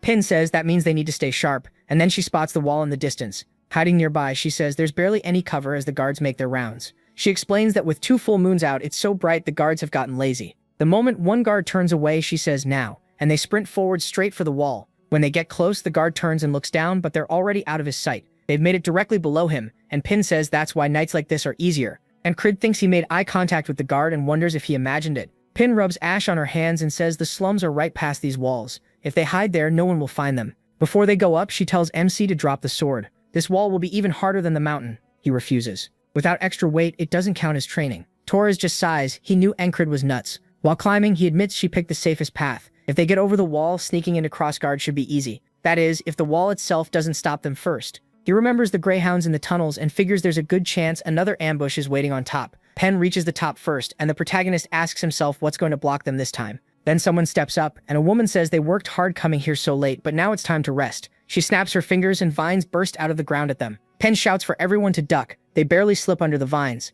She orders them to run back down to the base of the wall, then throws her axe. The magician stops it with vines and crushes it to pieces. Ancred didn't expect a magician here. He admits it's one heck of a trap. MC rushes in, trying to get close, but a vine shoots up from the ground and blocks his attack. He tells himself he beat a magician once before by trusting his sixth sense, so he lines up a thrust and strikes. The blade flies at her, and he thinks he has her, but she keeps staring right at the sword tip. Then he remembers Jackson's warning. Trust your senses, but don't rely on them too much. Strong enemies, especially magicians, can fool them. Her vines slam into him, throwing him into the air and wrapping him up tight. Halfway down the wall, Pen and Torres see it. Pen curses him out, calling him an idiot for staying up there. The vines creep down the wall, then pierce Pen and Torres through the chest, killing them instantly. And Crid struggles to break free, but the vines are too thick. He can't escape. The magician praises him for having the nerve not to run. He only grits his teeth and glares at her. She names herself Richa of the Rose Vines and lifts her hand. Her fist tightens, and Ancred knows this life is over. Then a huge magical blast erupts inside the vines. The protagonist realizes magicians aren't all the same, just like soldiers. He got cocky. He let his new strength go to his head, and rushed in without reading his enemy. The boatman asks if he understands his place now. He calls Ancred a freak, someone using loops to grow stronger instead of suffering properly. Against a wall this huge, he's just an ant. MC thanks him, saying that speech lit the fire in him again. This is exactly the kind of wall he needed. The boatman says he's already looking forward to the third wall. Later, Pen asks if he really wants to sneak in disguised as merchants. He says the other routes feel wrong. She agrees and says they'll enter with the regular traders. He asks when, and she says tomorrow morning. That makes Ancred pause. If it's tomorrow, how does that work when he can't let the day pass without clearing the wall? He wonders what happens then. Torres says they'll just wait another day, while Pen says they should use the time and enjoy it. She tells one of her men to bring out everything they have, and the protagonist wonders what she means. Then they haul out piles of meat and alcohol. Ancred can't believe she brought drinks out this close to the enemy and asks if she's crazy. He says relaxing this much is dangerous, but she argues that being too tense is worse. If he stays wound up, he'll miss the bigger picture. She tells him to drink too. His shoulders are stiff as a board. MC admits he's always pushed himself past his limits and thought that was the best answer, but she's right. He got tunnel vision and started thinking the only way past the wall was head on. He steps forward and says he wants to think this through calmly. Drawing his sword, he says forcing his way through isn't the only answer. He decides this moment will become part of him and starts training.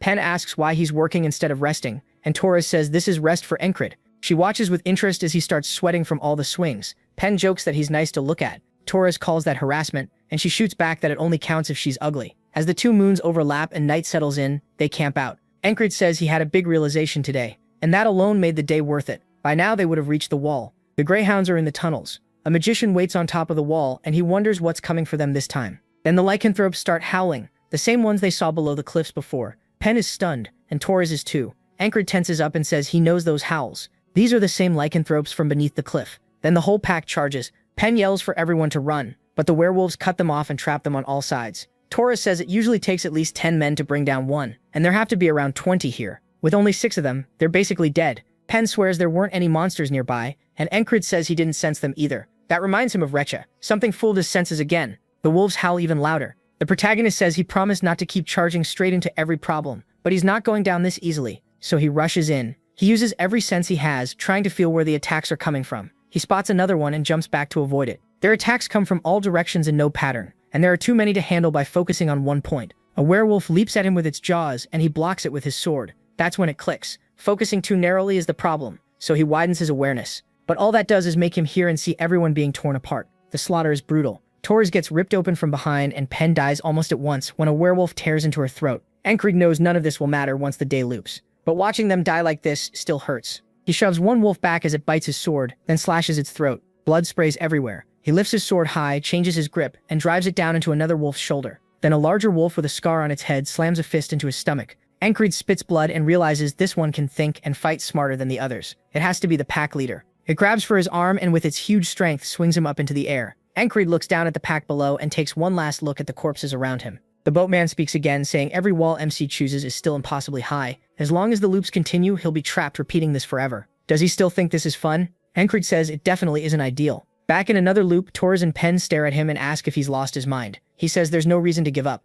He's fine and they should keep going. No matter how high these walls are, there has to be a way past them. Still, he hasn't found it yet. Pen and Torres can beat greyhounds one-on-one, but once they're surrounded in that cramped tunnel, it's over. So the answer is to avoid getting surrounded at all. If he can use his sixth senses to find where they're hiding, that might be the first step. Then the guard calls out again that he found some rats, and crossbowmen instantly surround them, sealing off every exit. Encred says his senses caught nothing, and then the spearmen pile onto him and kill him again. He starts wondering if magic here is blocking his senses too. He goes after Recha once more. Slipping under a vine, he asks if she's the one who cast the magic in the tunnels. She's surprised he figured that out and says someone named Roger must not be doing his job right, so that was probably the greyhound leader. But once again, Encred dies to the vines, still working on that wrist snap technique. He wonders why the rock won't come out, and Torres tells him he's terrible with his hands. But the protagonist keeps thinking. If a magician is involved, he can't escape the ambush with his senses alone. And even if they do, there's still the threat waiting beyond it. There was no way to avoid all of them, and the same was true for the lycanthropes. When the few are up against the many, he'll keep struggling unless he finds a way to close that gap. He starts charging in again, then suddenly stops, realizing he's rushing straight at the problem and narrowing his focus too much.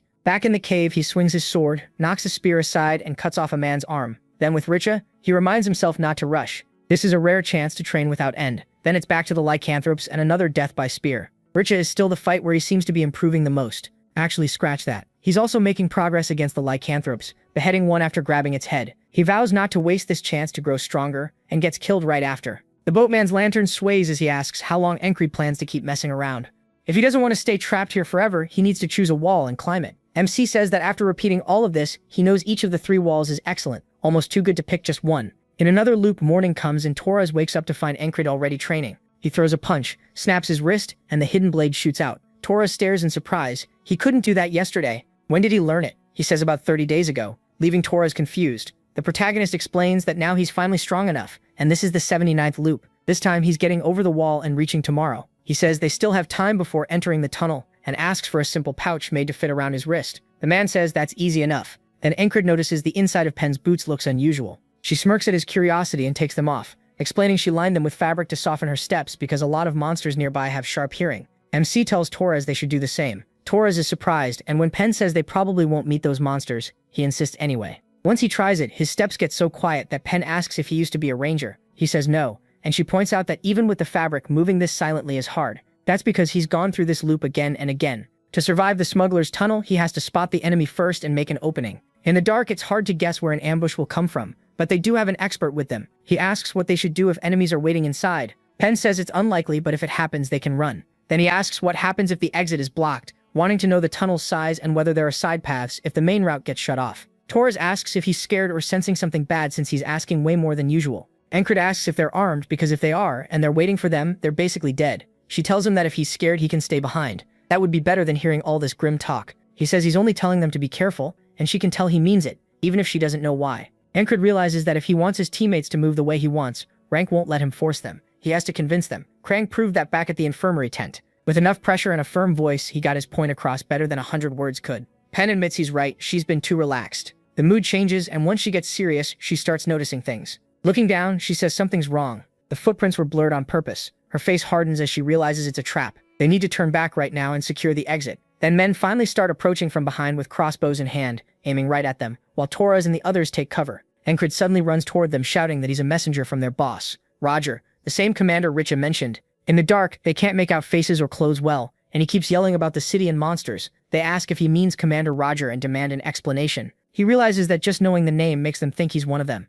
Still calling out Roger's name, he closes in and draws his blade. Up close, they'll know he doesn't belong. But by then it's already too late, and he kills one of them instantly. The others shout that there's an intruder. A man orders everyone to fire, but Encred grabs his uniform and uses him as a hostage, telling them to shoot if they dare. The captive quickly orders them not to. The protagonist mocks them, saying he thought Roger's dogs were trained. One man has them all frozen. Do something. Torres and Pen both wonder what he's doing by provoking them like this. Pen warns that if more enemies are nearby, this will get ugly, and she needs to check. But Encred keeps yelling, asking if their crossbows are just decorations and if their heads are empty, pushing them harder and harder. Then Pen finally understands. He keeps shouting Roger's name again and again, while she slips behind one guard and knocks him out with a cloth. Torres catches on too and kills another one. Now Pen sees it clearly. He made the perfect opening for them. Calling him a genius, she cuts a man's throat. The soldiers realize they're being attacked from both sides and start shouting about enemies behind them. One asks where, and Torres drops him before he gets an answer. Alcret keeps bellowing nonsense about the moon, darkness, and a new dawn, and one soldier looks terrified while raising his crossbow. He aims at MC, fires, and hits his own ally instead. They curse at Encred and rush him. He says playtime is over, but even that isn't enough. He throws 2 whistle daggers and blinds 2 men with shots to the eyes. Pen shouts that they need to reach the exit. Then they hear more soldiers coming, and he turns to see Roger's main Greyhound force. So this man wasn't Roger after all. He shouts that he's a messenger from Richa. The captain freezes and asks how he knows that name. Encred just yells for everyone to run. The man finally realizes he was played and orders his troops to chase them. As they rush for the exit, they finally burst out with soldiers right behind them. Pen asks if the chase will keep going and wonders how to lose them. Maybe by heading for the creek or the cliff. But Encred says they need to go to camp. She asks why, and he says there's no time. She decides to trust him and tells the others to follow. The protagonist says sunset is close and it's almost time to call them. He remembers Henry mentioning flat-colored stones near the Panhandle River. Dangerous vipers hide under them. He hooks his sword behind one, flings it back, and a snake tail flashes out. One soldier knocks it away, saying Encred's tricks won't work. Then a viper bursts out from the broken stone, and it isn't alone. MC keeps throwing rocks, sending the soldiers into a panic. Pen asks what he's doing. If they make this much noise, the monsters will hear them. Encred says that's exactly the point. With ears that sharp, they won't miss it. As they keep running uphill, he says night belongs to monsters. Soon the werewolves start howling below them. He says monsters don't care who's in front of them. They only want flesh. And then he tells Torres and Pen to keep going without him. They ask if he's seriously telling them to leave him behind. They refuse. He shouts that they have to play. He has a plan, and if they stay, they'll just get in the way. Then he cuts his speed and turns back toward the guards. The captain orders his men to split up and go after them. Encred thinks that with the Greyhounds and the Lycanthropes all in one place, he can make them tear each other apart. This is the turning point, and he has to draw all their attention so Torres and Pen can escape. He lets out a killing intent so heavy that no one can focus on anything else. A red aura pouring off him. The captain instantly turns toward him, a chill running through him, and the werewolf Alpha reacts too. The captain grits his teeth knowing what has to happen, and orders his men to kill Encred first. The werewolves start climbing the cliff below, leaping up behind him while the soldiers close in from the front. Encred turns, uses his senses, and slips past the attack, saying friend or enemy doesn't matter anymore. This place is about to become total chaos. Exactly what he wanted. As Torres and Pen run, Torres says he doesn't know if this will be okay, and thinks they should go back. Then they hear the werewolves howl and turn. They turn back and freeze. Encred is alone, surrounded by a full-on bloodbath. Torres says they have to go back right now. Then he spots something that leaves him stunned. So shocking he rubs his eyes to make sure it's real. Someone curses, asking why Encred is so hard to hit as a spear barely misses him. The protagonist says that even in this chaos, some can still feel his killing intent and come at him. So instead of locking onto one target, he watches everything at once. He reads their attack paths and slips past them with the smallest moves. He explains that he had to retrain his senses, spreading his focus to places he can't even see. In a fight like this, one tiny mistake means death. But he says that mistake won't happen. Then turns with a grin. The captain shouts for the Greyhounds to form up. Encred knows they're elite soldiers, and once they set their formation, the Lycanthropes will start losing. For his plan to work, the chaos has to keep going. He remembers something he learned in an earlier loop. During one clash, a soldier called him a fool for challenging Roger, the man who never removes his helmet. So the captain's name is Roger. Encred keeps wondering why Roger hides his face, so he decides to find out and knocks the helmet away. As the helmet hits the ground, the soldiers suddenly look uneasy. Now MC sees why Roger never took it off. He says there's nothing shameful about being bald, but Roger is furious. Encred has figured out that he's deeply embarrassed by it, so he loudly tells Roger to take the helmet off for real, mocking him and saying he should reveal that empty scalp. Roger tries to keep his cool, telling himself not to fall for such childish bait. Then Encred runs his fingers through his own thick hair, making the insult even worse. Looking down at Roger, he asks if this is the hair he wishes he had. Torres is speechless, and Pen mutters that the protagonist has lost it. Roger takes the bait completely and charges, swearing MC won't die easily. Encred just smiles and tells him to try. Their blades crash, and he knocks Roger's sword aside. Roger instantly follows up, but the protagonist catches it with his own blade. Then Encred thrusts for Roger's eye, and Roger barely slips away. MC says it's time for Roger to meet his hair again in the afterlife. Roger looks up and realizes too late that he messed up. A huge hand suddenly reaches in, and the Alpha tears Roger's head off before he can finish him. Roger's head tumbles away, and Encred locks eyes with the Alpha. The soldiers scream Roger's name. The protagonist notes that the Alpha struck while everyone was distracted. Smart move. Then it rushes past him and dives back into the crowd. Encred realizes it's hunting by hiding inside the chaos. Watching it move, he knows the Alpha is a bigger threat than Roger ever was. Its brains and raw power are why he had to repeat this loop so many times. The Alpha comes from behind, fist pulled back, and MC spins to meet it. This time he says he'll end it, then deflects the blow with his sword. Sparks burst out as he drives forward with momentum. The Alpha does the same. Encred lifts his sword high and brings it down, cleanly chopping off the Alpha's arm. He follows with a slice across its chest, making it howl. When it swings left, Encred ducks under and lunges in. He says this ends now. His blade shoots forward and pierces its chest. Just like that, the Alpha is dead. While the fighting still rages, Torres and Pen can only stare in shock. They almost feel bad for the werewolf as it drops dead. The win was way too one-sided. Encred finally exhales. He's done what he came to do. Pen says they should go to him, and both start calling out. When he glances over, she yells that he needs to get out of there. He runs for them as the soldiers shout for the others to chase him. But the werewolves don't let them move at all. They're too busy getting overwhelmed. Pen asks if he planned this and knew the werewolves would show up. Encred says he just got lucky. Torres says fine, but when did he get this strong and how did he know the enemy leader was Roger? The protagonist can tell they're confused. They don't know about the loops and he can't explain that now. Instead, he says something more important matters. The mission still isn't over. He looks up at the cliffs and says they need to climb the wall. At the top is Rechia, the final obstacle in this run. A moment later, they're already climbing. Encred still has the pouch strapped under his wrist, and as they watch him move, Pen asks if he really isn't a ranger. Torres says he isn't, which only makes her ask how he's this good. MC says he doesn't even know what he's supposed to be anymore. He was meant to become a knight, but right now, his instincts aren't focused on Regia herself. He already knows where she'll be. She never changed that in any of the loops. Once he reaches the top and ducks behind cover, he gives them signals to warn them. There's an enemy ahead.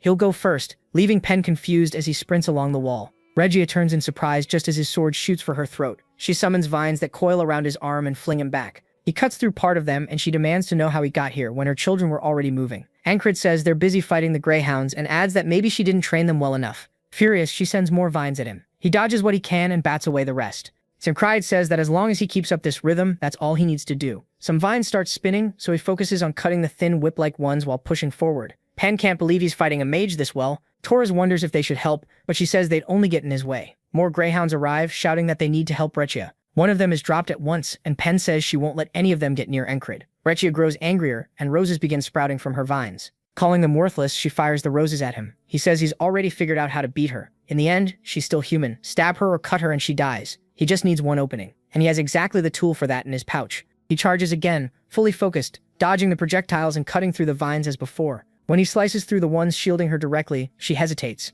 She starts raising a barrier, and he thrusts his fist right in front of her face. He says his trump card was fixed using the hidden knife. Earlier, when Kryze asked what to do with the leftover magic tools and whether they should be sold, and Kryze said to keep them, they'd be useful someday. Now the pouch opens, and with a flick of his wrist, he sends one straight at her face. He reveals they're the magic devices from the cave, and they burst with a blinding blue light, bright as sunrise. Even Pen and Torres have to cover their eyes. Down in the slums, people look up and see only that intense light shining from the wall. Rakia screams in pain, and Kryde swings, cutting through her vines and across her side. He says that once he learned to relax his shoulders, he realized he didn't need to choose just one direction. All three walls had something worth learning from. As Rechia collapses onto the stone, Encred lets out a long breath and says he built his own style by combining all three. Torres cuts down one of the soldiers. When Pen starts to ask what just happened, Torres cuts her off. They can ask later. First, they need to leave before more people come running to that light. Soon, guards are moving through the slums with torches, searching everywhere. Encred says they've made it into Crossguard. If they save Kitten and escape like planned, this loop can finally end.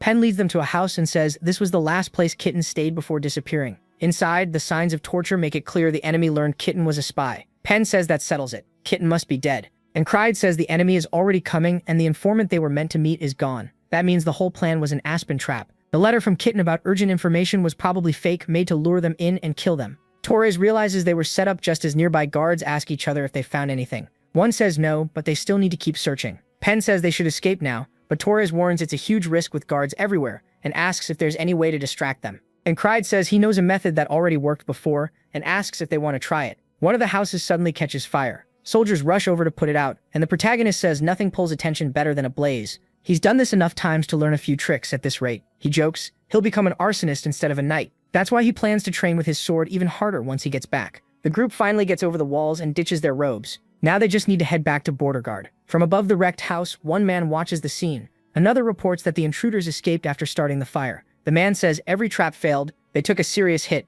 and he can't believe Richo died that easily. The plan should have wiped out their rangers and spies while crushing morale. Still, he decides it's not over. There are plenty of moves left, so he tells the soldier to leave. It's time to prepare for the next step, and this is Aspen's genius strategist, Abner. Later, they ride back by boat. Pen and Torres are out of breath while Encred looks fine. He even says he wants one more duel after they get off. Torres calls him insane. They already fought more than 10 times on the trip. Even the boatman wonders why they're always sweating. Soon the boat reaches the dock. Torres says the mission is over and they should rest, then remembers this somehow counts as rest for Encred. MC asks Pen for another round, and she shuts him down, saying his charm won't work on her. At the gate, a man is begging to see the platoon of lunatics. Torres asks what that bald guy wants. He says they should report in first since he knows him, and it turns out to be Gilfin. Gilfin runs up and blurts out that Guildmaster Craze is in danger. When Encred asks what happened, Gilfin says the frogs are here. He explains that when the Aspens took over his guild, their boss got paid by them. Every spring, the Aspens sent someone to inspect the guild, and those inspectors were frogs.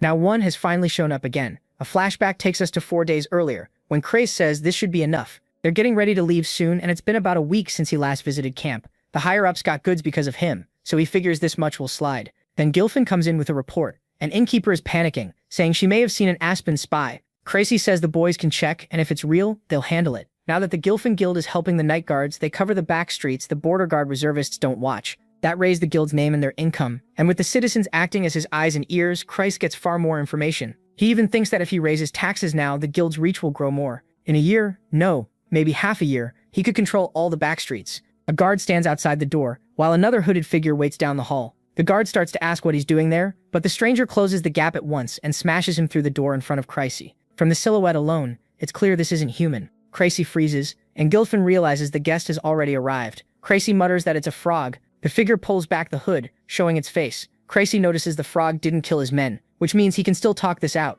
Even so, he gets nervous and politely asks the frog to come this way. The frog finds that funny and starts laughing. He says that's an interesting reaction and asks who Christ thinks he is. Christ dodges the question and asks if he's eaten yet. The frog says that's not what matters right now. Then he backhands Gilfin and instantly closes in with an uppercut for Christ. Christ is launched into the air, and as Gilfin drops to the floor, the frog grabs Christ by the clothes. He says humans only listen after getting beaten first. That's what he's learned. Christ says he would have answered either way and asks what the frog wants to know so badly. The frog laughs at him for still smiling and asks where the last guildmaster went and where Christ came from. Christ answers that the former guildmaster is dead. The frog asks who killed him, and Christ says it was the border guard reservists. Then the frog asks for a name. After thinking it over, Christ gives him Ragna's name. The frog licks his lips and orders Gilfin to bring him this Ragna. But Christ says he should bring the real guildmaster instead. Gilfin realizes what he means. Any of those guys would do and runs to find them. Since then, though, he hasn't found any of them because they were all reassigned. And Christ says Christ thought that through pretty well. Just waking Ragna up is hard enough, so the message must have meant anyone in the squad strong enough to kill the frog.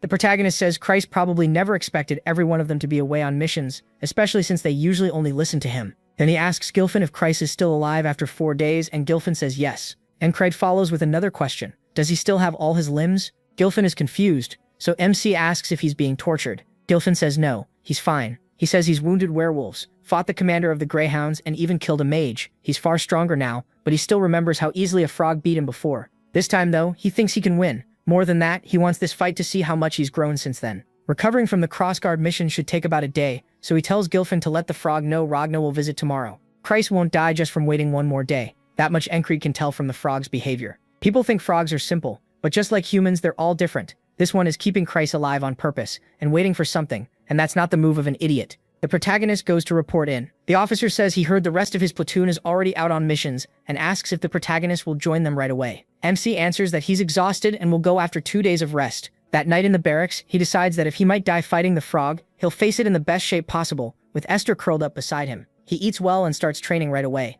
Looking at his whistle dagger, he says he couldn't recover them all, so only 2 are left. There has to be a way to get more. Esther walks over, meowing, and Ancred says she's extra friendly today while petting her as she purrs. He asks if she got bored alone and wonders if she wants to come along. If she does, she'll have to stay back because he's really looking forward to this. He finally gets a chance to fight a frog. Back at the hideout, the frog says he's waited long enough. He warns Christ that he better be telling the truth about someone arriving today, and Christ quickly says yes, for sure. Before that, Christ offers him another bowl, saying this one is fresher and should fit his taste better. The frog says Christ isn't half bad, and they might even regret killing him. Christ laughs and thanks him, but inside he's desperate for anyone to show up before he dies. A little later at the Thieves' Guild, the frog is eating again, waiting with his feet up on the table. Kreisa complains that they're late and curses those lunatics for taking so long. He'd go drag them here himself if he could. The frog just tells him to bring more, holding up an apple core. Kreisa agrees, all while thinking this crazy frog never stops watching him and barely sleeps. He just has to hold out a little longer, because once one of the lunatics arrives, they should beat this thing. At least that's if even one of them actually comes. Then Enkrai starts down the hall. He gets his whistle daggers ready, and the frog reaches for another bite before sensing his presence. Enkrai bursts through the door, sending debris flying. He lifts his whistle daggers, while Kreis just stares in shock and yells, asking what he's doing there when he's the weakest one. The protagonist throws both whistle daggers, the frog dodges, and they slam into the chair. He lands on the desk and Enkrai draws back his sword and slashes,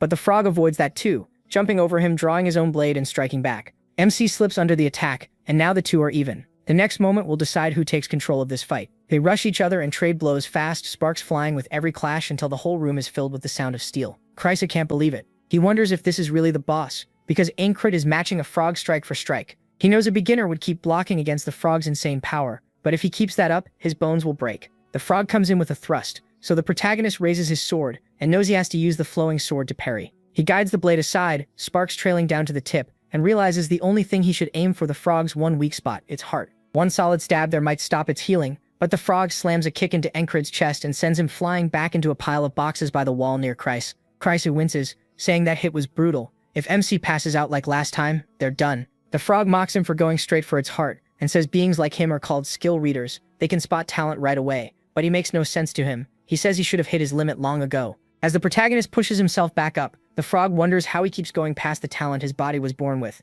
MC grins and says, even a frog's kick doesn't hurt that bad anymore. That only annoys the frog more, so he decides to kill him now. It brings its blade down from above, and Enkrai answers with a thrust. The frog realizes he's targeting its heart again, and while they both commit to the attack, the frog's strike looks like it'll land first. He knows the only way to stop its healing is to shut down its heart, but he also knows he needs an opening first.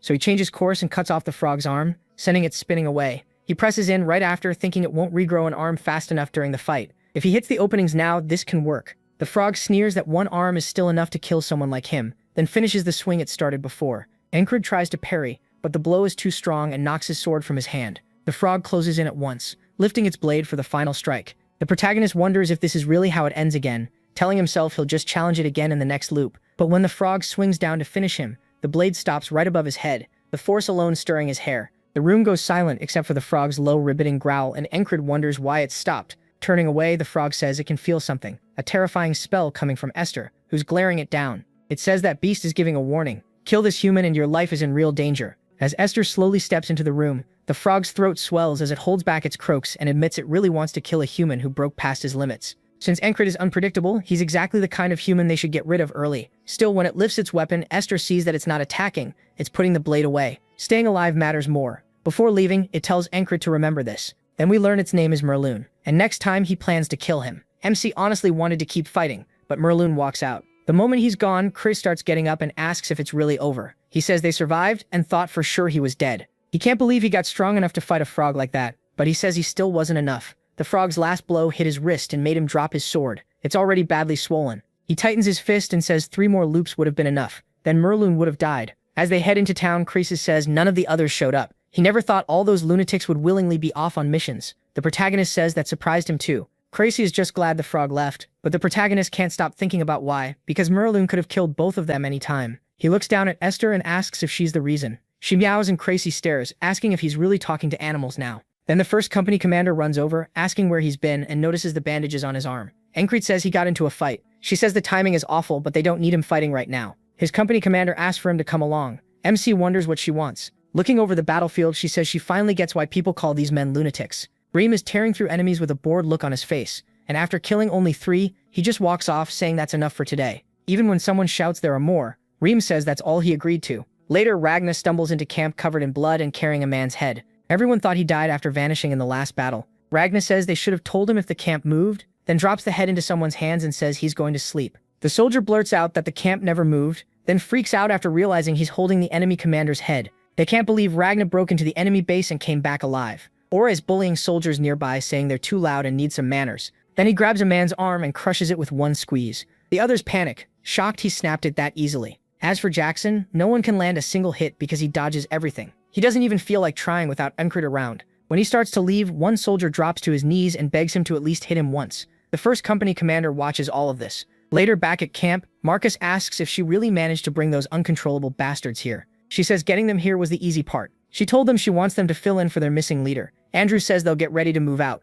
Rem replies that she took away their squad leader and now she wants them to do his job too. She tells them a leader answers for the actions of their men, then asks if they want Encred punished for their disobedience. Rem glares at her, but he doesn't want that, so he says 3 a day, he won't kill more than that. With that, the others get ready too. She's thankful the lunatics are helping this much, but the higher-ups don't see it as a good thing. Marcus says their unit is the spearhead of this war and whether they win or lose will shape everything after. She asks if the Aspens are still provoking them into one-on-one duels. Since they lost an open battle, they've turned to tricks. The method is dirty, but they only send skilled fighters and her side hasn't won once. If they keep losing like this, the soldiers may start thinking the whole war will be lost too. Marcus says morale will keep dropping and all they need are strong fighters. If those lunatics would handle it, that would be perfect. She says it's already hard enough just to get them onto the battlefield. Ask for more and they may refuse to fight at all. Marcus says men that skilled are far too disobedient, but throwing them away would be a waste. As she leaves his tent, Marcus mutters that those Aspen bastards are getting crafty. They were never this clever before, but lately there have been reports of a young genius strategist in Aspen,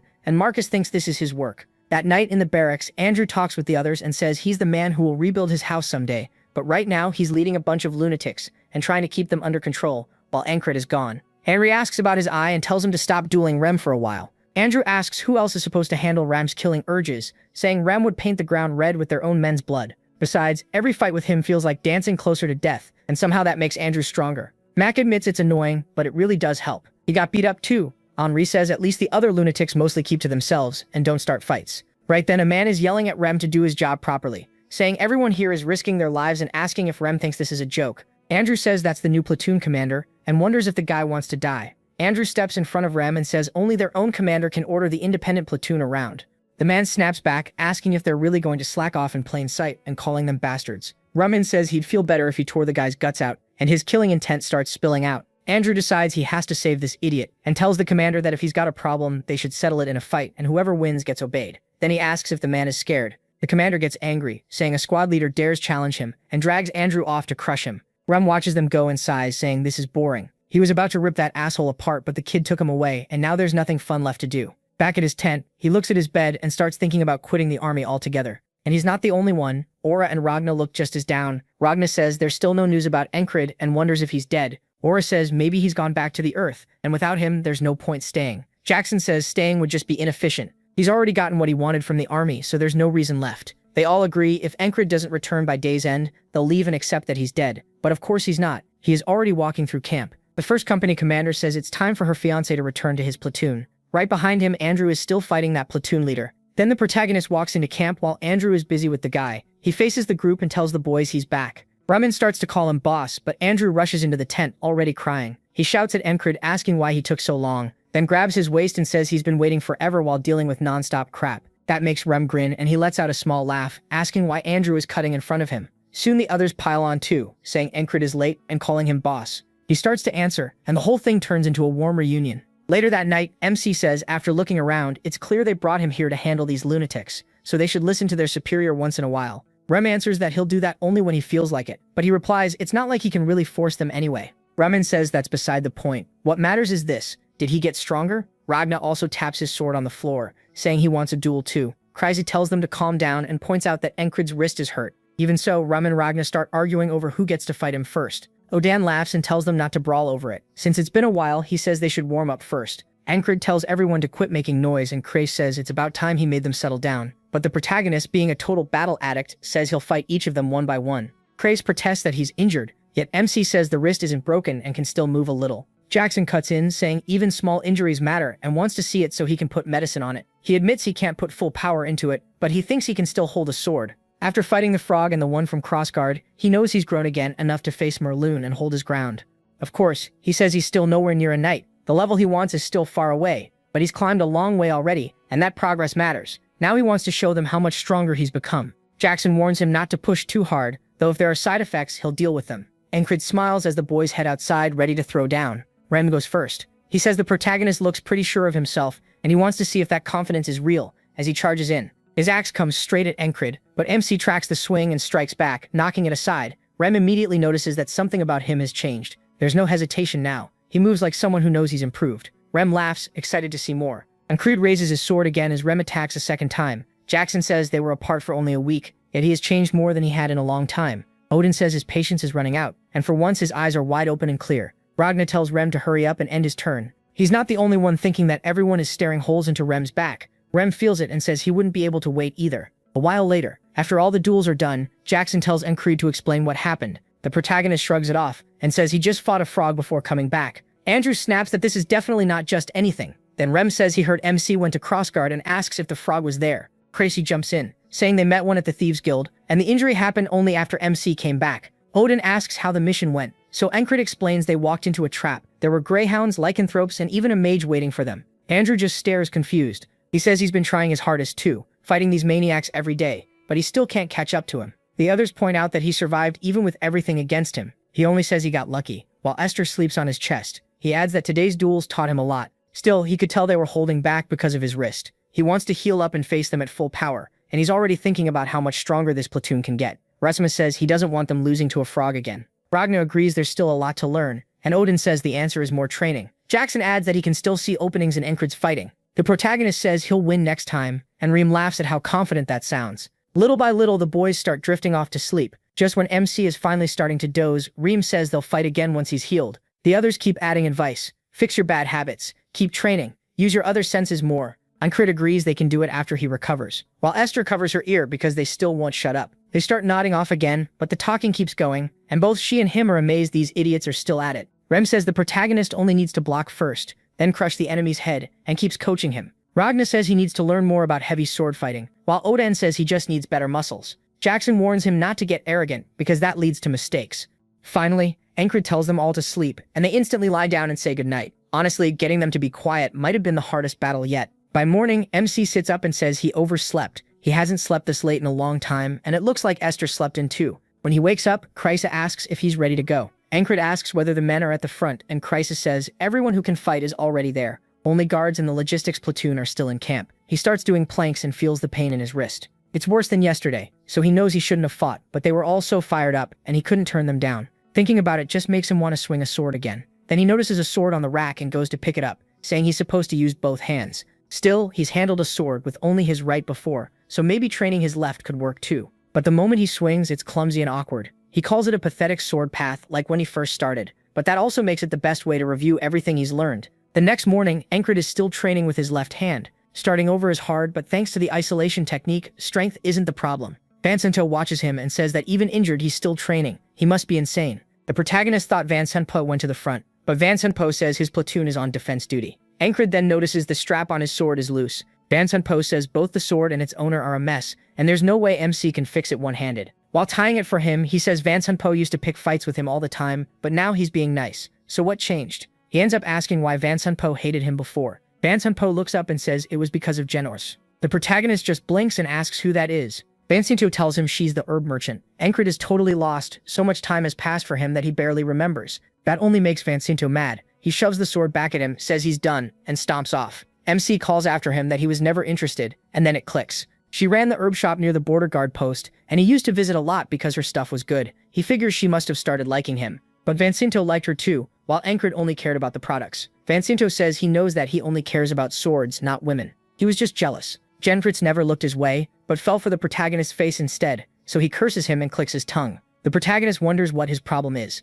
and Vincento just tells him to look after his sword before heading to work. Encred can only wonder how this guy's mood changes so fast. Seriously, he's weird. Back in the tent, Esther is stretching hard, and MC says she looks worn out, asking if she's sick. She glares at him and says it's his fault. He kept fighting while injured, and she pushed herself too much trying to ease his fatigue. Now she won't be able to use magic for a while. Encred tells her to rest. Outside the barracks, some guards head out toward the lake. One of them notices the water acting strange, and keeps staring. His friend asks what he's looking at. He says he thought he heard something, and then an arrow hits him in the head. Bells ring out, and Encred and Esther snap awake. Vincento shouts that the enemy is attacking. They can't let their supplies fall, so they have to hold this place. He only asks where the attackers are, and Christ tells him to stay inside because he's basically crippled right now. Then soldiers start climbing out of the water, and Encred stares, saying he never thought he'd run into that man again here. It's Aspen troops, and leading the Greyhounds is Mitch. The protagonist says he didn't expect to see him, and Mitch looks over, spots Encred too, and realizes they're face to face again. Mitch says God answered his prayers. He's wanted this meeting for a long time. Encred says surprised Mitch still remembers his name. Mitch says he made him see how arrogant he was, and because of that, he's reached a new level. Now he wants to kill Encred with his own hands. the protagonist yells at Kreis to take Esther and leave. As he draws his blade, he lifts it high and swings to meet Mitch's strike head-on. The moment their swords crash together. But because of his injury, MC can't match Mitch's power, and his sword gets knocked away. Mitch asks if he's hurt. He says that's a shame, then lifts his sword to end it. The blade comes down, but Vengeance jumps in and blocks it, shouting. He tells Encred to run. Then he rushes Mitch, but he warns him to stay back. He's no match for him. A second later, Mitch's sword cuts right through Vengeance's skull. The protagonist freezes in horror as Vengeance's head flies through the air and drops beside him. Encred turns and sees it, while Mitch coldly says weaklings should stay out of this. Esther rushes forward, and Kreis yells for her to stop and come back. Encred tries to stop her too, because if she goes in, she'll die, and she's already leaping straight at Mitch. He swings, cutting her down in one hit. Encred runs to save Kreis, but Mitch closes in too fast. It's too late. He reaches out helplessly and watches Mitch stab through his throat, killing him instantly. Encred can only watch as everyone gets slaughtered. Mitch says it's disappointing. If the protagonist's wrist were fine, he could have shown how much stronger he's become. Then he slices through MC's head and sends it flying. This was brutal. Encred wakes up back in camp and gently pats Esther's head, saying he couldn't save anyone because his wrist is injured. He stares at it, trying to figure out what to do. Outside, Kreis says he's glad he's awake. He answers that there's no one he can rely on for help. The Greyhounds will attack before afternoon, so he's already outside training, working on his sword with his other hand and searching for a way past this wall. He remembers someone telling him that weak, pathetic losers are why people die protecting them. As sweat drips down, he wonders if that's exactly what he is right now. Vengeance walks over and asks if he's training with his left hand because the right one is hurt. He says training this hard feels like a sickness, and asks if it's even doing anything. Encred says he'll make sure it does, and this time he's saving everyone. Vengeance just stares at him, confused, when the protagonist suddenly apologizes about Jenny. Vengeance is shocked he knew, and says it wasn't on purpose. Encred tells him to cheer up because some girls don't care about looks. Vengeance asks if he's trying to die, accusing him of bragging about being handsome, and MC laughs. Then the bells start ringing, and when the enemy attacks the camp, he steps forward, more ready than before. He faces Mitch, who glares at him. Encred knows Mitch is strong, always above a special-ranked soldier, and now he's sharper than ever. Mitch blocks the opening strike and drives the protagonist back, taking advantage of the injury. Encred jumps away, realizing he's lacking power because he can't use both hands. Mitch lunges with a thrust, and Encred tries to knock it aside with his sword, but he doesn't have enough force. Mitch breaks through and slashes his throat. He drops, coughing. Mitch asks about his hand. The protagonist admits it's hurt, and Mitch calls that a shame. As he raises his sword, he says he wanted to fight him at full strength before driving the blade into his chest. Encred realizes that no matter how much stronger he gets, there's only one answer now. He has to build up his left side. That means fixing everything. His grip, swing, stance, all of it. From the basics he learned as a kid, to Ragnar's heavy sword, to the core of every style he studied, he starts rebuilding it all with his other arm. Mitch shows up again, and Encred loses again. Still, he keeps training, saying he's already walked this road once with his right side. Again, he loses. He keeps drilling on a dummy, cutting through it, but Mitch still handles him easily and stabs him through the chest. Encred keeps practicing, saying at least he learns fast. Maybe this time that's actually true, since he's done it before. But even after 40 loops, his left-hand swing is still off. He wonders why, while Vengeance watches him train. Something clicks for him, and he calls out, asking Encred for a duel. MC notes this never happened in the earlier loops and wonders what changed. Still, one look at Vengeance tells him he's completely serious, so he accepts. They take their stances, and Vengeance rushes in, warning he won't hold back. He brings his sword down, and Encred blocks, thinking Vengeance is still a platoon leader, strong enough that taking him head-on with just his left is tough. The protagonist redirects the blade, then sweeps his legs out. Vengeance crashes forward and eats dirt. MC says he won. Vengeance admits he didn't expect him to fight left-handed, and MC says that's exactly why he's been training it. Then he asks why Vengeance wanted the duel. Vengeance says he doesn't know. Watching him made his blood boil. He says he's only been doing the basics, but Vengeance says that's the point. Watching the protagonist reminds him of when he first picked up a sword, the drive to get stronger, the thrill of every swing. But when he looks at Encred now, something about his sword feels strange. MC asks what he means, and Vengeance says it feels like a dead man's sword. He asks what that means, but Vengeance says it's hard to explain. The protagonist starts wondering what he could mean. Maybe he's still not strong enough. But Vengeance snaps, asking if he's even listening. Then Encred figures it out himself. He's been copying the path of his right-hand swings without thinking, even though the left and right sides work completely differently. So he decides to test that idea, saying he needs to find a path that fits his left hand. When he swings again, the dummy's arm comes off cleanly. The cut feels right, and even the sound is different from before. He smiles, thanks Vengeance, and says he finally found a way forward. And Encred says he needs to wake up that feeling in his left arm. That's the key. So he starts by changing his habits. While eating with his left hand, Kreis asks if he's always done that. MC says his right arm needs rest. Kreis says he's taking it too far, especially when he drops food and even hits Esther with it. But Encred says eating, dressing, training, he'll use his left arm for everything. After training, he plants his sword and says that to speed things up, he'll also practice the move Torres taught him as well. He flicks his wrist to throw the hidden knife, but it just drops to the ground. Even so, he says that knife could be a huge help in the fight. This is already his 50th loop when Vengeance asks if he wants another duel, and then sends him crashing to the ground. Vengeance says Encred fights well with his left arm now, but his sword still feels off. The protagonist agrees he still has that dead sword, so he'll keep going until it's gone. In the next loop, he and Vengeance duel again. MC blocks the sword. Then the loops start flying by, past 60, then 70. By the 80th loop, he can knock Vengeance back with ease, and now he's also practicing the hidden knife. This time the wrist flick is perfect, and later he knocks Vengeance's sword from his hands, sending it spinning into the ground. Vengeance can't believe how well Encred fights with his left arm now. He notices him staring and asks what he's thinking so hard about. Vengeance says once he gets out of here, he's going to train harder than ever. The protagonist notices he doesn't talk about the dead sword anymore, so he tells him to keep it up. Maybe Jenny will finally notice him soon. That instantly pisses Vengeance off. He demands another fight and says he'll beat MC's ass. MC laughs at how easy he is to rile up and says he still has to live long enough to confess to Jenny. To make that happen, he heads to the lake alone. There, he reflects on talent, realizing it isn't something simple. Training the body is one part, but true focus without getting thrown off is part of it too. He thinks back to learning swordsmanship as a kid, falling in love with the blade one swing at a time. Now gripping his sword in his left hand, he draws it. For the first time, Encred feels what talent might be like. In just 100 days, all that left arm training has stacked up enough to catch the 30 years he built on his right. This is now the 112th loop. Mitch rises from the water, and the protagonist is set on breaking past this wall, named Mitch. Vengeance shouts for everyone to defend the camp and drive the enemy back. Craze tries to pull Encred back while holding Esther so she can't rush in, but MC keeps walking forward. Mitch thanks him, saying he wanted to meet him again. He says he felt the same, and Mitch says the protagonist woke him up from his slump. Now he'll destroy him and climb even higher. Encred admits he almost feels bad because he's already seen Mitch at his best over and over, and he knows he can't beat him in a straight sword fight. So when he charges, his opening move catches Mitch off guard, but Mitch still manages to block it. As he slides back, Mitch plants his feet and starts forcing Encred back with raw strength. MC grabs the hand holding the sword and snaps Mitch's thumb, making him drop the blade with a scream. Mitch answers with a kick to Encred's chest. He jams his sword down to keep from falling. And with Mitch's weapon on the ground, Mitch curses him for fighting so dirty. The protagonist says that through all these loops he's only beaten Mitch with the sword, but his left arm won't get any better by repeating this again and again. The blade duel was fun, but now he has to go past it. Mitch says this won't save him anyway. He picks the sword up with his left hand and warns that he can fight with either arm. Encred says he can too. That's exactly what he trained for. Still, if he wants to beat the next wall, a sword alone won't be enough. He has to use the move he saved for a desperate moment. It's the peak of the veil and mercenary sword style. Pulling his arm back, Encred hurls his sword as hard as he can.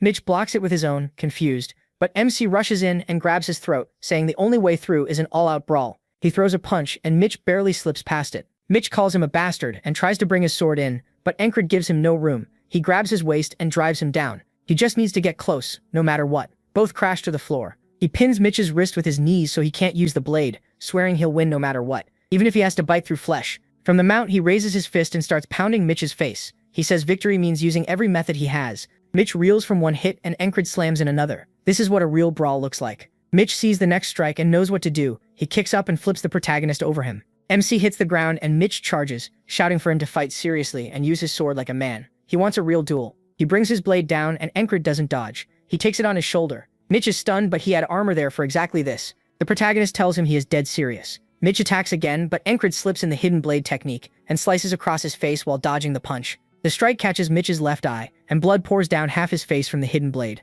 Mitch lets out a wild scream and shoves down with all his strength, cutting through the shoulder plate into MC's shoulder. Then he follows with another swing, carving a deep wound. Encred thinks his wrist was bad enough, and now his shoulder's hit too. If this keeps going, he loses. So before Mitch adjusts to fighting with one eye, he has to use that opening. Mitch charges in, furious, and the protagonist flicks his wrist, sending the hidden dagger flying at him. Mitch lifts his sword to block, but the dagger drives right into his hand, and Encred rushes in for another tackle. He uses that opening, and as they crash down, Mitch's sword is knocked free and skids away from them. Mitch spits out another curse, and MC grabs his leg, locks the ankle, and snaps it in one move. Mitch screams and starts punching, trying to force him off. Encred switches to the other leg and breaks that ankle too. Mitch realizes he's crippled now and lets out another raw scream from the top of his lungs. Everyone around them is left wondering what just happened. They remember Mitch as the lazy genius, a man blessed with talent but content with what he had. But after returning from the last battlefield, that fire came back to his eyes. He stayed on the training grounds until his talent and hard work finally made his sword shine. Still, it ends like this, crawling toward his sword with both legs broken. He can't understand how it came to this. Encred reaches the sword first and stands in front of it. Mitch looks up and calls to him, while he looks down, not fully happy with this either. Even so, he says Mitch was a huge wall, and both times they met, he gave Encred a harsh wake-up call. Mitch says this isn't the kind of fight he wanted. As that wall starts to break, Mitch crawls forward and begs for a proper fight. He only wanted a real clash of blades and reaches out toward the protagonist. Encred picks up the sword and tells him he wanted that too, but this is a battlefield. In the end, it's war. Then he drives the sword through Mitch's neck, killing him and pinning him to the ground. Even as Encred says this, he doesn't feel good about it. He's a swordsman too, and he truly respected Mitch. Mitch's men start rushing over, shouting his name, while Vengeance yells for his soldiers to fire and wipe out the Aspen troops. They get pushed back and can't reach Mitch's body. Encred gives him one last look, knowing that wall is finally gone. He takes a few deep breaths, his eyes already set on the next wall. Then he tells Mitch it was fun. It didn't end the way either of them wanted, but Encred will use this to push past his limits and climb higher. Back in the barracks, Kratos says it would have been a disaster if they lost this place, and headquarters saved them by sending archers just in case. Vengeance walks in and says he only made it back because MC bought them time. Then he tosses over a sword he found, telling him not to leave it lying out there. Kratos says he thought Encred already had his sword, but when the protagonist checks it, he draws the blade and says it's Mitch's, the enemy he just fought. Vengeance says it's a fine sword, and Kratos wants to inspect it. The blade shines light blue in the light, so Kratos says it must be made from steel from Demp. MC asks what that is. Kratos explains it's a famous Aspen iron mine, and the metal costs more than the Valerian or Noir steel Encred's been using so he could sell it. But he ignores that and asks Vengeance if he's heading to the front. Vengeance asks if he wants to come too, but the protagonist says he can't leave his men alone that long. Kratos asks if he'll use Mitch's sword now, and Vengeance says he should stick with the blade he knows. But MC grabs it and says there's no reason to choose just one. He wants to use both. Back on the front lines, the squad is there while Rem whistles. He says the boss is ready for the next step, and he can't believe he started liking someone from the mainland. And Cred might even go further with Heart of the Beast and learn that secret move now. Odd is thinking the same thing. His muscles are built up, so now it's time to work on his joints. After that, his posture and whole body can change, making him harder to break with joint locks and heavy hits. But doing everything at once would be too much. Better to build him up step by step. Lost in thought, Odd suddenly slows down and Rem walks right into his back. Holding his head, Rem complains, while Odd turns around and Rem asks what happened to his feet. He needs to keep moving. Odd says it looks like Rem still hasn't grown much, and the two are about to start fighting when Ragna steps between them with a yawn. Odd says laziness isn't a reason to cut between them, and both of them call him nuts. Ragna says Encred needs to start training his body to fit the sword. He wants the protagonist to swing more freely and control the tip like it's part of his body. But first, he needs sleep. Then Auden adds that teaching MC how to walk better could help. He won't move like an assassin, but he can waste less motion and fight more efficiently. Still, Auden wonders why he's even bothering with all this. While he's looking over the squad, Rem grabs Ragna to stop him from wandering off, calling him an idiot for always getting lost. Ragna shoots back that he's still more normal than Rem, and as they start yelling, Auden says he can't let Encred turn into idiots like them. He'll keep him on track. The ferry commander is there too, and she notices something, then tells everyone to stop. A moment later, Aspen soldiers step out from the bushes. She wonders if they're about to start a fight, but a man named Oyul steps forward and asks if anyone will face him one-on-one.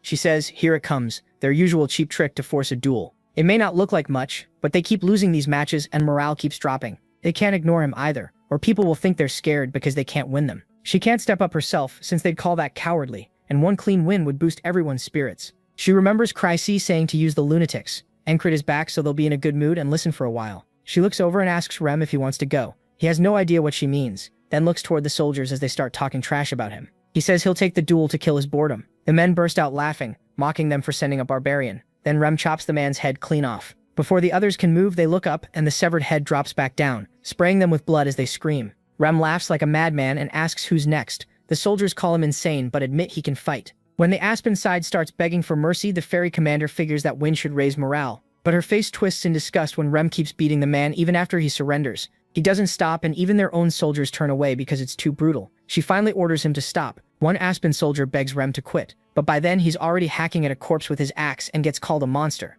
Rem ignores him and keeps mutilating the body. He just laughs and says he can't hear him. Everyone watches in horror, saying they don't even want to share a side with him. The ferry commander sighs that morale dropped all over again, so the whole thing was pointless. The only person who can rein them in is Encred, and he's on his way. After camp is set, he finally arrives. Jackson asks how he got even more hurt after being told to rest, and Rem says he's not allowed to fight until he's healed.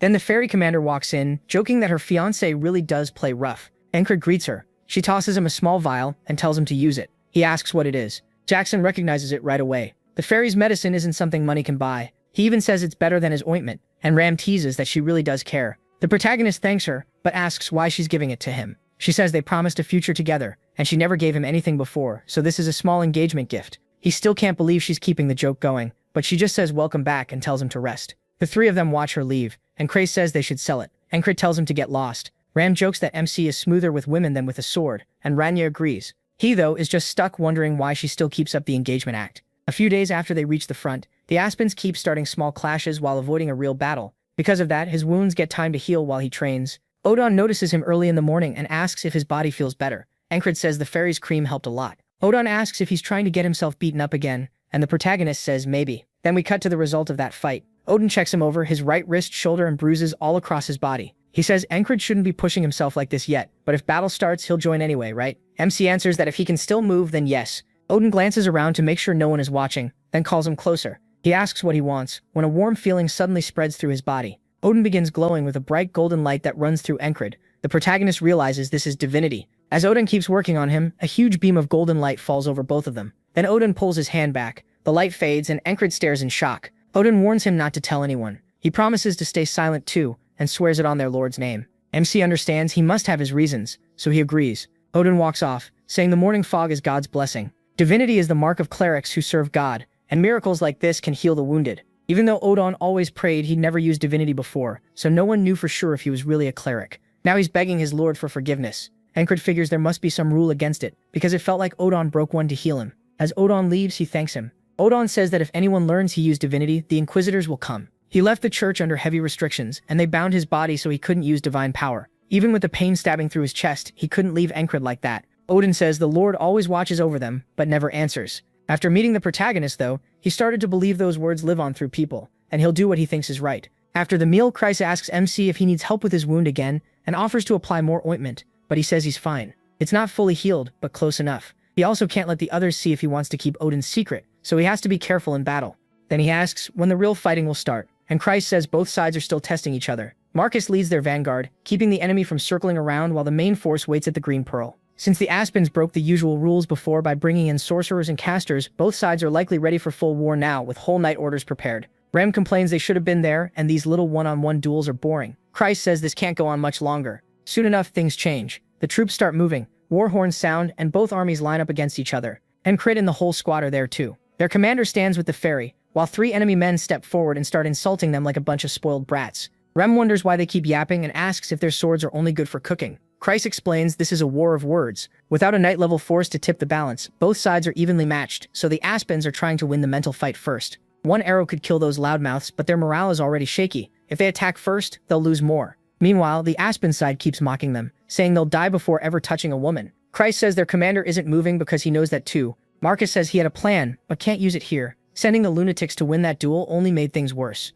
All they need now is one victory. Kreis hopes for the same thing, just one moment to turn morale around, while the enemy keeps calling them virgins and laughing. And Kreis tells Andrew to calm down. He says Andrew will get his chance to let that anger out later. Andrew just looks confused and asks what he's talking about, so the protagonist tells him being a virgin isn't a big deal and to save that rage for battle. That only leaves the nearby soldiers even more confused. Andrew insists he's not angry, but Encred tells him to calm down anyway. Then Henry and Max start laughing, and even Rem joins in. Odin says if Andrew's come this far, maybe he should just walk the holy path. Ragnar says he'll probably get his chance later, while Andrew wonders what he did to deserve this. The other soldiers whisper about him, asking if the taunt really got to him and how a guy his age who looks normal is still a virgin. Andrew snaps at them to shut up and says he's not mad, which only makes them laugh harder. They even offer to introduce him to a shop when they get back, and he refuses. Jackson says MC was mean for teasing him on purpose. MC says Andrew is still young and might have taken it personally, so he was trying to keep him steady, but Rem thinks it's hilarious. Kreis can't tell if he is joking or dead serious, and he grins. He says the protagonist really is an odd one, and tells him to answer the enemy. MC says he has nothing to say, but Kreis offers to feed him a few lines, and Kreis says that won't be necessary and steps forward. Kreis says his sharp tongue can lift their morale and whatever he starts will spread through the ranks. The protagonist walks up and the enemy immediately notices him and shouts that he's coming out. Kreis is sure this will lead them to victory. He told Encred to show nerve walk into the enemy archer's range and provoke them. Vancento asks what he's doing up there. MC says Vancento has bad luck if he's still stuck in the vanguard after coming back. Vancento tells him to shut up and warns that if he keeps walking up without fear, arrows will fly. Then he demands to know what he is trying to do. The Aspen soldiers sneer, saying they can't believe another loser walked up. Encred stares at them and remembers Kreis telling him to just get closer first, since he never knows what to say until the moment comes. That kind of trash talk just comes naturally to him. So the protagonist asks one of them what's wrong with his face, why his head looks like a ghoul's. The man instantly gets mad and demands to know what he means. The others start laughing and Vancento realizes Encred did it on purpose. The insulted soldier tries to defend himself, saying he knows he's handsome. MC says he's right, he judged too fast. After all, maybe only his mother was a ghoul. That sends the guy into a screaming rage. Odin says God will punish Encred for that, but Rem laughs so hard he cries. Even Ragnar wonders if that guy is human with a face like that. Andrew joins in too, saying no woman would want him looking like that, so he has no right to taunt anyone. Mac figures this must have bothered the guy for a long time. The furious soldier screams for him to come closer so he can cut out his tongue. The protagonist figures if the enemy took the bait and wants a duel, then all he has to do is beat him badly. He reaches for his sword, but Rem blocks him with his axe, and even Ragna steps in. They're not letting him go. Jackson reminds him his wound still hasn't fully healed. Encred knows he can't reveal that Odon already treated him, so they just exchange a look. Rem says Andrew should handle it and finish the guy off. Andrew says he spent his whole life living for his family, so he never cared about pride or shame. Still getting mocked and called a virgin really makes his blood boil, and he pulls out his sword, swearing he'll make that ugly bastard pay. Ghoul refuses the match. He wants the one who insulted his face and asks if Encred is scared. Andrew snaps at him to shut his mouth because he's about to rip that ugly jaw apart. He rushes in with the first strike, but Ghoul slips aside. Marcus warns that the Aspen troops who stepped up first are veterans, the kind who can carry a whole line, not easy opponents. Then Ghoul swings and knocks Andrew's blade offline, catching him a little by surprise. For a moment it looks like Ghoul has the upper hand, but Rem says Andrew isn't losing this. Andrew roars and charges again, forcing Ghoul back on defense with a hard swing. He sets up the next attack, working himself up as he goes. Then he starts shouting his full name. He, Andrew Gardner. No matter how hard things got, no matter what stood in his way, always got back up for his family. As he drives forward, his blade pierces Ghoul's throat, ending the duel. Andrew says a guy like this is nothing compared to his resolve. Maddie says Andrew was always gifted, it just stayed hidden because of the people around him. Then the soldiers start yelling about the virgin. Encred says he can tell Andrew's one of the crazies, and the others pick it up too.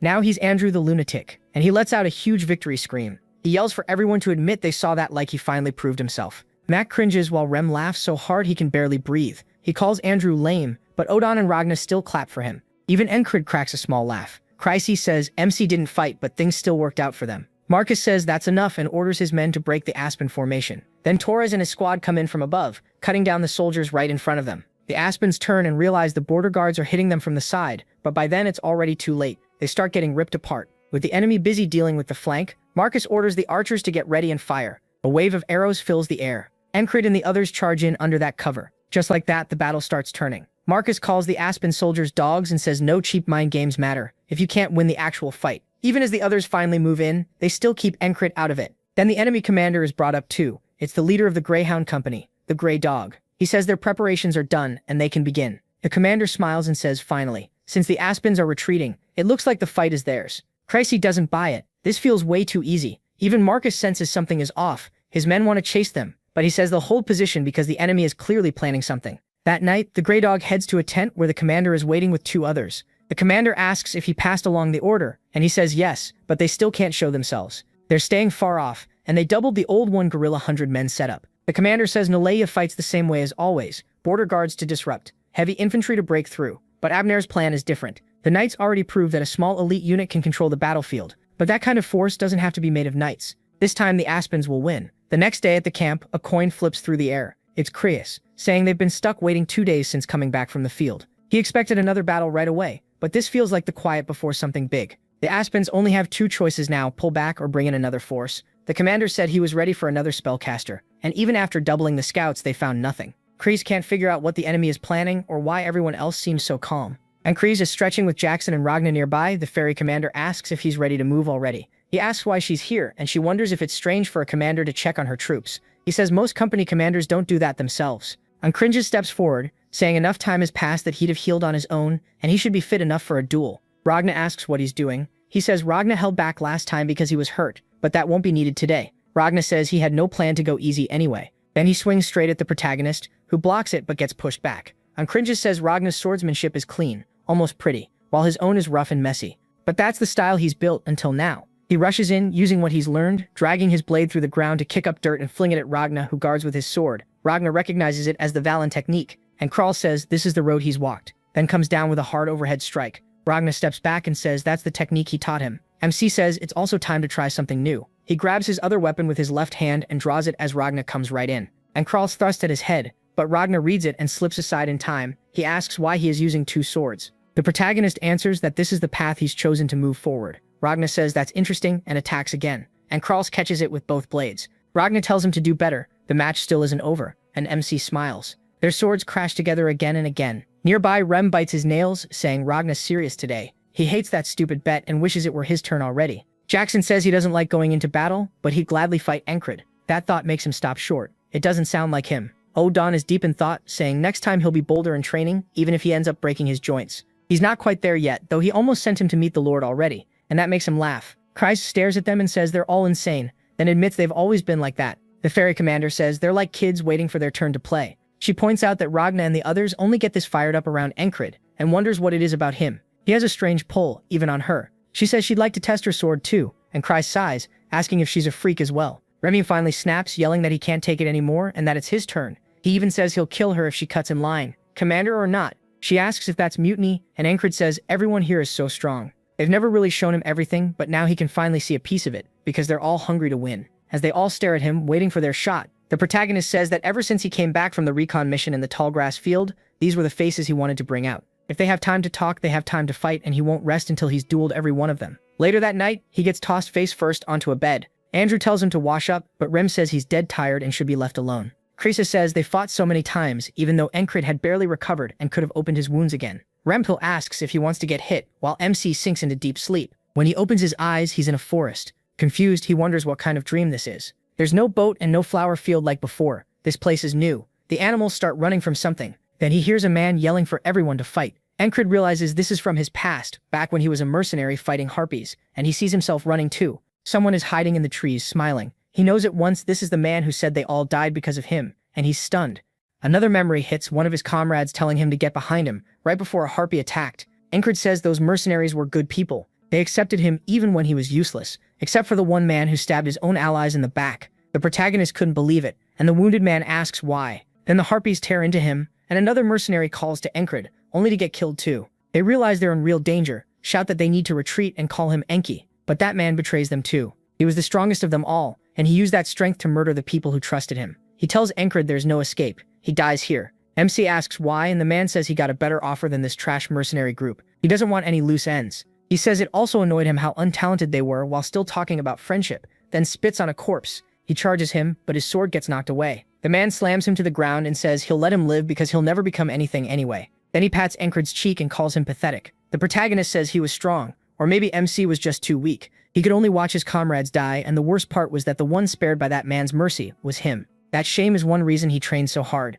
because he was the one left behind. He kept chasing his dream with his fallen friends in his heart, still thinking that if he'd had enough power back then. The man cuts in, yelling, asking if Encred wants to be killed by him again. He rushes him and hears Esther telling him it's just a nightmare. She tells him to break free of it, and the moment he does, his heart starts to settle, as Esther presses a hand to his chest in the real world. He slowly comes back, and she calls him a real pain. Back at the rear base, she did everything she could to take away his tiredness, but when he truly needed help, she couldn't do anything, and she refuses to let that happen again. A horn suddenly sounds through camp, waking everyone up. Encred asks what's happening, and Rem says the Aspen bastards are back, so it's time to move out. The squad starts getting ready. Craig grumbles that they came too early, and it's bad for his skin. Encred looks down at Esther sleeping and thinks the voice at the end of his dream sounded just like her. He quietly tells her to guard the tin, rubs her neck, and leaves. On the way to the battlefield, Rem says the enemy must have prepared something, if they waited this long, and he has a feeling today will be fun. Encred agrees and wonders what kind of trick they brought with them. Then the ground starts to shake and panic spreads through the soldiers. They shout to fire at once.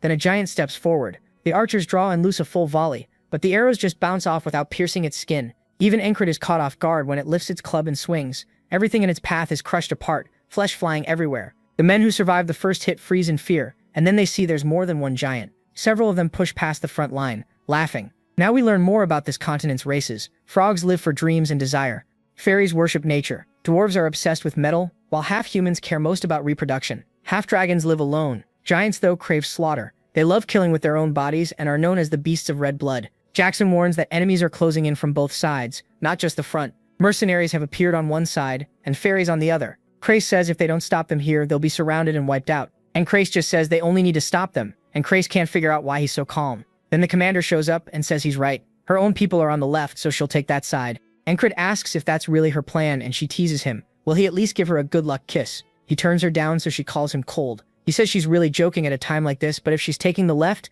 that leaves the giant ahead in the right flank. Remy grins and says that part is his. If the protagonist watches closely, he'll see what he's meant to learn next. MC wonders why Rem looks so excited and what exactly he plans to do. Rem steps forward, calling this fun, saying it feels like the first time he ever stood on a battlefield. He raises his axe and says that even before Heart of the Beast, he never flinched when an axe came for his head. That's why he trained with it. It has its own use. His heartbeat starts pounding as he says he can force it faster than normal, sending blood racing through his body. Meanwhile, the soldiers panic and ask where the retreat order is. Just then the giant leaps in, and Rem bursts straight at it, heart still pounding like a war drum. The giant comes down with a crushing blow, and Rem jumps in front of the soldiers to catch it with his axe. He slides back, but he holds the strike. He explains that as his heart pounds harder, his blood vessels open up and his muscles swell and tighten. This technique, starting from the heart, powers his whole body. Then he shouts for Encred to remember this. Step by step, Rem forces the giant back, roaring that this is the heart of a superhuman. He pushes with everything he has, and his axe heads shatter free, but it's enough. The giant's arm is blasted back too,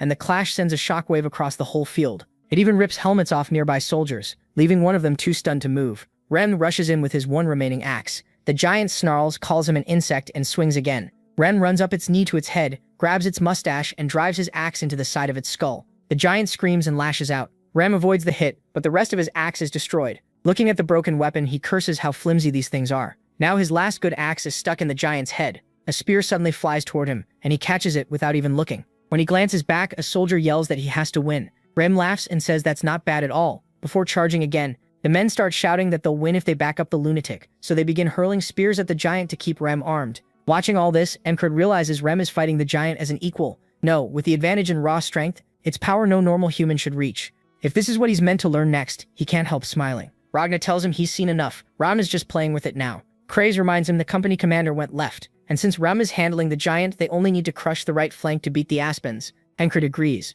The rest of the squad has already split off to do their own jobs, so he asks Ragna what he'll do. Ragna says he's coming too. Just watching is boring. He tells himself now isn't the time to get excited about learning some new skill. First, they need to win this battle. Nearby, his men are apologizing, but Vancento snaps at them to shut up and stay back. A man laughs, mocking their loyalty, then charges in, asking how long Vancento thinks he can hold out. Encred instantly closes the distance and knocks the attack away with one swing. He tells Vancento he looks awful, and Vancento answers that these are wounds of honor. The protagonist just stares at him, while the attacker hears his name, stops, and pulls down his hood. The second Encred sees his face, he knows exactly who it is. The man smiles and says it's been a long time, surely Encred hasn't forgotten his friend. Ragna asks if that's really his friend, and Encred says back when he had to bow before that man's strength, maybe he couldn't deny it. Not anymore. A man who murders his own comrades is nothing compared to those who risk their lives to protect theirs. Then MC says he does remember his name. Was it bitch? The man flares up and he says right, that was only the nickname. His real name is piece of shit. Furious, the man charges, shouting that Encred needs to remember his place.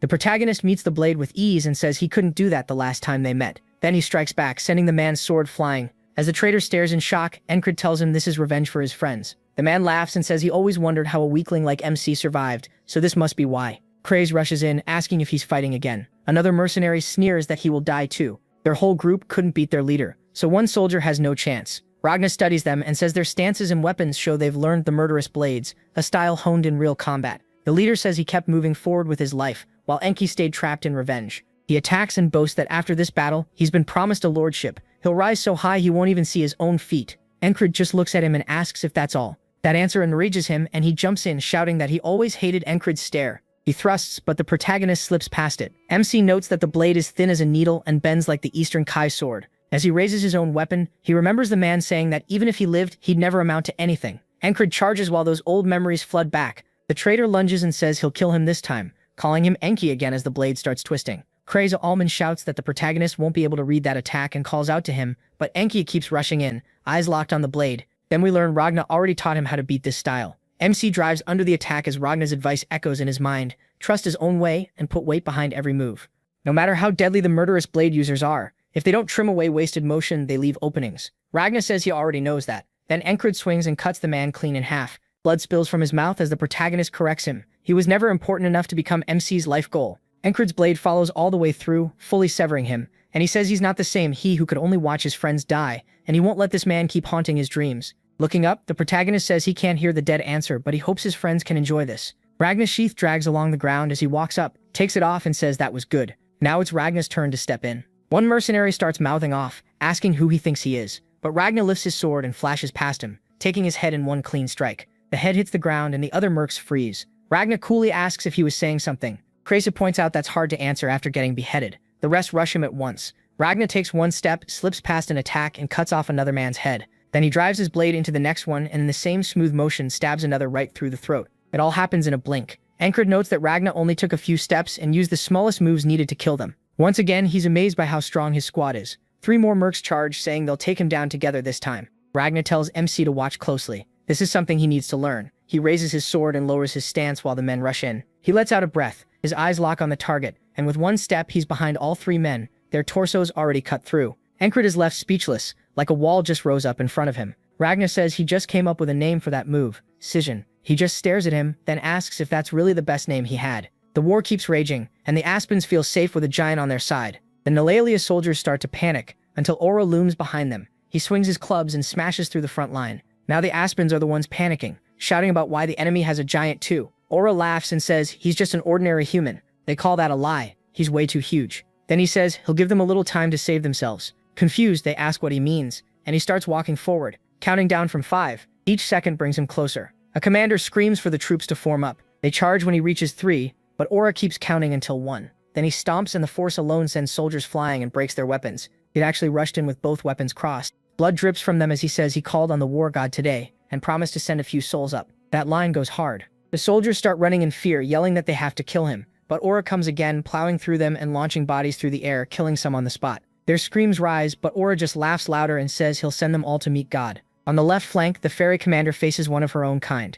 She says fairies usually live hidden away in forest villages with their families, but times have changed. When one of them calls to her, she explains that some fairies now sell their skill and their nidals for money, becoming mercs or joining armies. The man lifts his nidal and says he won't chase her if she runs. She draws hers and says she feels the same. He wants to see whose nidal is better. A leaf drifts between them and both vanish. Only the clash of blades gives away where they are. She pulls back, throwing sparks. He twists his arm, reverse grips the blade, and drives it into the spot where she stood. That's when he realizes he's in trouble. She appears behind him and says no fairy weapon is above another. It all depends on the one using it. He yanks at his blade, barely managing to block her and save himself. Then he grabs her by the throat and orders his men to jump in. But in the same moment, they all drop dead. As the bodies fall, a blade slides from one man's throat, and Jackson calmly wipes it clean. He's basically the Flash here. The man asks how that happened, and the commander says trying to distract her with his men was clever, but not clever enough. Then she drives her blade through his head, lifting his corpse with her nidal. She tosses the body aside. After that, she asks Jackson if Encred will be fine. Jackson says if this could kill him, he'd have died a long time ago. She takes that as trust in him.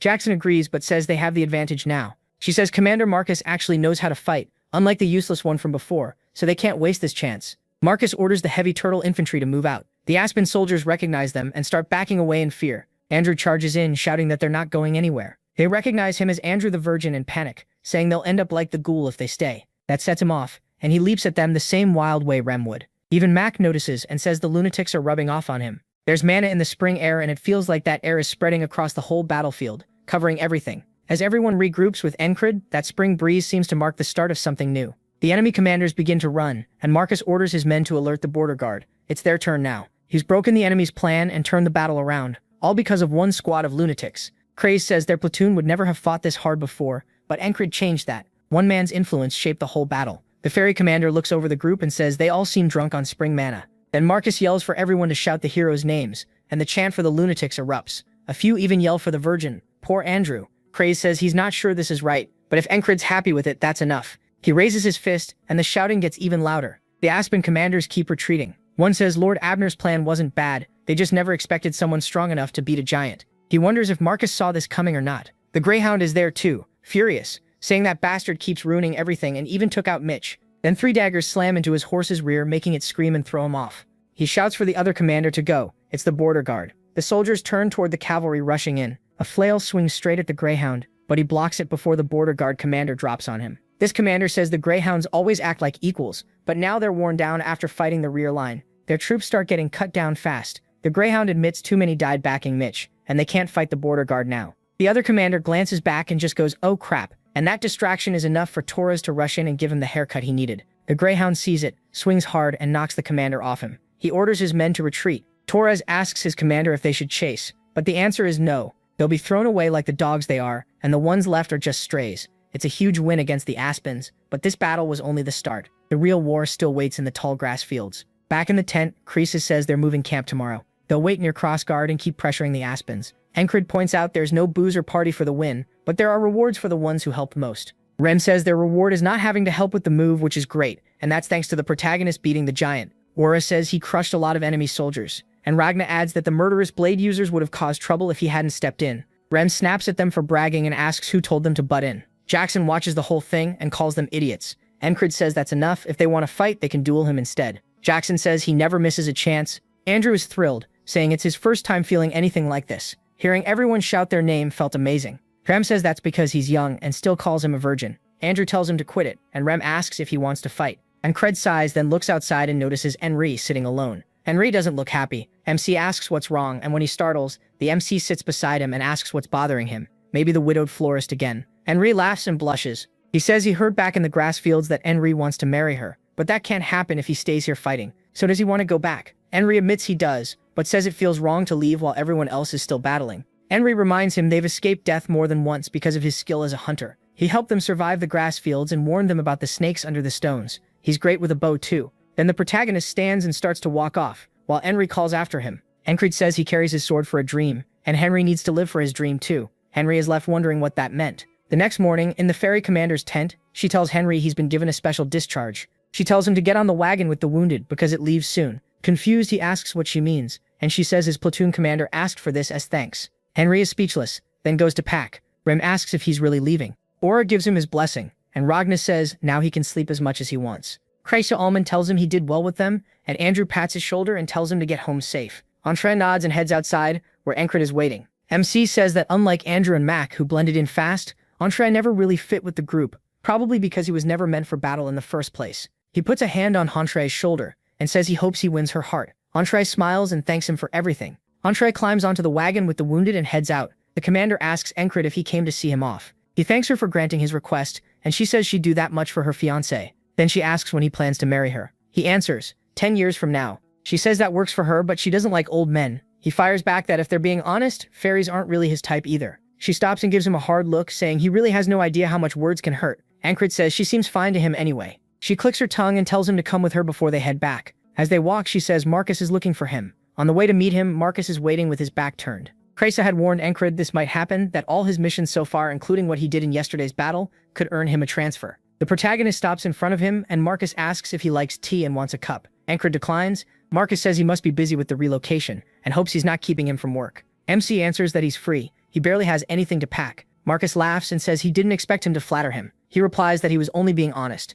Marcus says fair enough, and it's also true the protagonist has done a lot. MC points out that if Marcus is trying to take him while his own commander is right there, then he must want him badly. Marcus asks if that means he already knew he favored him. He says yes. So Marcus asks for his answer. Encred says no. Marcus says he's heard the protagonist has turned down other commanders before, but this offer is different. MC says he has a dream, even if it sounds huge. Marcus asks what it is. Encred says he's going to become a knight. Marcus says a man with a dream shines bright. He used to be like that too, back when he trained to become the crown sword. But time wore that down, and he settled for reality. Now he just drifts through a dull life. A life with no dream becomes a chain that holds others back. He says he has no right to keep Encred under him, then lifts a hand to dismiss him. He bows. After he leaves, Marcus asks her if she thinks the protagonist will really become a knight. She says she doesn't know, that depends on him. Marcus says that kind of blunt honesty is a fairy's strength and also their flaw. Still, he respects Encred's dream, and it makes him want to chase something again. Norelia is ruled by the royal family, but lately the nobles have gained power, so their influence runs deep.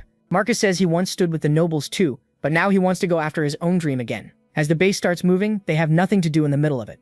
Reimer says having no duties is nice, but he's bored out of his mind. Odon tries to get Encred to train, saying muscles only grow through non-stop work. Ragnar cuts in first. Before that, he wants MC working on sword skill. When asked about the blanket, he ignores it, and says dual wielding means he needs better balance. Jackson says Encred should sharpen his senses instead. With all this chaos, it's the perfect time for that. He asks if Jackson yelling from far away counts as training too. Ram tells them all to piss off. The protagonist still needs to learn Heart of the Superhuman, but the commander cuts him off, saying the tent needs to be set up there, and they're in the way. Also, Ragna is sprawled out on her blanket. She says she enjoys the chatter, but they still need to move. They get shoved off to the side by themselves. Ram complains Odon should have been folded up because he's taking too much space, and Odon says Ram is great at blaming others. That starts another fight while the others watch. Max says they didn't even do anything. Andrew thought only Encred could talk to them like that, but Max says the commander is built different. Krysa says she's just as crazy as the rest of them. Andrew asks if he can really say that, and Mac tells him not to get dragged in with the lunatics. Krysa says these planes feel wrong, like this used to be the enemy's base. He starts checking the ground and says he found something.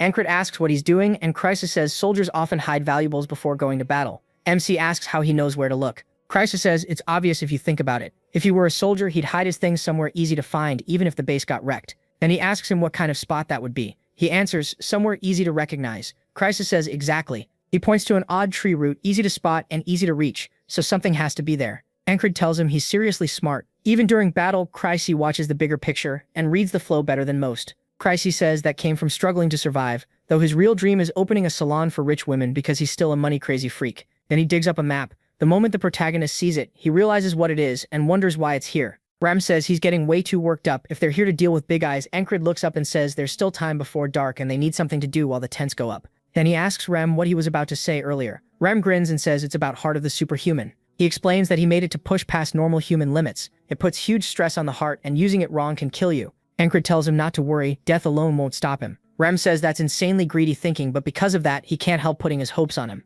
He places a hand on his chest and MC mirrors him. Rem says now they can blow up their hearts together. He smiles while Encred gets fired up to learn the new move. Rem says humans only tap into superhuman power in desperate moments, and this technique lets him call on it when he wants. But it all depends on focus and sharp senses. Looking at him, Rem says he's learned something from all of them, so he should be able to handle this too. What he needs now is faith. He just has to try making his heart swell without letting it burst. Encred asks what that means, and then he feels Rem's heartbeat. It pounds so hard it feels like it might leap out of his chest, and the protagonist can sense it through his fingertips. Now he finally gets what Rem meant. Rem tells him to start small, maybe a quarter of that. Any more, and his heart could burst and kill him. Encred says that means he just has to do exactly what Rem said, and make his heart swell. Everyone watches as Rem starts moving his hand for a while, then admits his worries were for nothing, because Encred isn't getting anywhere. Usually he improves like a genius, but this time he suddenly hits a wall. Rem asks if he's messing with them. Odon says he can't even argue with that, and Jackson and Ragna agree. MC asks if controlling his heart is even possible. Rem glares at him, and Encred says he's trying his best. It goes on like that. The next morning, Rem asks if he's even trying, and the same thing repeats day after day. Then Rem storms into the tent. Pricey asks where he is, and Rem says Encred went off to swing his sword again. Jackson says maybe he can't learn the skill because it's useless, and he'd be better off training with him instead. Rem tells him to wait his turn. Ragna adds that if it isn't a problem with motivation, then maybe the teacher is the issue. Rem snaps back that there's no way he's worse than Ragna. While they keep arguing, Rem thinks it through. He says this technique came from changing his tribe's old methods. Usually a spell gives you the first feel for it, and after that you learn control on your own. No matter how much Encred tries, he just can't catch it yet, and Rem figures even the casters in his village didn't get it on the first try. Even when they did, most almost died by accident, so he knows rushing this won't help. He remembers how long it took the protagonist to learn Heart of the Beast. Encred wants it badly, so all he can do is keep trying, and if there's truly no hope, then quit. That thought still pisses Rem off, so he tries to sleep it off. But that night, MC is still training. Working alone, he's trying to figure out how to copy that feeling by tomorrow. The next day, they're back at it again, and Rem sighs. He says they should stop for today, because it doesn't look like it's happening yet. Encred grabs his hand and tells him to keep going. Rem says he knows he's trying, but there's no point if nothing's changing. He tells him to push his heart harder. That catches Rem off guard. He says Encred must be forgetting something. If his heart gets forced too far, it'll burst. Surely he's not asking to be killed. The protagonist tells him to just do it, and Rem hesitates. He says going along with this won't make MC learn it. He'll just die or survive as a cripple. Even if Rem isn't the one suffering, he still doesn't want to refuse him. So he starts, wondering how someone can be this stupid, then figures Encred must be asking, because he's sure it'll work. Rem pushes harder, and his heart starts racing wildly. His face tightens, and his eyes turn bloodshot. Cedric says this was the right choice. Rem asks what he means, and then feels his heart burst. Blood pours from the protagonist's mouth, and Rem realizes he messed up. Jackson pulls his hand away, Odon yanks Encred back, and Randa nearly chops Rem's arm off. They all start shouting, demanding to know what he did to their brother. As MC's vision fades, he finds himself back in the underworld. The boatman says he doesn't get it. Today wasn't a wall. Encred answers that he chooses his own walls. The boatman asks what he's thinking. He says he's using the only method he knows to learn Heart of the Superhuman. We cut back to just before he started looping. Encred is trying to feel his own heartbeat. He can sense what Rem is doing to his heart, but he still can't copy it. He remembers Rem warning him not to force it, that he has to know his limits, and sometimes just stop. The protagonist hates that idea. To him, giving up means being fine with staying weak, and if he stops moving forward, he may as well be dead. So he picks the method that fits him best, the same kind of approach that once let him fight someone far stronger without freezing up. Now he needs to learn a piece of the superhuman, and the first step is simple: control his heart. On the next loop, his heart explodes again, and everyone rushes in, trying to wake him.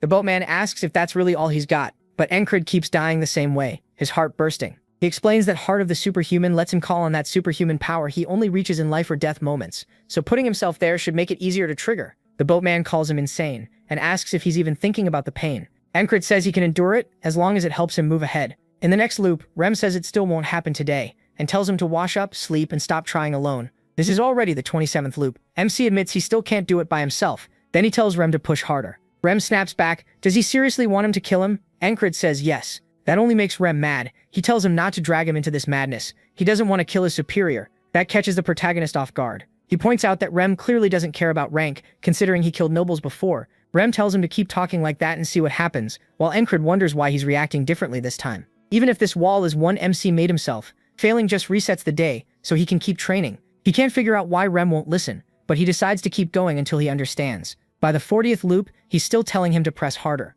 The same thing happens in the 50th and the 60th. Then he finally gives it as a direct order. Rem obeys, and Encred realizes that this is the only time he listens when he's commanded, so he starts focusing again. He thinks Rem and the others ended up with him because they don't really follow orders, and he never truly tried to command them because he assumed they wouldn't listen. But at some point they started obeying him, and he wonders why. Still, that can wait. Right now, he has to focus on himself. He feels his heartbeat speeding up more and more. Encred tells Rem not to stop. Rem looks uneasy but keeps pressing until the protagonist's heart bursts and blood spills from his mouth. That's how every loop went. He kept dying from his heart exploding until he finally understood the feeling and could do it himself. Rem asks if he really learned it in one day, while Encred sits there with his heart racing. After all those loops, he finally pulls it off on his own. He grabs his sword and says there were over 100 loops, though he stopped counting. Then he steps up to a cliff while the others watch. Rem realizes what he's about to do. Without drawing the blade, Encred thrusts a sheathed sword forward and forces his heart to beat faster and faster until the strike hits the rock. The cliff cracks at once and stone bursts apart. MC says he finally saw it. He broke through the wall he made for himself. Ragna and the others are shocked by how powerful it is. Then Rem says he has two questions. First, was Encred born in the West? Second, is he actually a genius? He answers no to both. A while later, he's stuck in bed, saying he did learn Heart of the Superhuman, but not the side effects. Steam rises from his body as he asks Rem if it's normal that he can't move at all. Rem says his body still can't handle it. Auden adds that he pushed his muscles past their limits for the first time, so this was bound to happen. Even so, Encred still tries to move, saying that as awful as this feels, Heart of the Superhuman is amazing. It lets him go past human limits, even if it wrecks his body afterward. He can feel that damage clearly. Still, he thinks knights already stand beyond normal humans. They may look human, but they have giant-like strength, frog-like movement, and fairy-like control. That's what a real knight is, so he still has a long way to go. Auden tells him to rest for at least a full day. He says he'll help him recover with some blood, sweat, and tears. Encred asks what that even means, and then Auden grabs his calf and starts a brutal massage. The protagonist screams into his pillow, saying this is going to kill him, and it feels like a wall the boatman made himself. Auden tells him to remember the points he's pressing, because this technique loosens tight muscles. Its real name is the Bala-style massage. Encred says then he should learn it too, since it'll be useful, and he'll endure it even as tears fill his eyes. As he starts seeing the boatman again, Rem tells Auden to stop before he actually kills him. The next morning, MC says Auden almost sent him back to the boatman, but his muscles do feel better. He was told to rest and do nothing, but it feels like wasted time. At the very least, he figures he can maintain his weapon. But Auden suddenly appears behind him and scares him, saying he's not doing anything. He already said not to move a muscle. And Kretz says he was only going to clean it, and Kretz says he'll handle it. He points out he never works for free. Kretz grins and says good catch, 20 coppers. They haggle, and when Kretz asks if he's joking, Kretz drops it to 17. Final offer. The protagonist wants to know why it's so pricey, and Crazy says that sword is huge and high quality, so it needs careful work. Then asks for the second one too, since MC uses 2 blades. He says he did say he'd dual wield, but everyone's acting way too casual about it. He thought at least one of them would try to stop him. Even strong swordsmen usually avoid it. Most say it's harder and riskier than it's worth. Without proper training, you can't support both swords right, and your swings lose power compared to using one. Still curious, he asks why none of them are stopping him. They just stare at him like the answer is obvious. Alden asks why he thinks they wouldn't. Jackson says it's because he's stubborn. When Encred questions that, Alden says he's proving it right now by refusing to accept their answer. The protagonist says he's not doing it on purpose, and Ragna asks if there's even a reason for using 2 swords. MC says yes, he wants to try it because it felt good to him. It's the same reason he wanted to become a knight. Back when he was a mercenary, he heard a story about a knight called the Peacemaker, the one meant to end wars, and it lit a fire in him.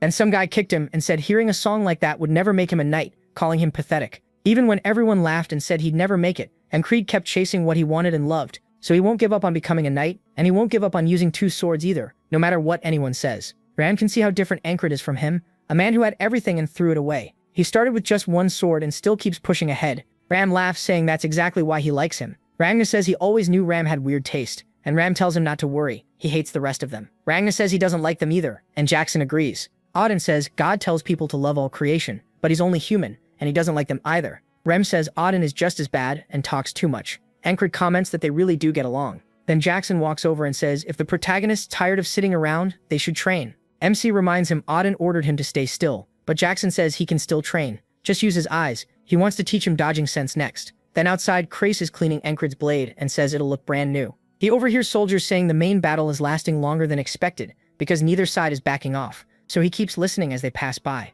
Apparently the enemy has a new unit, made up of the ones who ran after fighting them. Christ knows that's bad news, but he needs more details. If the Aspens are changing tactics, he has to know how. While Avner starts working on a plan, Jackson explains that dodging means seeing what to avoid, and pushing your reflexes to the limit, but that also takes sharp eyesight. So he'll throw stones with letters written on them and tell Encrid to read them. He tosses one past him, and the protagonist just looks confused. Jackson sighs and says, "Again." So they repeat it over and over, with Jackson telling him to focus. In the middle of that, Alden keeps working him through pain and recovery, finally saying Encrid can start moving again. But when he tries to sit up, a rock whips past his face. Jackson asks what letters were on the stone. Then he asks if MC waited for his guard to drop on purpose, adding that a real battle won't wait for him.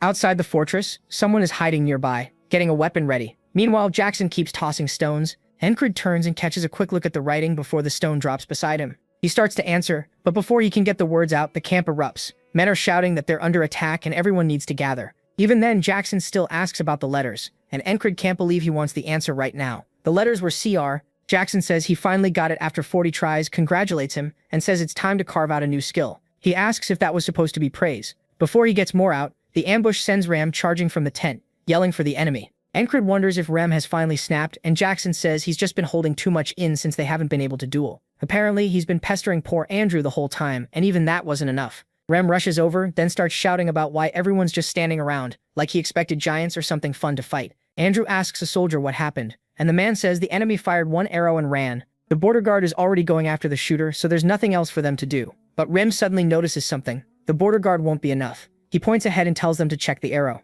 It's longer than normal, and the feathers are turned back, so it came from a special bow made for extreme range. That means it's the same guy from before, the Claw of the Hawk. The protagonist jokes about what kind of hawk has fingernails, then tries teeth instead. Ram says that's wrong too, and the protagonist grumbles that his memory sucks. For the others, only a few months have passed. But for MC it feels like years. Ram reminds him of the time he got knocked out by the frog, that bowman was tearing through the battlefield back then. Encrid says he remembers. A soldier named Bell saved him from getting killed. And yeah, the name was Claw of the Hawk. Later he goes back to the tent, and Ragna asks if there was really an attack. He starts to ask what he was doing to miss it, then sees the drool and sleep marks on him and drops the question. Ragna says he was thinking about fighting with 2 swords, and now he needs to train his body to handle both. When Encrid asks how, Ragna says he'll explain. From now on, it's like the protagonist has 2 girlfriends. Ragna asks what his fiancé would think, and MC again says she is not his fiancé. Ragna says the answer is simple. Eat, sleep, and even take a dump with the swords nearby until carrying both feels natural. When Esther climbs onto the bed, she notices there's no room for her, so she flops onto Encrid's chest and complains that even his sleep training is annoying. Then another alarm wakes them up, but it's just one more hit and run. So they head back to bed. Rem says this is boring, and poor Esther gets knocked to the floor. She lifts a paw at Encrid and starts beating him up, telling him to sleep like a normal person. While that's going on, Craze watches. He can't believe there's already been a second attack. They really hit them again. Jackson's training keeps going, and so do the arrows from Claw of the Hawk. Another stone flies past, and he says it read bar. Somebody else gets caught off guard, and Rem is furious about it.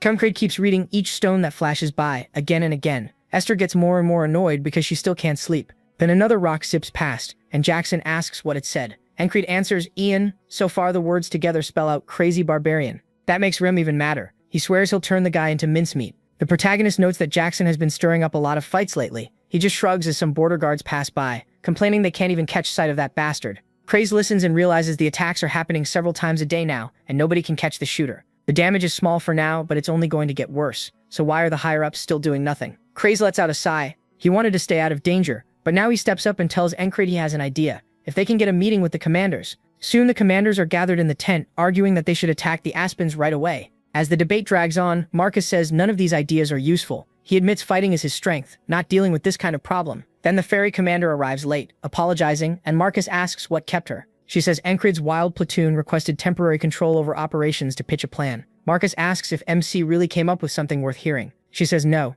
it came from one of his men, Cray. The others ask what the plan is, and she tells them. As she explains, Marcus says it's not bad, and agrees to use it. He orders everyone to get ready to move and sends the lunatics platoon out to hunt the hawk. In the mountains, while everyone climbs in full gear, Rabin says he thought this would be fun, but now he wants to know why they aren't chasing the target directly and are moving through enemy land instead. Crace explains they aren't hunting Claw of the Hawk, they're making him come to them. Encrid says their platoon will strike like a guerrilla unit. If they keep hitting the enemy's rear, the enemy will send someone after them too. Rabin asks if that hawk bastard will come, and Craces says yes, if the plan works. Even if he doesn't, they'll still hurt the enemy. Rem calls the plan way too complicated, but Crace says he knows Rem is dumb and this is the best option. Rem tells him to say that again and gets right in his face, but Encrid cuts it off. Rem says Kreise should feel lucky, and Kreise admits he nearly messed himself. He asks if they're close to the target, and the one answering is Pen. She says she thinks she can see it. The protagonist explains that the whole plan depends on moving fast enough to strike and pull back. For that, they needed a skilled ranger who knows safe routes, so he asked Command for help,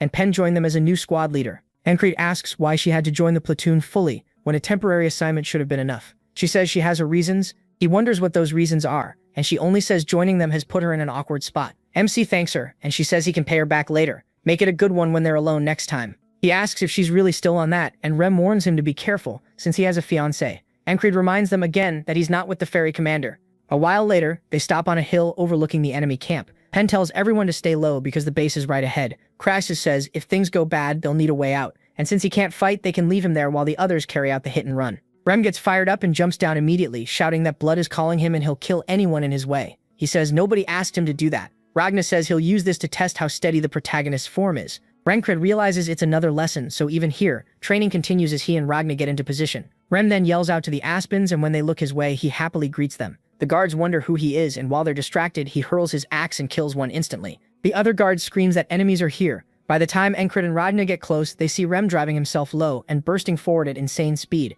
already using Heart of the Superhuman to close the gap. Encred asks what the hell that was, and Ragna grins, saying it's the fastest charge he's ever seen. Rem still has techniques MC hasn't seen yet, and that only makes him more excited to learn. Now the Aspens know the Gunalias are here. He tells everyone to pull back before the enemy can regroup, while Ragna complains he didn't even get to join in. The protagonist says Rem also needs to read the room, because it wasn't his turn either. Rem threatens to attack him next if he's upset, and the protagonist tells both of them to shut up. They're still in a fight, and there'll be more chances later. A few hours later, Jackson and Odan are with them. The Aspens are ready this time and throw a dagger, trying to stop them from breaking through again. Encred remembers Jackson's lesson, use his eyes, read the path, and dodge. He does it cleanly. Jackson says it took him 0.4 seconds to notice and avoid it, but he needs to react even faster before he can say. Encred has truly mastered dodging sense. Still, he's improving. MC asks if Jackson was seriously counting. Odin says training is nice, but they need to focus, the enemy is coming. He says good, that means it's time to leave. They lure the pursuers deeper into the forest, with Andrew and Mac running too. Crass is being carried by Odon and says he had doubts these lunatics could pull off the mission,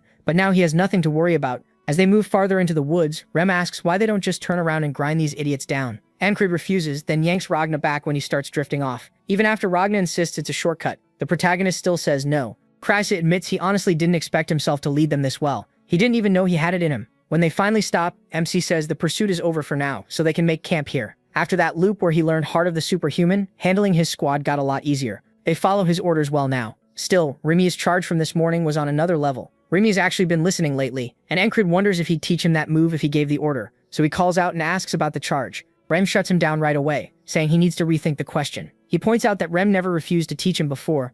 Rem says wanting to learn is fine, but the protagonist is missing something important. That's when Encred gets it. He admits he hadn't thought of that, he got too used to ordering people around. But growth handed to you by someone else stays shallow. He needs to return to the basics. Rem smiles, glad he finally understands. Rem adds that if MC figures it out on his own, it'll mean more. MC sits there thinking hard about the skill. The next day, they're on the move again. Andrew is wiped. Keeping up this pace for so long makes him feel like he could pass out any second. He expected the maniacs to be fine, but even Christ keeping up this well surprises him. And then there's the boss. Encred definitely wasn't this strong when Andrew first met him. So how did he get so much better this fast? Andrew lets out a tired sigh. It's frustrating, but it also makes him want to grow stronger himself. Mac notices the fire in him. Ever since he came into Andrew's life as his father's friend, Mac stayed by his side. He did it for the friend he lost when House Andrew Gardner fell. Mac always saw Andrew as a kid, but not anymore. Now he can feel that something big is coming. He gets emotional realizing Andrew may really rebuild their house. Encred then tells Rem he thinks he figured out the charge. It used Heart of the Superhuman to boost the leg muscles and burst forward. Rem says that's good, so he really can work things out if he thinks. Now he should test it himself, and he agrees. Then Pen tells everyone to stop and look ahead. The next base sits between two cliffs. That means their escape can be cut off fast, but it's also the perfect place for an ambush. Encred says it's obviously a trap. Kreise agrees, they're probably hoping the group avoids this route. Then they can push them onto another path and kill them there. But the moment Kreise mentions the Claw of the Hawk, the others perk up. He can only stare, amazed they're ignoring the danger again. The protagonist wonders if they should play along. Ragna says they should just crush the enemy already. It's annoying, and he wants sleep. He says he's thinking the same. Still, if the trap fails, the Hawk will arrive even sooner. Since there are a lot of armed soldiers inside, they should all go in together. Kreise asks if that includes him, but MC tells him no. He'll stay back with Pen, Andrew, and Mac as guards. They agree, and Kreise is clearly relieved. Encred tells the rest to get ready, and they move in. Inside, a familiar face appears, the Greyhound. This is the last chance he's been given. His job is to help the Claw of the Hawk hunt down the guerrilla force, wrecking their rear bases. For the famed Aspen elites, having to support one soldier is humiliating, but he has to accept it if he wants to rise again. Then his men shout that the guerrillas are here. He can't believe they really walked into such an obvious trap. Then he spots Encred, and is stunned to learn he's part of the guerrilla force. He just looks confused. He asks Rem if he knows the guy. Rem shoots back, asking why he'd ask him. The protagonist says he doesn't remember that face at all, and Rem tells him his memory sucks. The Greyhound calls him insolent and says it doesn't matter. Remember him or not, Encred is dying here. He'll be the stepping stone for the Greyhound's return. The Greyhound rushes in, and MC draws one blade and catches the attack. The Greyhound recognizes it at once. It's Mitch's sword. Then Encred remembers, this was the man guarding the flag in the fog of annihilation. The Greyhound says that memory won't save him, and slashes from the side. He knocks it away, forcing the man's arm back. He remembers a time when this was someone he could only run from. Now he wants to test himself against him and see how much stronger he's become. Another man steps up and says they've got history, but it won't matter once they wipe them all out. He walks toward Rem and the others and gets ignored so hard it makes him snap. He charges, but Rem stops the blow cold. Rem tells him to shut up. They're watching something.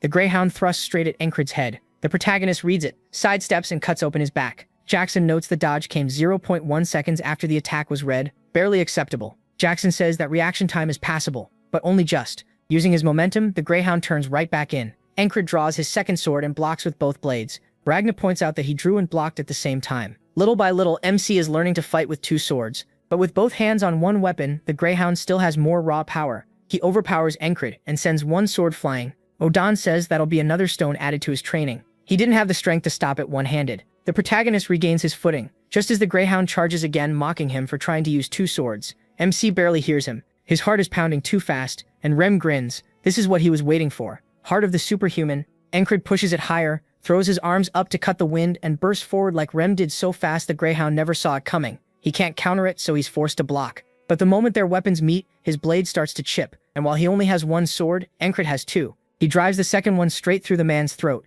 The Greyhound falls backward and bleeds out on the ground. His soldiers can only stare. Their commander just lost. Rem bursts out laughing, saying he knew Heart of the Superhuman fit Encred perfectly. Raja and Odan admit that was actually impressive. Jackson, of course, says nothing. Ram lifts his axe and says it's time to finish the rest. His weapon wants to celebrate with blood. The soldiers rush in, shouting that they'll show what the Greyhounds can do. One swings an iron club down and Odan blocks it with his bare arm. He says the man's bravery earned him a direct trip to God. Then he brings his hammer down on the soldier's skull, crushing the helmet and killing him on the spot. Andrew watches in shock. He can't believe Odan blocked that with his body. What is this guy made of? Penn says he's exactly her type, and clearly more than capable. Rem raises his axe and swings at a soldier's hammer, but Ragnar cuts in with a wide slash, forcing Rem to dodge. Rem curses him out, asking if he was trying to hit him too. While they bicker, the soldier tries to finish it, but Ragnar dodges and drives his blade through the man's shoulder and throat, saying it's too bad he missed the first time. Rem says Ragnar will pay for that, but another soldier leaps at him from behind, and Rem instantly chops off the man's arm and head, saying he'll deal with Ragnar soon enough. Ragnar asks if he's too scared to do it now. Rem tells Odone to warn his god that a new friend is coming soon. Odone says God doesn't want him, and Kreese tells them this is not the time. The soldiers try to surround them while they're distracted, but before they can move, blades are already leaving their throats. Jackson drops 8 men in a flash, then calls them idiots. And Kreese says there's no need to kill everyone. Most of them already can't fight. Then something stirs in the bushes. Jackson notices it first, just as an arrow shoots in. He knocks it aside with his dagger. When it lands, they recognize the arrow. It came from the claw of the hawk. And Crit asks if he's finally here, and Jackson says yes. Rem asks if he knows the difference between a sharpshooter and a hunter. A hunter is way more fun, especially if the hunt is with an axe. The protagonist asks what he's getting at. Rem says they got a gift, so now it's time to return one. Then he starts climbing the cliff like a wild animal. Penn asks if they really let him do stuff like this. Crazy says he probably won't die, so just leave him. Andrew says they need to move. If the enemy sends more men, staying here will get them targeted. Encred agrees. They can distract whoever's left, then pull out. So they set the camp on fire. MC says this is becoming a habit. Penn asks what he means, and the answer is obvious. He's turning into a little arsonist. From the cliff above, the claw of the hawk says the smoke is blocking his view. One soldier says the enemy is out of sight now and asks what they should do. The answer is simple: chase them. As the group edges sideways along the cliff, Encred thinks Rem's move was unexpected, but not a bad plan. Since Rem is going after the claw and the claw is chasing them too, they decide to use themselves as bait and pull his focus. The terrain could give away what they're planning, but they pick this spot because it's hard to shoot into from any angle. While the group waits pressed against the cliff, Ragnar finds a crack to curl up in and he tells Rem to hunt however he wants. Out in the forest, Rem does just that, saying it brings back old memories. He used to be a great hunter, and his tribe expected big things from him. He left and can never go back, but this is enough to stir up those memories again. And ever since he first met him, the claw has been nothing but prey. As Rem sneaks up behind the group, he casually talks to himself about those old days, and then one man's head suddenly goes flying. The others realize too late that it's a trap, and they shout as they scatter in every direction. Rem ignores all of that. His only target is his prey, and he cuts down anyone in his way. He hacks through one soldier's side, and before that body even drops, takes another man's head. The soldier nearest the claw starts screaming, and all the claw hears is his man getting torn apart. He grits his teeth, shocked he never even heard that barbarian coming. But by then, Rem is already closed in and swings.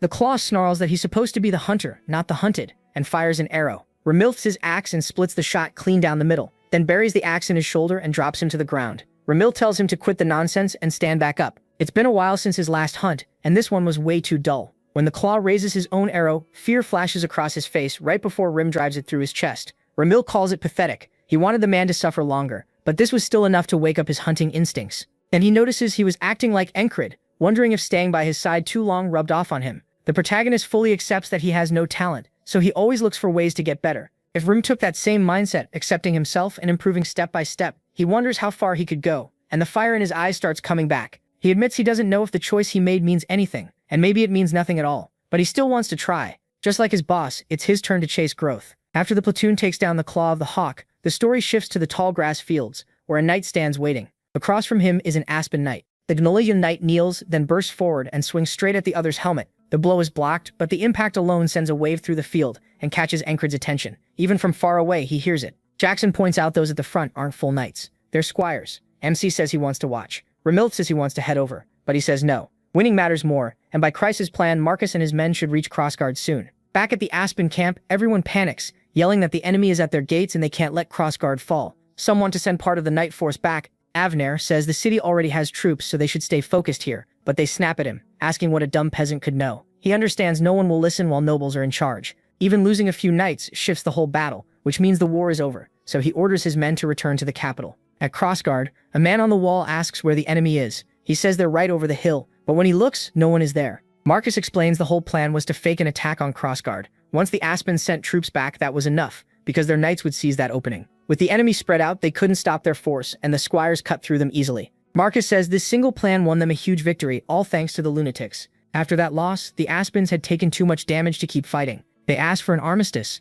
and offered the land around the tall grass fields, and Nalili accepted. Back in the city, the gates open and spring has arrived. The long war with the Aspens is finally over, and everyone can breathe again. Encrid says it's been 10 days since they returned to Border Guard. Most soldiers have gone soft, only doing the bare minimum, but he refuses to live that way. He still has battles to study and skills to sharpen. Then a soldier comes up and asks for training. Introducing himself as Paul, a low-ranking man, Encrid recognizes him as one of the few who kept training like he did. He says Paul seems familiar and asks why him, since he's never taught anyone and doesn't think he can give good advice. Paul still asks him to do it, his eyes burning with passion. Even the protagonist can see that fire. He can't ignore it because it reminds him of himself, so he agrees to spar with him. While they train, Radya nearly falls asleep standing up. Encrid rushes in with one sword, and the sound of Paul hitting the ground wakes Radya. MC tells Paul his legs need more strength, but Paul asks to go again. Radya is shocked he is actually teaching someone. He should be decent at it since he learned from a great teacher like Radya, but he forgot the basics, so Radya says he'll remind him later.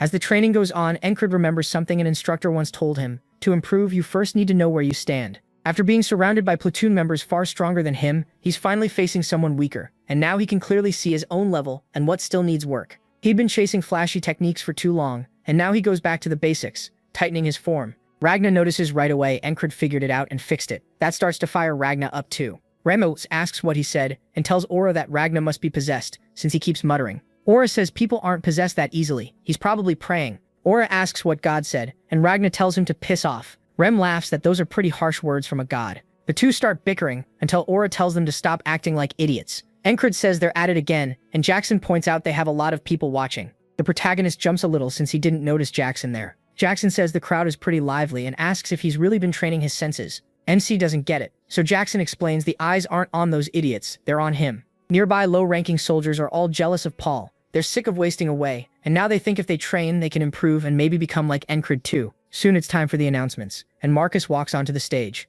He says the man who went from leading the losers to leading the lunatics has become a model soldier through constant growth and a war hero everyone knows. He called both nobles and soldiers of border guard here to honor the ones who mattered most in this war and made the biggest difference. If he has to explain who that is, then their heads aren't even fit to hold a helmet. Some nobles are shocked by how blunt he is, but Marcus says those fools may not understand, while the soldiers absolutely do. Then Marcus shouts that the man who led them to victory is the lunatic. No, platoon leader Encred. He thinks back to the last time he stood on this stage, when he broke the spell. Back then, people looked at him with disgust. Now the crowd falls silent instead. Marcus says he spent a long time thinking about what reward a soldier like the protagonist would want, so he prepared something special, a gift he put real thought into. He opens a chest and Encred realizes it's a royal dagger. Marcus explains that this blade is given by the royal family to those who gave them great service. It's a symbol of honor and gives its owner the right to be welcomed by the royal household at any time. Encred sees the dagger is covered in decorative engravings, but as a weapon it means little. Even so, he finally understands what honor feels like as the crowd chants his name again and again. He realizes a knight who only chases strength is no different from a mercenary. A true knight needs honor as well as skill. He clenches his fist and lifts it high, saying, "This is what defines them all." He knows this moment will be the first step toward becoming a knight and one he'll never forget. Rem grumbles that he fought too, so why is only Encred up there? Boris says it's like the gods themselves are answering the cheers. The noise keeps going and Ragna asks if they can leave already. Andrew starts yelling too, calling MC amazing while crying his eyes out. Marcus says he's glad he likes the reward, but he shouldn't be satisfied yet. Marcus also prepared a personal gift for him and he'll see it soon. Encred wonders what that could be when Marcus suddenly shouts that there will be a banquet. He brought the best wine and everyone can drink until they drop. The nobles mutter again that he's too harsh, but the protagonist can tell Marcus is just fired up. A banquet sounds pretty good to him. And that night, everyone gets completely wasted. Rem is having the time of his life. Encred asks Ragna why he's not drinking,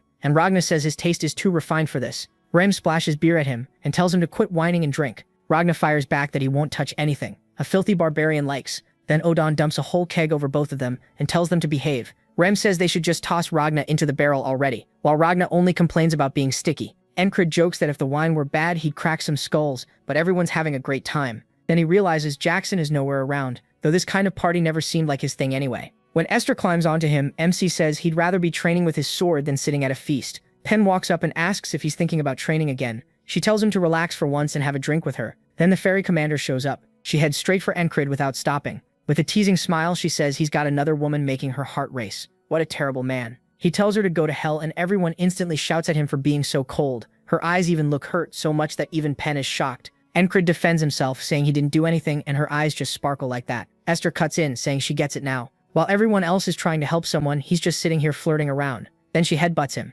The others laugh that even the leopard is jealous, and Encred's charm works across species now. Poor Vengeance groans that after Jenny, now this too, he can't take it anymore. He says he'll show the protagonist what he can do. MC just smiles and Vengeance immediately realizes he messed up. He says this is exactly what he wanted. Vengeance instantly shoves his sword back in its sheath and gives up, but the others push him forward anyway. Soon they're cheering for a fight, and Crid spots a chance to make money, so he starts taking bets. A man walks up to the ferry commander and says it looks like everyone's here. He adds that this is the guy he wanted to introduce to Encred. The man is clearly taken with her. She says the protagonist is usually posted at the border, so he probably hasn't met many of the battalion's famous people. Still, they picked the wrong moment. Right now, MC only cares about sparring. The crowd starts yelling at Vengeance to give their money back. Encred says if they think fighting him is unfair, then this still isn't enough. Once he gets started, he only wants to fight more. If he's going to spar, he wants someone stronger. So he turns toward the ferry commander, but she immediately shakes her head. Then he looks at the man who came with her, but that guy is too drunk and too busy staring at her anyway. Encred asks why no one wants to duel him. Cries says nobody's as crazy as he is. Meanwhile, Mac asks Andrew if he's really doing this. Andrew says yes, this is how he'll prove himself. Odon and the others turn to look, shocked to see Andrew step forward next. Encred doesn't look upset at all. As Andrew draws his blade, he says he taught him what it means to never give up. He always dreamed of restoring his family name like his mother wanted, but his own weakness made him nervous and impatient. To someone like him, the protagonist charging straight at his goal became both a role model and someone he truly respected. Andrew tells him he even asked his commander for a duel, and he's been training too. He won't fall behind, and he'll prove it right here, right now. Encred takes in the wind. He says people claim the spring breeze carries mana, and this wind feels like the start of something new. Looking up at the moon, he says tonight really is perfect for a fight, and he accepts Andrew's challenge. He'll face him with everything he has. Andrew looks nervous, but excited too. Andrew attacks first. Encred blocks and reminds him of what happened before, when Andrew said he could take command if he beat him. Embarrassed, Andrew tells him to quit bringing that up. That was in the past. Encred agrees, then swings and knocks Andrew's sword up. Andrew says he's changed now. Encred answers, of course. From the side, Rem yells at him to stop taking it easy, since their squad leader never lets up. Andrew strikes down again and he blocks. He can tell Andrew's old arrogance is gone, replaced by caution and experience. Andrew sets his blade then thrusts, but the protagonist slips under it. He really is different now, and not just Andrew. Their bond has changed too. along with their level. Encred counters and Andrew manages to block, but the force alone drives him backward to the ground until he loses it completely and gets launched away. After rolling, Andrew pushes himself back up. Encred reaches out a hand, waiting for him to take it. Instead, Andrew says he's leaving. MC stays quiet. Andrew says it's time for House Andrew Gardner to rise again, and if he ever comes to the capital, he can stay at his manor. Though with the royal dagger, he could probably stay at the palace too. Encred ruffles his hair and says he's looking forward to that. Andrew fights back tears, then smiles and says he can't wait either. Ragna asks Mac if he's going with Andrew, but finds Mac crying his eyes out instead. Ragna calls it disgusting, while Mac wonders when Andrew grew up so much. Odan tells Mac to wipe his tears, then grabs Rim's hair, which grosses Ragna out and makes Rim mad. Andrew tells Rim not to bully Mac, but Rim snaps back that he's the one getting messed with. Encred says the party will keep going all night with no regrets. He tells Andrew and Mac to enjoy their last night hanging out with the boys like this. By sunrise, Andrew and Mac climb onto a wagon bound for the capital. They look wrecked after the whole platoon messed with them all night, and both cried plenty. Still, next time they meet, Andrew will be a noble house head, so it wasn't a bad send-off. Even after the feast, Encred doesn't skip morning training. It's a promise to himself and part of his path to becoming a knight. Marcus finds him there and says he really does come out every morning. The protagonist greets him, then notices who's behind him, the frog and the squire who fought on the front lines. Marcus reminds him he promised a personal gift and tells him to watch. The squire immediately lowers herself, settling into a sprinter's stance. Encred realizes what's about to happen just as she bursts forward. Trailing a red aura, she jumps straight at him. MC blocks her strike while the frog begins studying the fight. The squire is impressed he stopped it and says she wants to see what else he can do. Then she unleashes a storm of thrusts at his head, and Encred feels only one thing: death. Blades seem to come at him from everywhere. In his mind, his whole body is pierced, his arms are cut off, and his head is severed. Every one of those blades tells him the same thing: step back and live, stay forward and die. But to Encred, death is just another step forward. So he calmly chooses death. He forces himself ahead. Every instinct screams at him to run, but he refuses to leave his dream as just a dream. Even if he dies hundreds or thousands of times, one step closer is enough. If he can't walk, he'll crawl. When Encred actually pushes a full step forward, the squire is truly shocked. That's when the frog speaks up, saying this is enough, and stops the fight. The squire admits she's never seen anyone like him. He endured all of that without even being able to control it himself. Taking off her helmet, she says one more moment and he really would have died. Encred asks who she is, and she introduces herself as Asia, a proto-knight. His vision starts to blur, and he falls backward right into Jackson's arms before passing out. The others are ready to jump in, and Rim says being a proto-knight doesn't mean she can just get away with this. Asia only asks who they are as she stares them down. The frog is just as surprised, wondering how people like them are here.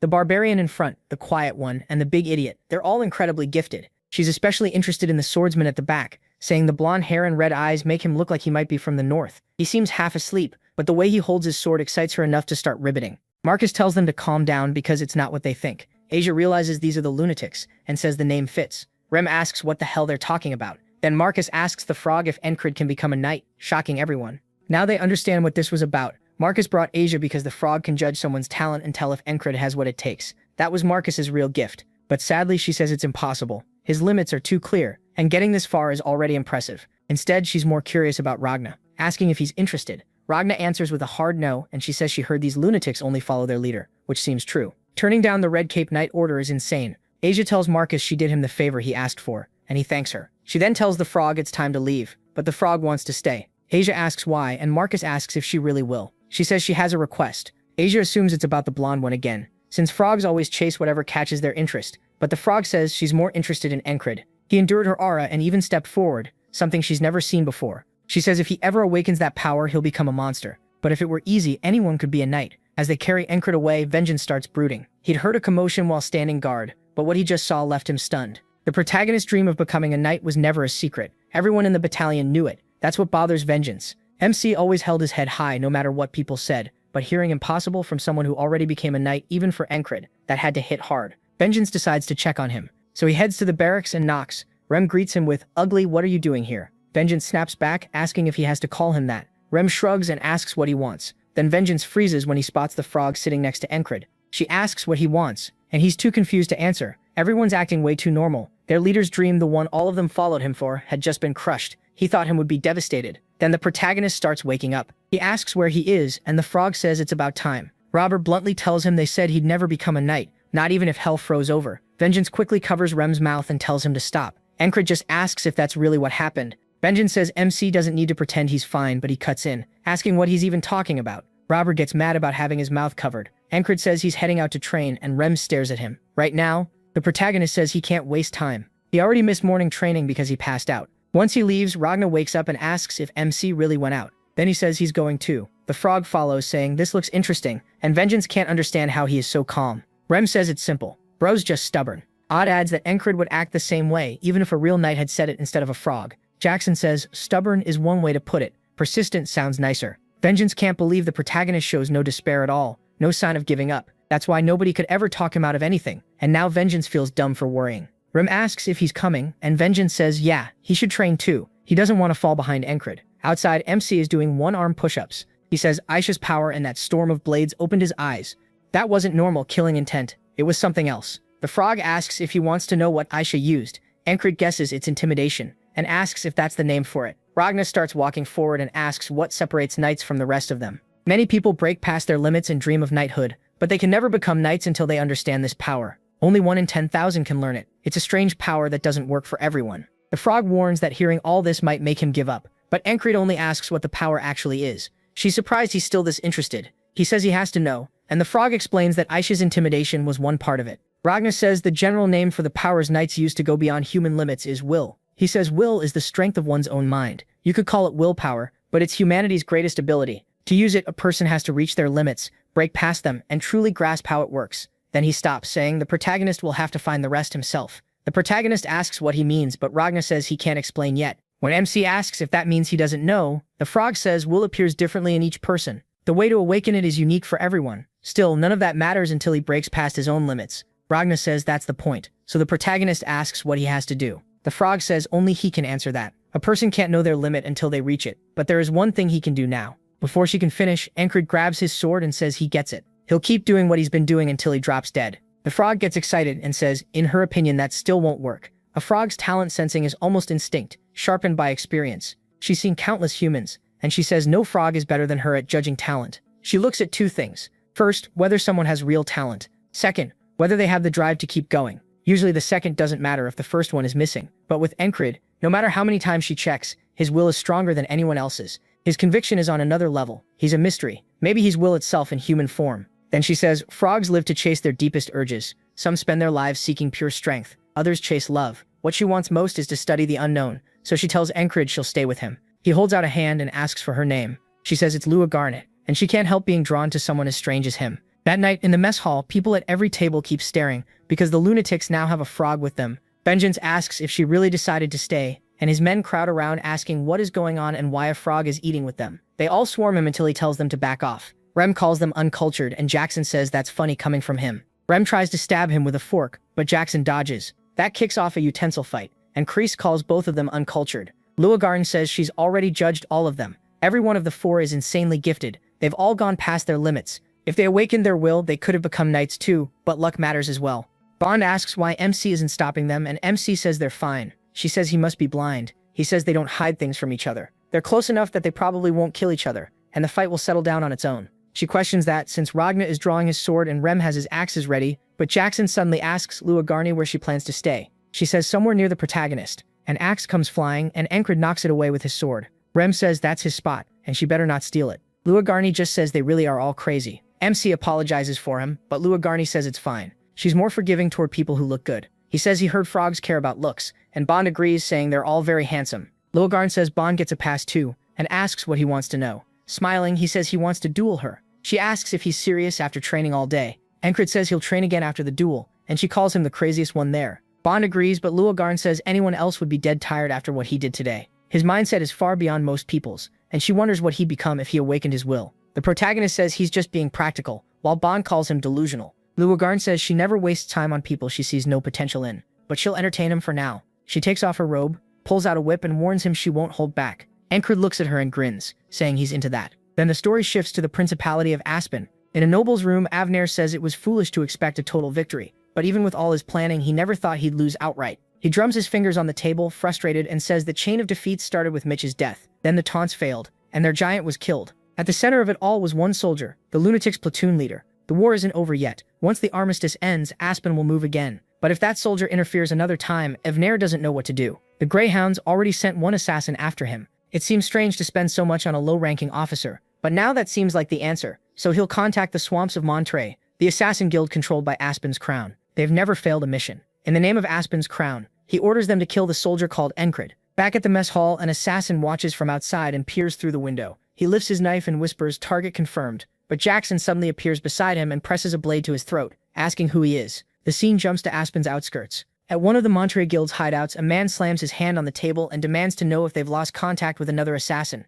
That makes more than 5. One of his men says someone keeps picking them off. They even sent an intermediate assassin this time, and he still got taken down before he could do anything. The leader says the order came straight from Aspen's crown, and since the guild serves that same crown, failing this job could put their future at risk. That leaves only one team for the mission. The best killers in the guild, the Locks brothers. And this time, they have to finish it. The next day in town, people greet Encred like a hero and ask if he's out on patrol. They keep trying to hand him gifts because many of their loved ones were saved by him in the war, and he ended the fighting fast enough that fewer people had to suffer. Even the shoemaker asks if he likes the shoes. Nearby, one assassin hides on the ground while another waits above. A third assassin waits on the second floor. The two above strike together, throwing poison needles while the one on the ground moves in. But the pair overhead drop fast, daggers knock them both out. At the same time, the man below feels a wire snap around his neck and Encred turns at the noise, but sees nothing. As that assassin is dragged into an alley, one of the brothers realizes who's behind this. The same guy who's been ruining their jobs. He jumps in, but Jackson slips past the attack. He loops the wire around his throat too and slams him to the ground.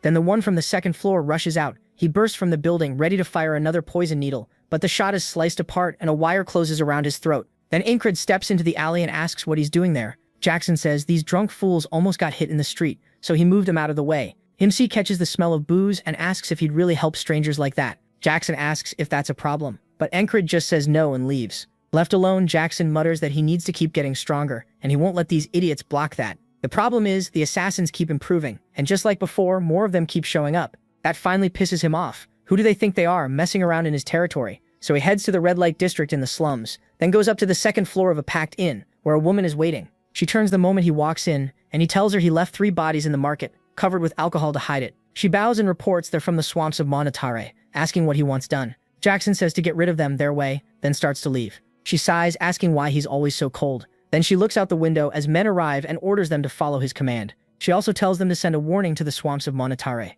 Later, the Monterey Guild leader is staring at the 3 brothers' heads when she declares she's done playing around. Any assassin entering the city from now on will be killed by them. She's clearly planning something big. Later, Abner gets a report from the Monterey Guild leader and asks if it truly can't be done. The answer is no. Encred is protected by people far above their level. They may be strong in Aspen, but those guards are among the continent's best. Abner realizes the assassin plan is over, so he cancels his request. If the protagonist really is that special, then he'll meet him again on the battlefield. 3 months pass, and the soldiers complain that the heat is so bad they feel tired doing nothing. Still, Encred hasn't missed a single day of training. That makes them realize his strength was never luck, and one of them wonders how much stronger all this work has made him. Rem calls it bullshit. Rajna says it's weird. He taught him everything right. Aura prays and says his brother is cursed. Even Jackson looks irritated. Luagarn starts to wonder if she was wrong, but decides she wasn't. He really is as untalented as he seems. She tells Encred he's hit a wall. He just smiles and says that's not true. In his mind, he's moving ahead in huge steps. They can't see. Funny enough, all their protection may be slowing him down. Without it, he might have climbed faster, even if it would have been brutal. The next morning, while everyone else is still asleep, Kraz lies in bed trying to figure out a strange letter tucked in a book. He's muttering loudly enough for Luagarn to hear, so she walks over, yanks the sheet off him, and asks why he's making so much noise and talking to himself. Kraz shows her the writing and asks if she can read it. As sunlight starts to cross the mountains, Encred jolts awake and announces it's time for morning training. Even while he's doing lunges with rocks, everyone agrees he doesn't seem to be improving. Jackson says Encred probably knows he's stuck too, yet he still looks happy. Rackham wonders what goes on in his head. He may act like the dumbest one there, but he's probably one of the smartest. A soldier walks over and says someone wants him. MC asks who, and the man says Marcus is calling. Marcus says he has a mercenary job for him. He wants him to wipe out a colony near a frontier town. Marcus explains that outside the city, summer is dangerous. Monsters and beasts spread fast. Once enough gather and a leader appears, they become a colony that can threaten a whole town. A large one was found near the frontier, so he'll put Encred in charge of the town's defense and have him clean it up. The protagonist returns to the barracks and Penn asks if he's really going. She points out that like back at Crossguard, he's carrying a ton of weapons. He says it's better to be ready. Luagarn agrees. Against a large colony, that much gear makes sense. Creasy adds that even stupid ghouls are dangerous in big groups. Looking over the request, Encred says it would be nice to have whistle daggers, but they're too rare to replace right now, so it can't be helped. Jackson keeps staring at him, and then Creasy realizes what's going on and suddenly shouts. He says he has to come too, eyes lighting up like money. Encred asks what's wrong with him and tells him to get off, but Creasy says this is the chance of a lifetime. There's hidden treasure where that frontier town is. It's supposed to be the lost wealth of the legendary trader Dolph from over 100 years ago. MC recognizes it at once. It's the same map he picked up on the last battlefield. Kreese explains that anyone who deals with treasure knows the story. Dolph's riches must be in an old dungeon, and if it's that old, the traps probably don't even work anymore. They just need to find it. Pen says she can't read any of it, and Encred agrees that it looks like some ancient script. Luagarn says she already helped Kreise with it, because she's a scholar and old writing is easy for her. Everyone stares, shocked that a battle-crazy frog is a scholar, even Pen. Luagarn tells them not to judge people like that. Kreise asks if he can come explore it with them. Encred agrees as long as it doesn't take too much time, and Kreise starts yelling. He tells everyone they're leaving tomorrow morning, so they should get ready. Rem says he's not going. Ora says God isn't showing him the way this time, and Ragan just wants to sleep in. Jackson says he has things to take care of. Kreise can't believe it. They're usually always ready to tag along with Encred. Pen worries whether they'll be fine with so few people, but Luagarn says she'll go. She has no reason to stay without him anyway, and Esther jabs her in the side. Kreise says they'll be fine with the frog along and everyone should start packing. But Encred is still thinking, looking at the people staying behind. Even so, Marcus gave him this mission, so he has to leave. When it's finally time, Luagarn tells him they need to go. Kreise asks if the panther is really coming too. She growls at him and he notes she really doesn't like him. Just as the protagonist is about to go, Jackson stops him and hands over a package. Encred asks what's inside, and Jackson says whistle daggers, then tells him not to ask where they came from. MC asks if this is what kept him busy yesterday, and Jackson says he'll need all the help he can get. Rem and the others just watch as Encred prepares to leave. Now he gets it. He says he knows why they're doing this and smiles, telling them he'll see them when he gets back. Then it'll be even more fun. Rem still can't figure out what he's thinking, and even Ragan says there's no sign Encred's improving. Jackson answers that there were still moments when he got a lot better without anyone noticing. Ora says he believes in him at least. The others start wondering how he will surprise them this time, and how much stronger he'll get. Rem calls him odd, grabs his axe, and tells Ragan he wants a fight at least 50 rounds. Ragan agrees, but says not to blame him if Rem dies. Even Ora and Jackson decide to join in. Rem says it better be as fun as Encred promised, and they'll use the time to get stronger before he comes back. Since colonies draw nearby monsters and beasts, they expected the trip to the town to be rough, and the protagonist is already cutting monsters down. Luagarn and Kreise fight too, and they've run into more than 6 groups since setting out. Pen sighs, saying she was sure this was the right way. Encred tells her not to stress over it, they'll just keep going. By night they reach a thorny path. MC says this route probably won't have monsters and Pen should know the road,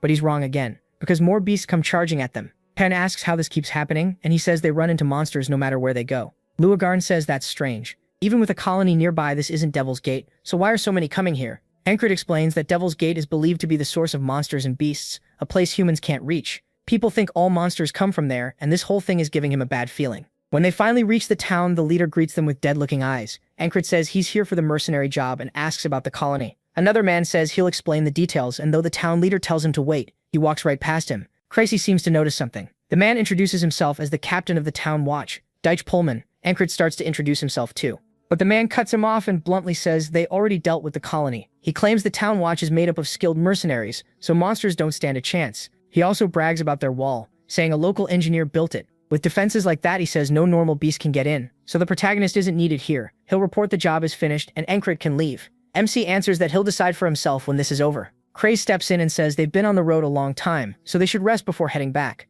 Deutsch Pullman agrees to give them rooms and calls for Hugo to take care of it. Hugo smiles and says he'll handle it, but Luagarn immediately feels something wrong. When Kreise asks, she says she can't even stand looking at him and wants to smash his face in. Kreise tells her to calm down, but she can feel something from him that's wrong, like one of them. She doesn't say more, and Hugo leads them to their rooms, while Luagarn tells herself it must be a coincidence. Once they arrive, Kreise says the watch was openly hostile. Encred asks why, and Kreise explains that he came with authority over them, so Deutsch Pullman probably feels his control slipping. The protagonist says there's gotta be more to it than that. Pen asks Luagarn if she believes they really destroyed the colony, and Luagarn says probably not. Judging by how many monsters they met on the way, the colony is still out there, and dealing with it without the town's help will be hard. Encred tells her that really doesn't change anything. They'll do what they have to do. They ask how long he's going to keep training, and MC says there's still time. Then they wonder where he even found those rocks. Pen gets fed up and says she's going to sleep. Kreise says he is too. Luagarn notices he's repeating the same training, even though he isn't getting better. But even so, she can't stop wondering what gives him that look, like he's always enjoying himself. She remembers someone else telling her training was fun, looking truly happy every time they swung their sword, and she never understood it. Then she tells Encred she'll help him for as long as he needs. She reveals that person was her lover. He lets the rocks fall from his hands. Luagarn says that back when she had the mental bond, the feelings shared between frogs and humans stayed the same, and if only her lover hadn't died to them. She asks Encred if he really thinks training is fun, and he says yes, of course. That answer makes her fall into memories of her dead lover. Elsewhere in town, the leader calls out to Deutsch Pullman, saying they've beaten back the beastward again and again, but there are still too many, and they need to accept help. Deutsch Pullman is clearly furious, saying that's out of the question. This is their town. Everyone here ran from corrupt nobles, and they built this place from nothing with their own hands. If they let outsiders step in over a few monsters, those city people will take over. He tells the leader not to worry. His men can handle it, and even now his trusted watchmen are guarding the walls. The leader asks if Hugo is on duty there, and Deutsch Pullman says yes. He says Hugo may be new, but he's reliable and capable. In truth, Hugo isn't on the tower at all. He's walking up to the watch and asking if anything's wrong. They say they're all set, and he smiles, telling them they can stop pretending and begin. By morning, a mass of glowing eyes gathers outside the city. The monster horde has arrived. The warning bell starts ringing, alerting everyone that the colony is attacking. A pack of gnolls rushes straight for the town. Luagarn says her feeling was right. The people here are cultists. And Hugo says everything they did was for their god trapped in Devil's Gate. A flashback shows what happened a little earlier. The chaos hit without warning. People were just going about their normal lives, and Encred was still training. Then the howls started, and everyone knew something was wrong. Soon the whole town reeked of blood. That's when the bell began to ring, and the townspeople tried to run, only to be torn apart by the gnolls. Deutsch Pullman rushed in, ordering the watch to protect the townsfolk. Encred quickly tells Kraze and the others what's happening, then tells Luagarn they need to stop the monsters. She says she has to leave. She swore she'd kill every cultist who took her lover from her. She blasts straight through the house wall just as a gnoll lunges at Encred. More gnolls crash in, a group of 3 with even more behind them. The protagonist orders Penn to check the wall, and tells both Kraze and Esther to stay with him. As the gnolls close in, he steps forward and drives his blade out, piercing one gnoll through the chest, then shoving through hard enough to bowl the others over. He says he has to open a path. He survived a monster pack once before. Now he just has to keep dodging and force a way through, no matter what. He pushes his focus to the limit, just like last time. He steps on a gnoll's head, lifts his sword, and when they look up to strike, he brings it down and splits one clean in half. At the same time, others come in from the side. He slips away and notes that mutant gnolls are much bigger than the others, so this isn't like the lycanthrope fight. Worse, he can't see the end of the swarm. As the town watch gets slaughtered, he sees fear and hears screams everywhere. Even Deutsch Pullman is desperate, trying to save a child with a weapon that's already broken, but he still keeps fighting. He shoves the child away to give them a chance to run, then charges the horde alone. In only moments, the town built on hard work and hope is ripped apart by monsters. One mutant rushes Encred, and he tightens his grip on the sword, using Heart of the Superhuman to cut it down, then bursts past it and kills several gnolls at once. Esther says there's no way she can wipe out a horde this big with magic, unless she turns back into her human form first. Kraze gets stabbed through the back of the throat. Esther turns, thinking that if only it weren't for her curse. She climbs onto a roof and says there's no other choice. If this keeps up, she'll just die here. So she leaves it behind and vows to avenge Encred. Hugo throws on a robe and heads for the rear exit, saying everything went just as planned and he needs to slip out the back. Of course, Luagarn is waiting for him, bursting through the wall to greet him. When she swings, a purple barrier blocks the hit, and she says she knew he was a cultist after all. Hugo points at her, and a dark purple orb forms at his fingertip. She stares it down as it flies right into her face. Back with Encred, a gnoll bites into his back, but he keeps moving, chops off the attacker's arm and kills another in front of him. He realizes his body is wrecked, and he can't even lift his arm anymore. Then he hears a child crying and spots one hiding under its mother, too scared to even breathe. Encred understands right away. Somehow he has to protect that child. Then all the gnolls start stomping together and open a path. The colony's leader steps forward. The child forgets to breathe at all, frozen in terror. Encred calls the leader out and tells it to come at him. It charges straight in. The creature thrusts, but MC slips aside and tries to counter. He lifts his sword to bring it down, but the leader sidesteps the blow. Encred turns to continue, but he's too late. The colony leader already has its blade ready. It stabs right at his face. Thanks to his eye training, he barely dodges, though the blade still cuts across his face. The leader dashes past him and he turns for the next exchange. But then he realizes what just happened as his eyes turn bloodshot. The blade was poisoned. That means the others probably were too. The leader grins from ear to ear while the gnolls keep stomping and Encred starts coughing up blood. He collapses, choking on his own blood. He can't move because of the poison, but this still isn't the start of the day. As he keeps vomiting blood, he tries to crawl forward and realizes the leader is enjoying his pain instead of finishing him. To wipe out the colony, he has to kill that leader. Unlike normal gnolls with their short legs, this one is incredibly fast, and its blade is poisoned. Next time, he can't let it touch him even once, and he has no idea how he's supposed to manage that. As that thought hits him, he slips into the boatman's realm and wonders what one human can do against an overwhelming enemy force. Then he wakes in his bed and grabs his sword. He says he told Kryza Allman to stay behind him, but near the end he couldn't sense him anymore, so he probably died. He also sent Penn past the walls, and since she never came back, she likely died too. While the others are still asleep, Luagarn is awake and asks why he's fully armed so early. Instead, Encred asks what she knows about the cultists. She's surprised by the sudden question and says they're complete lunatics. Out of all the cults spreading across the continent, the worst is the Church of the Holy Devil's Gate. They see Devil's Gate as sacred land and worship the Demon of Sixes, then asks why he wants to know. Outside, Encred can already feel the gnolls attacking. As people scream, he tells Luagarn he has a bad feeling. He opens the door and pulls his sword. He says he doesn't know why cultists are here, but she clearly has history with them. Jumping overhead, Luagarn says she knew she felt cultists nearby yesterday. Encred says it'd be nice to have the frog with them, but he can't control her. A gnoll rushes an unarmed villager, and the protagonist jumps in first.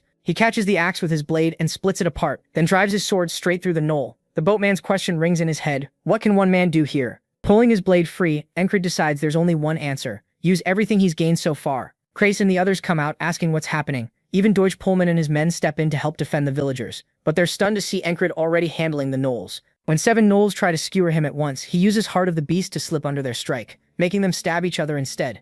Then he sharpens every sense he has, just like Jackson taught him, and hears a woman scream behind him. He pulls out his whistle dagger and throws it across the fight. It flies straight toward her, barely missing her before smashing into the gnoll's face and killing it. She turns in shock, just as another gnoll swings for Encred's head. He ducks under it and focuses hard, meeting the strike at one exact point to block it cleanly and draw the other gnoll's attention, pulling them away from the villagers and onto himself. Without breaking focus, he mixes in hand-to-hand combat too, kicking one gnoll back and cutting it in half while it's still airborne. He keeps going, tearing through them like a machine. Creasy is left staring, and the villagers start believing they might survive if Encred keeps this up. Even Deutsch Pullman admits they have a real chance with him here, then orders his men to back MC up. However they can, they charge the nearest gnolls, and the fight turns into a full brawl. Encred keeps swinging both swords, one opposite the other, so the gnolls can't even get close. The second they enter his reach, he cuts them to pieces. While he holds them back alone, the leader spots him from afar and realizes he's the real problem. The leader points its blade straight at Encred, ordering the others to bring him down. As the horde rushes him, the watchmen panic and start to flee. He feels death getting close as the boatman tells him this is his limit and to accept it.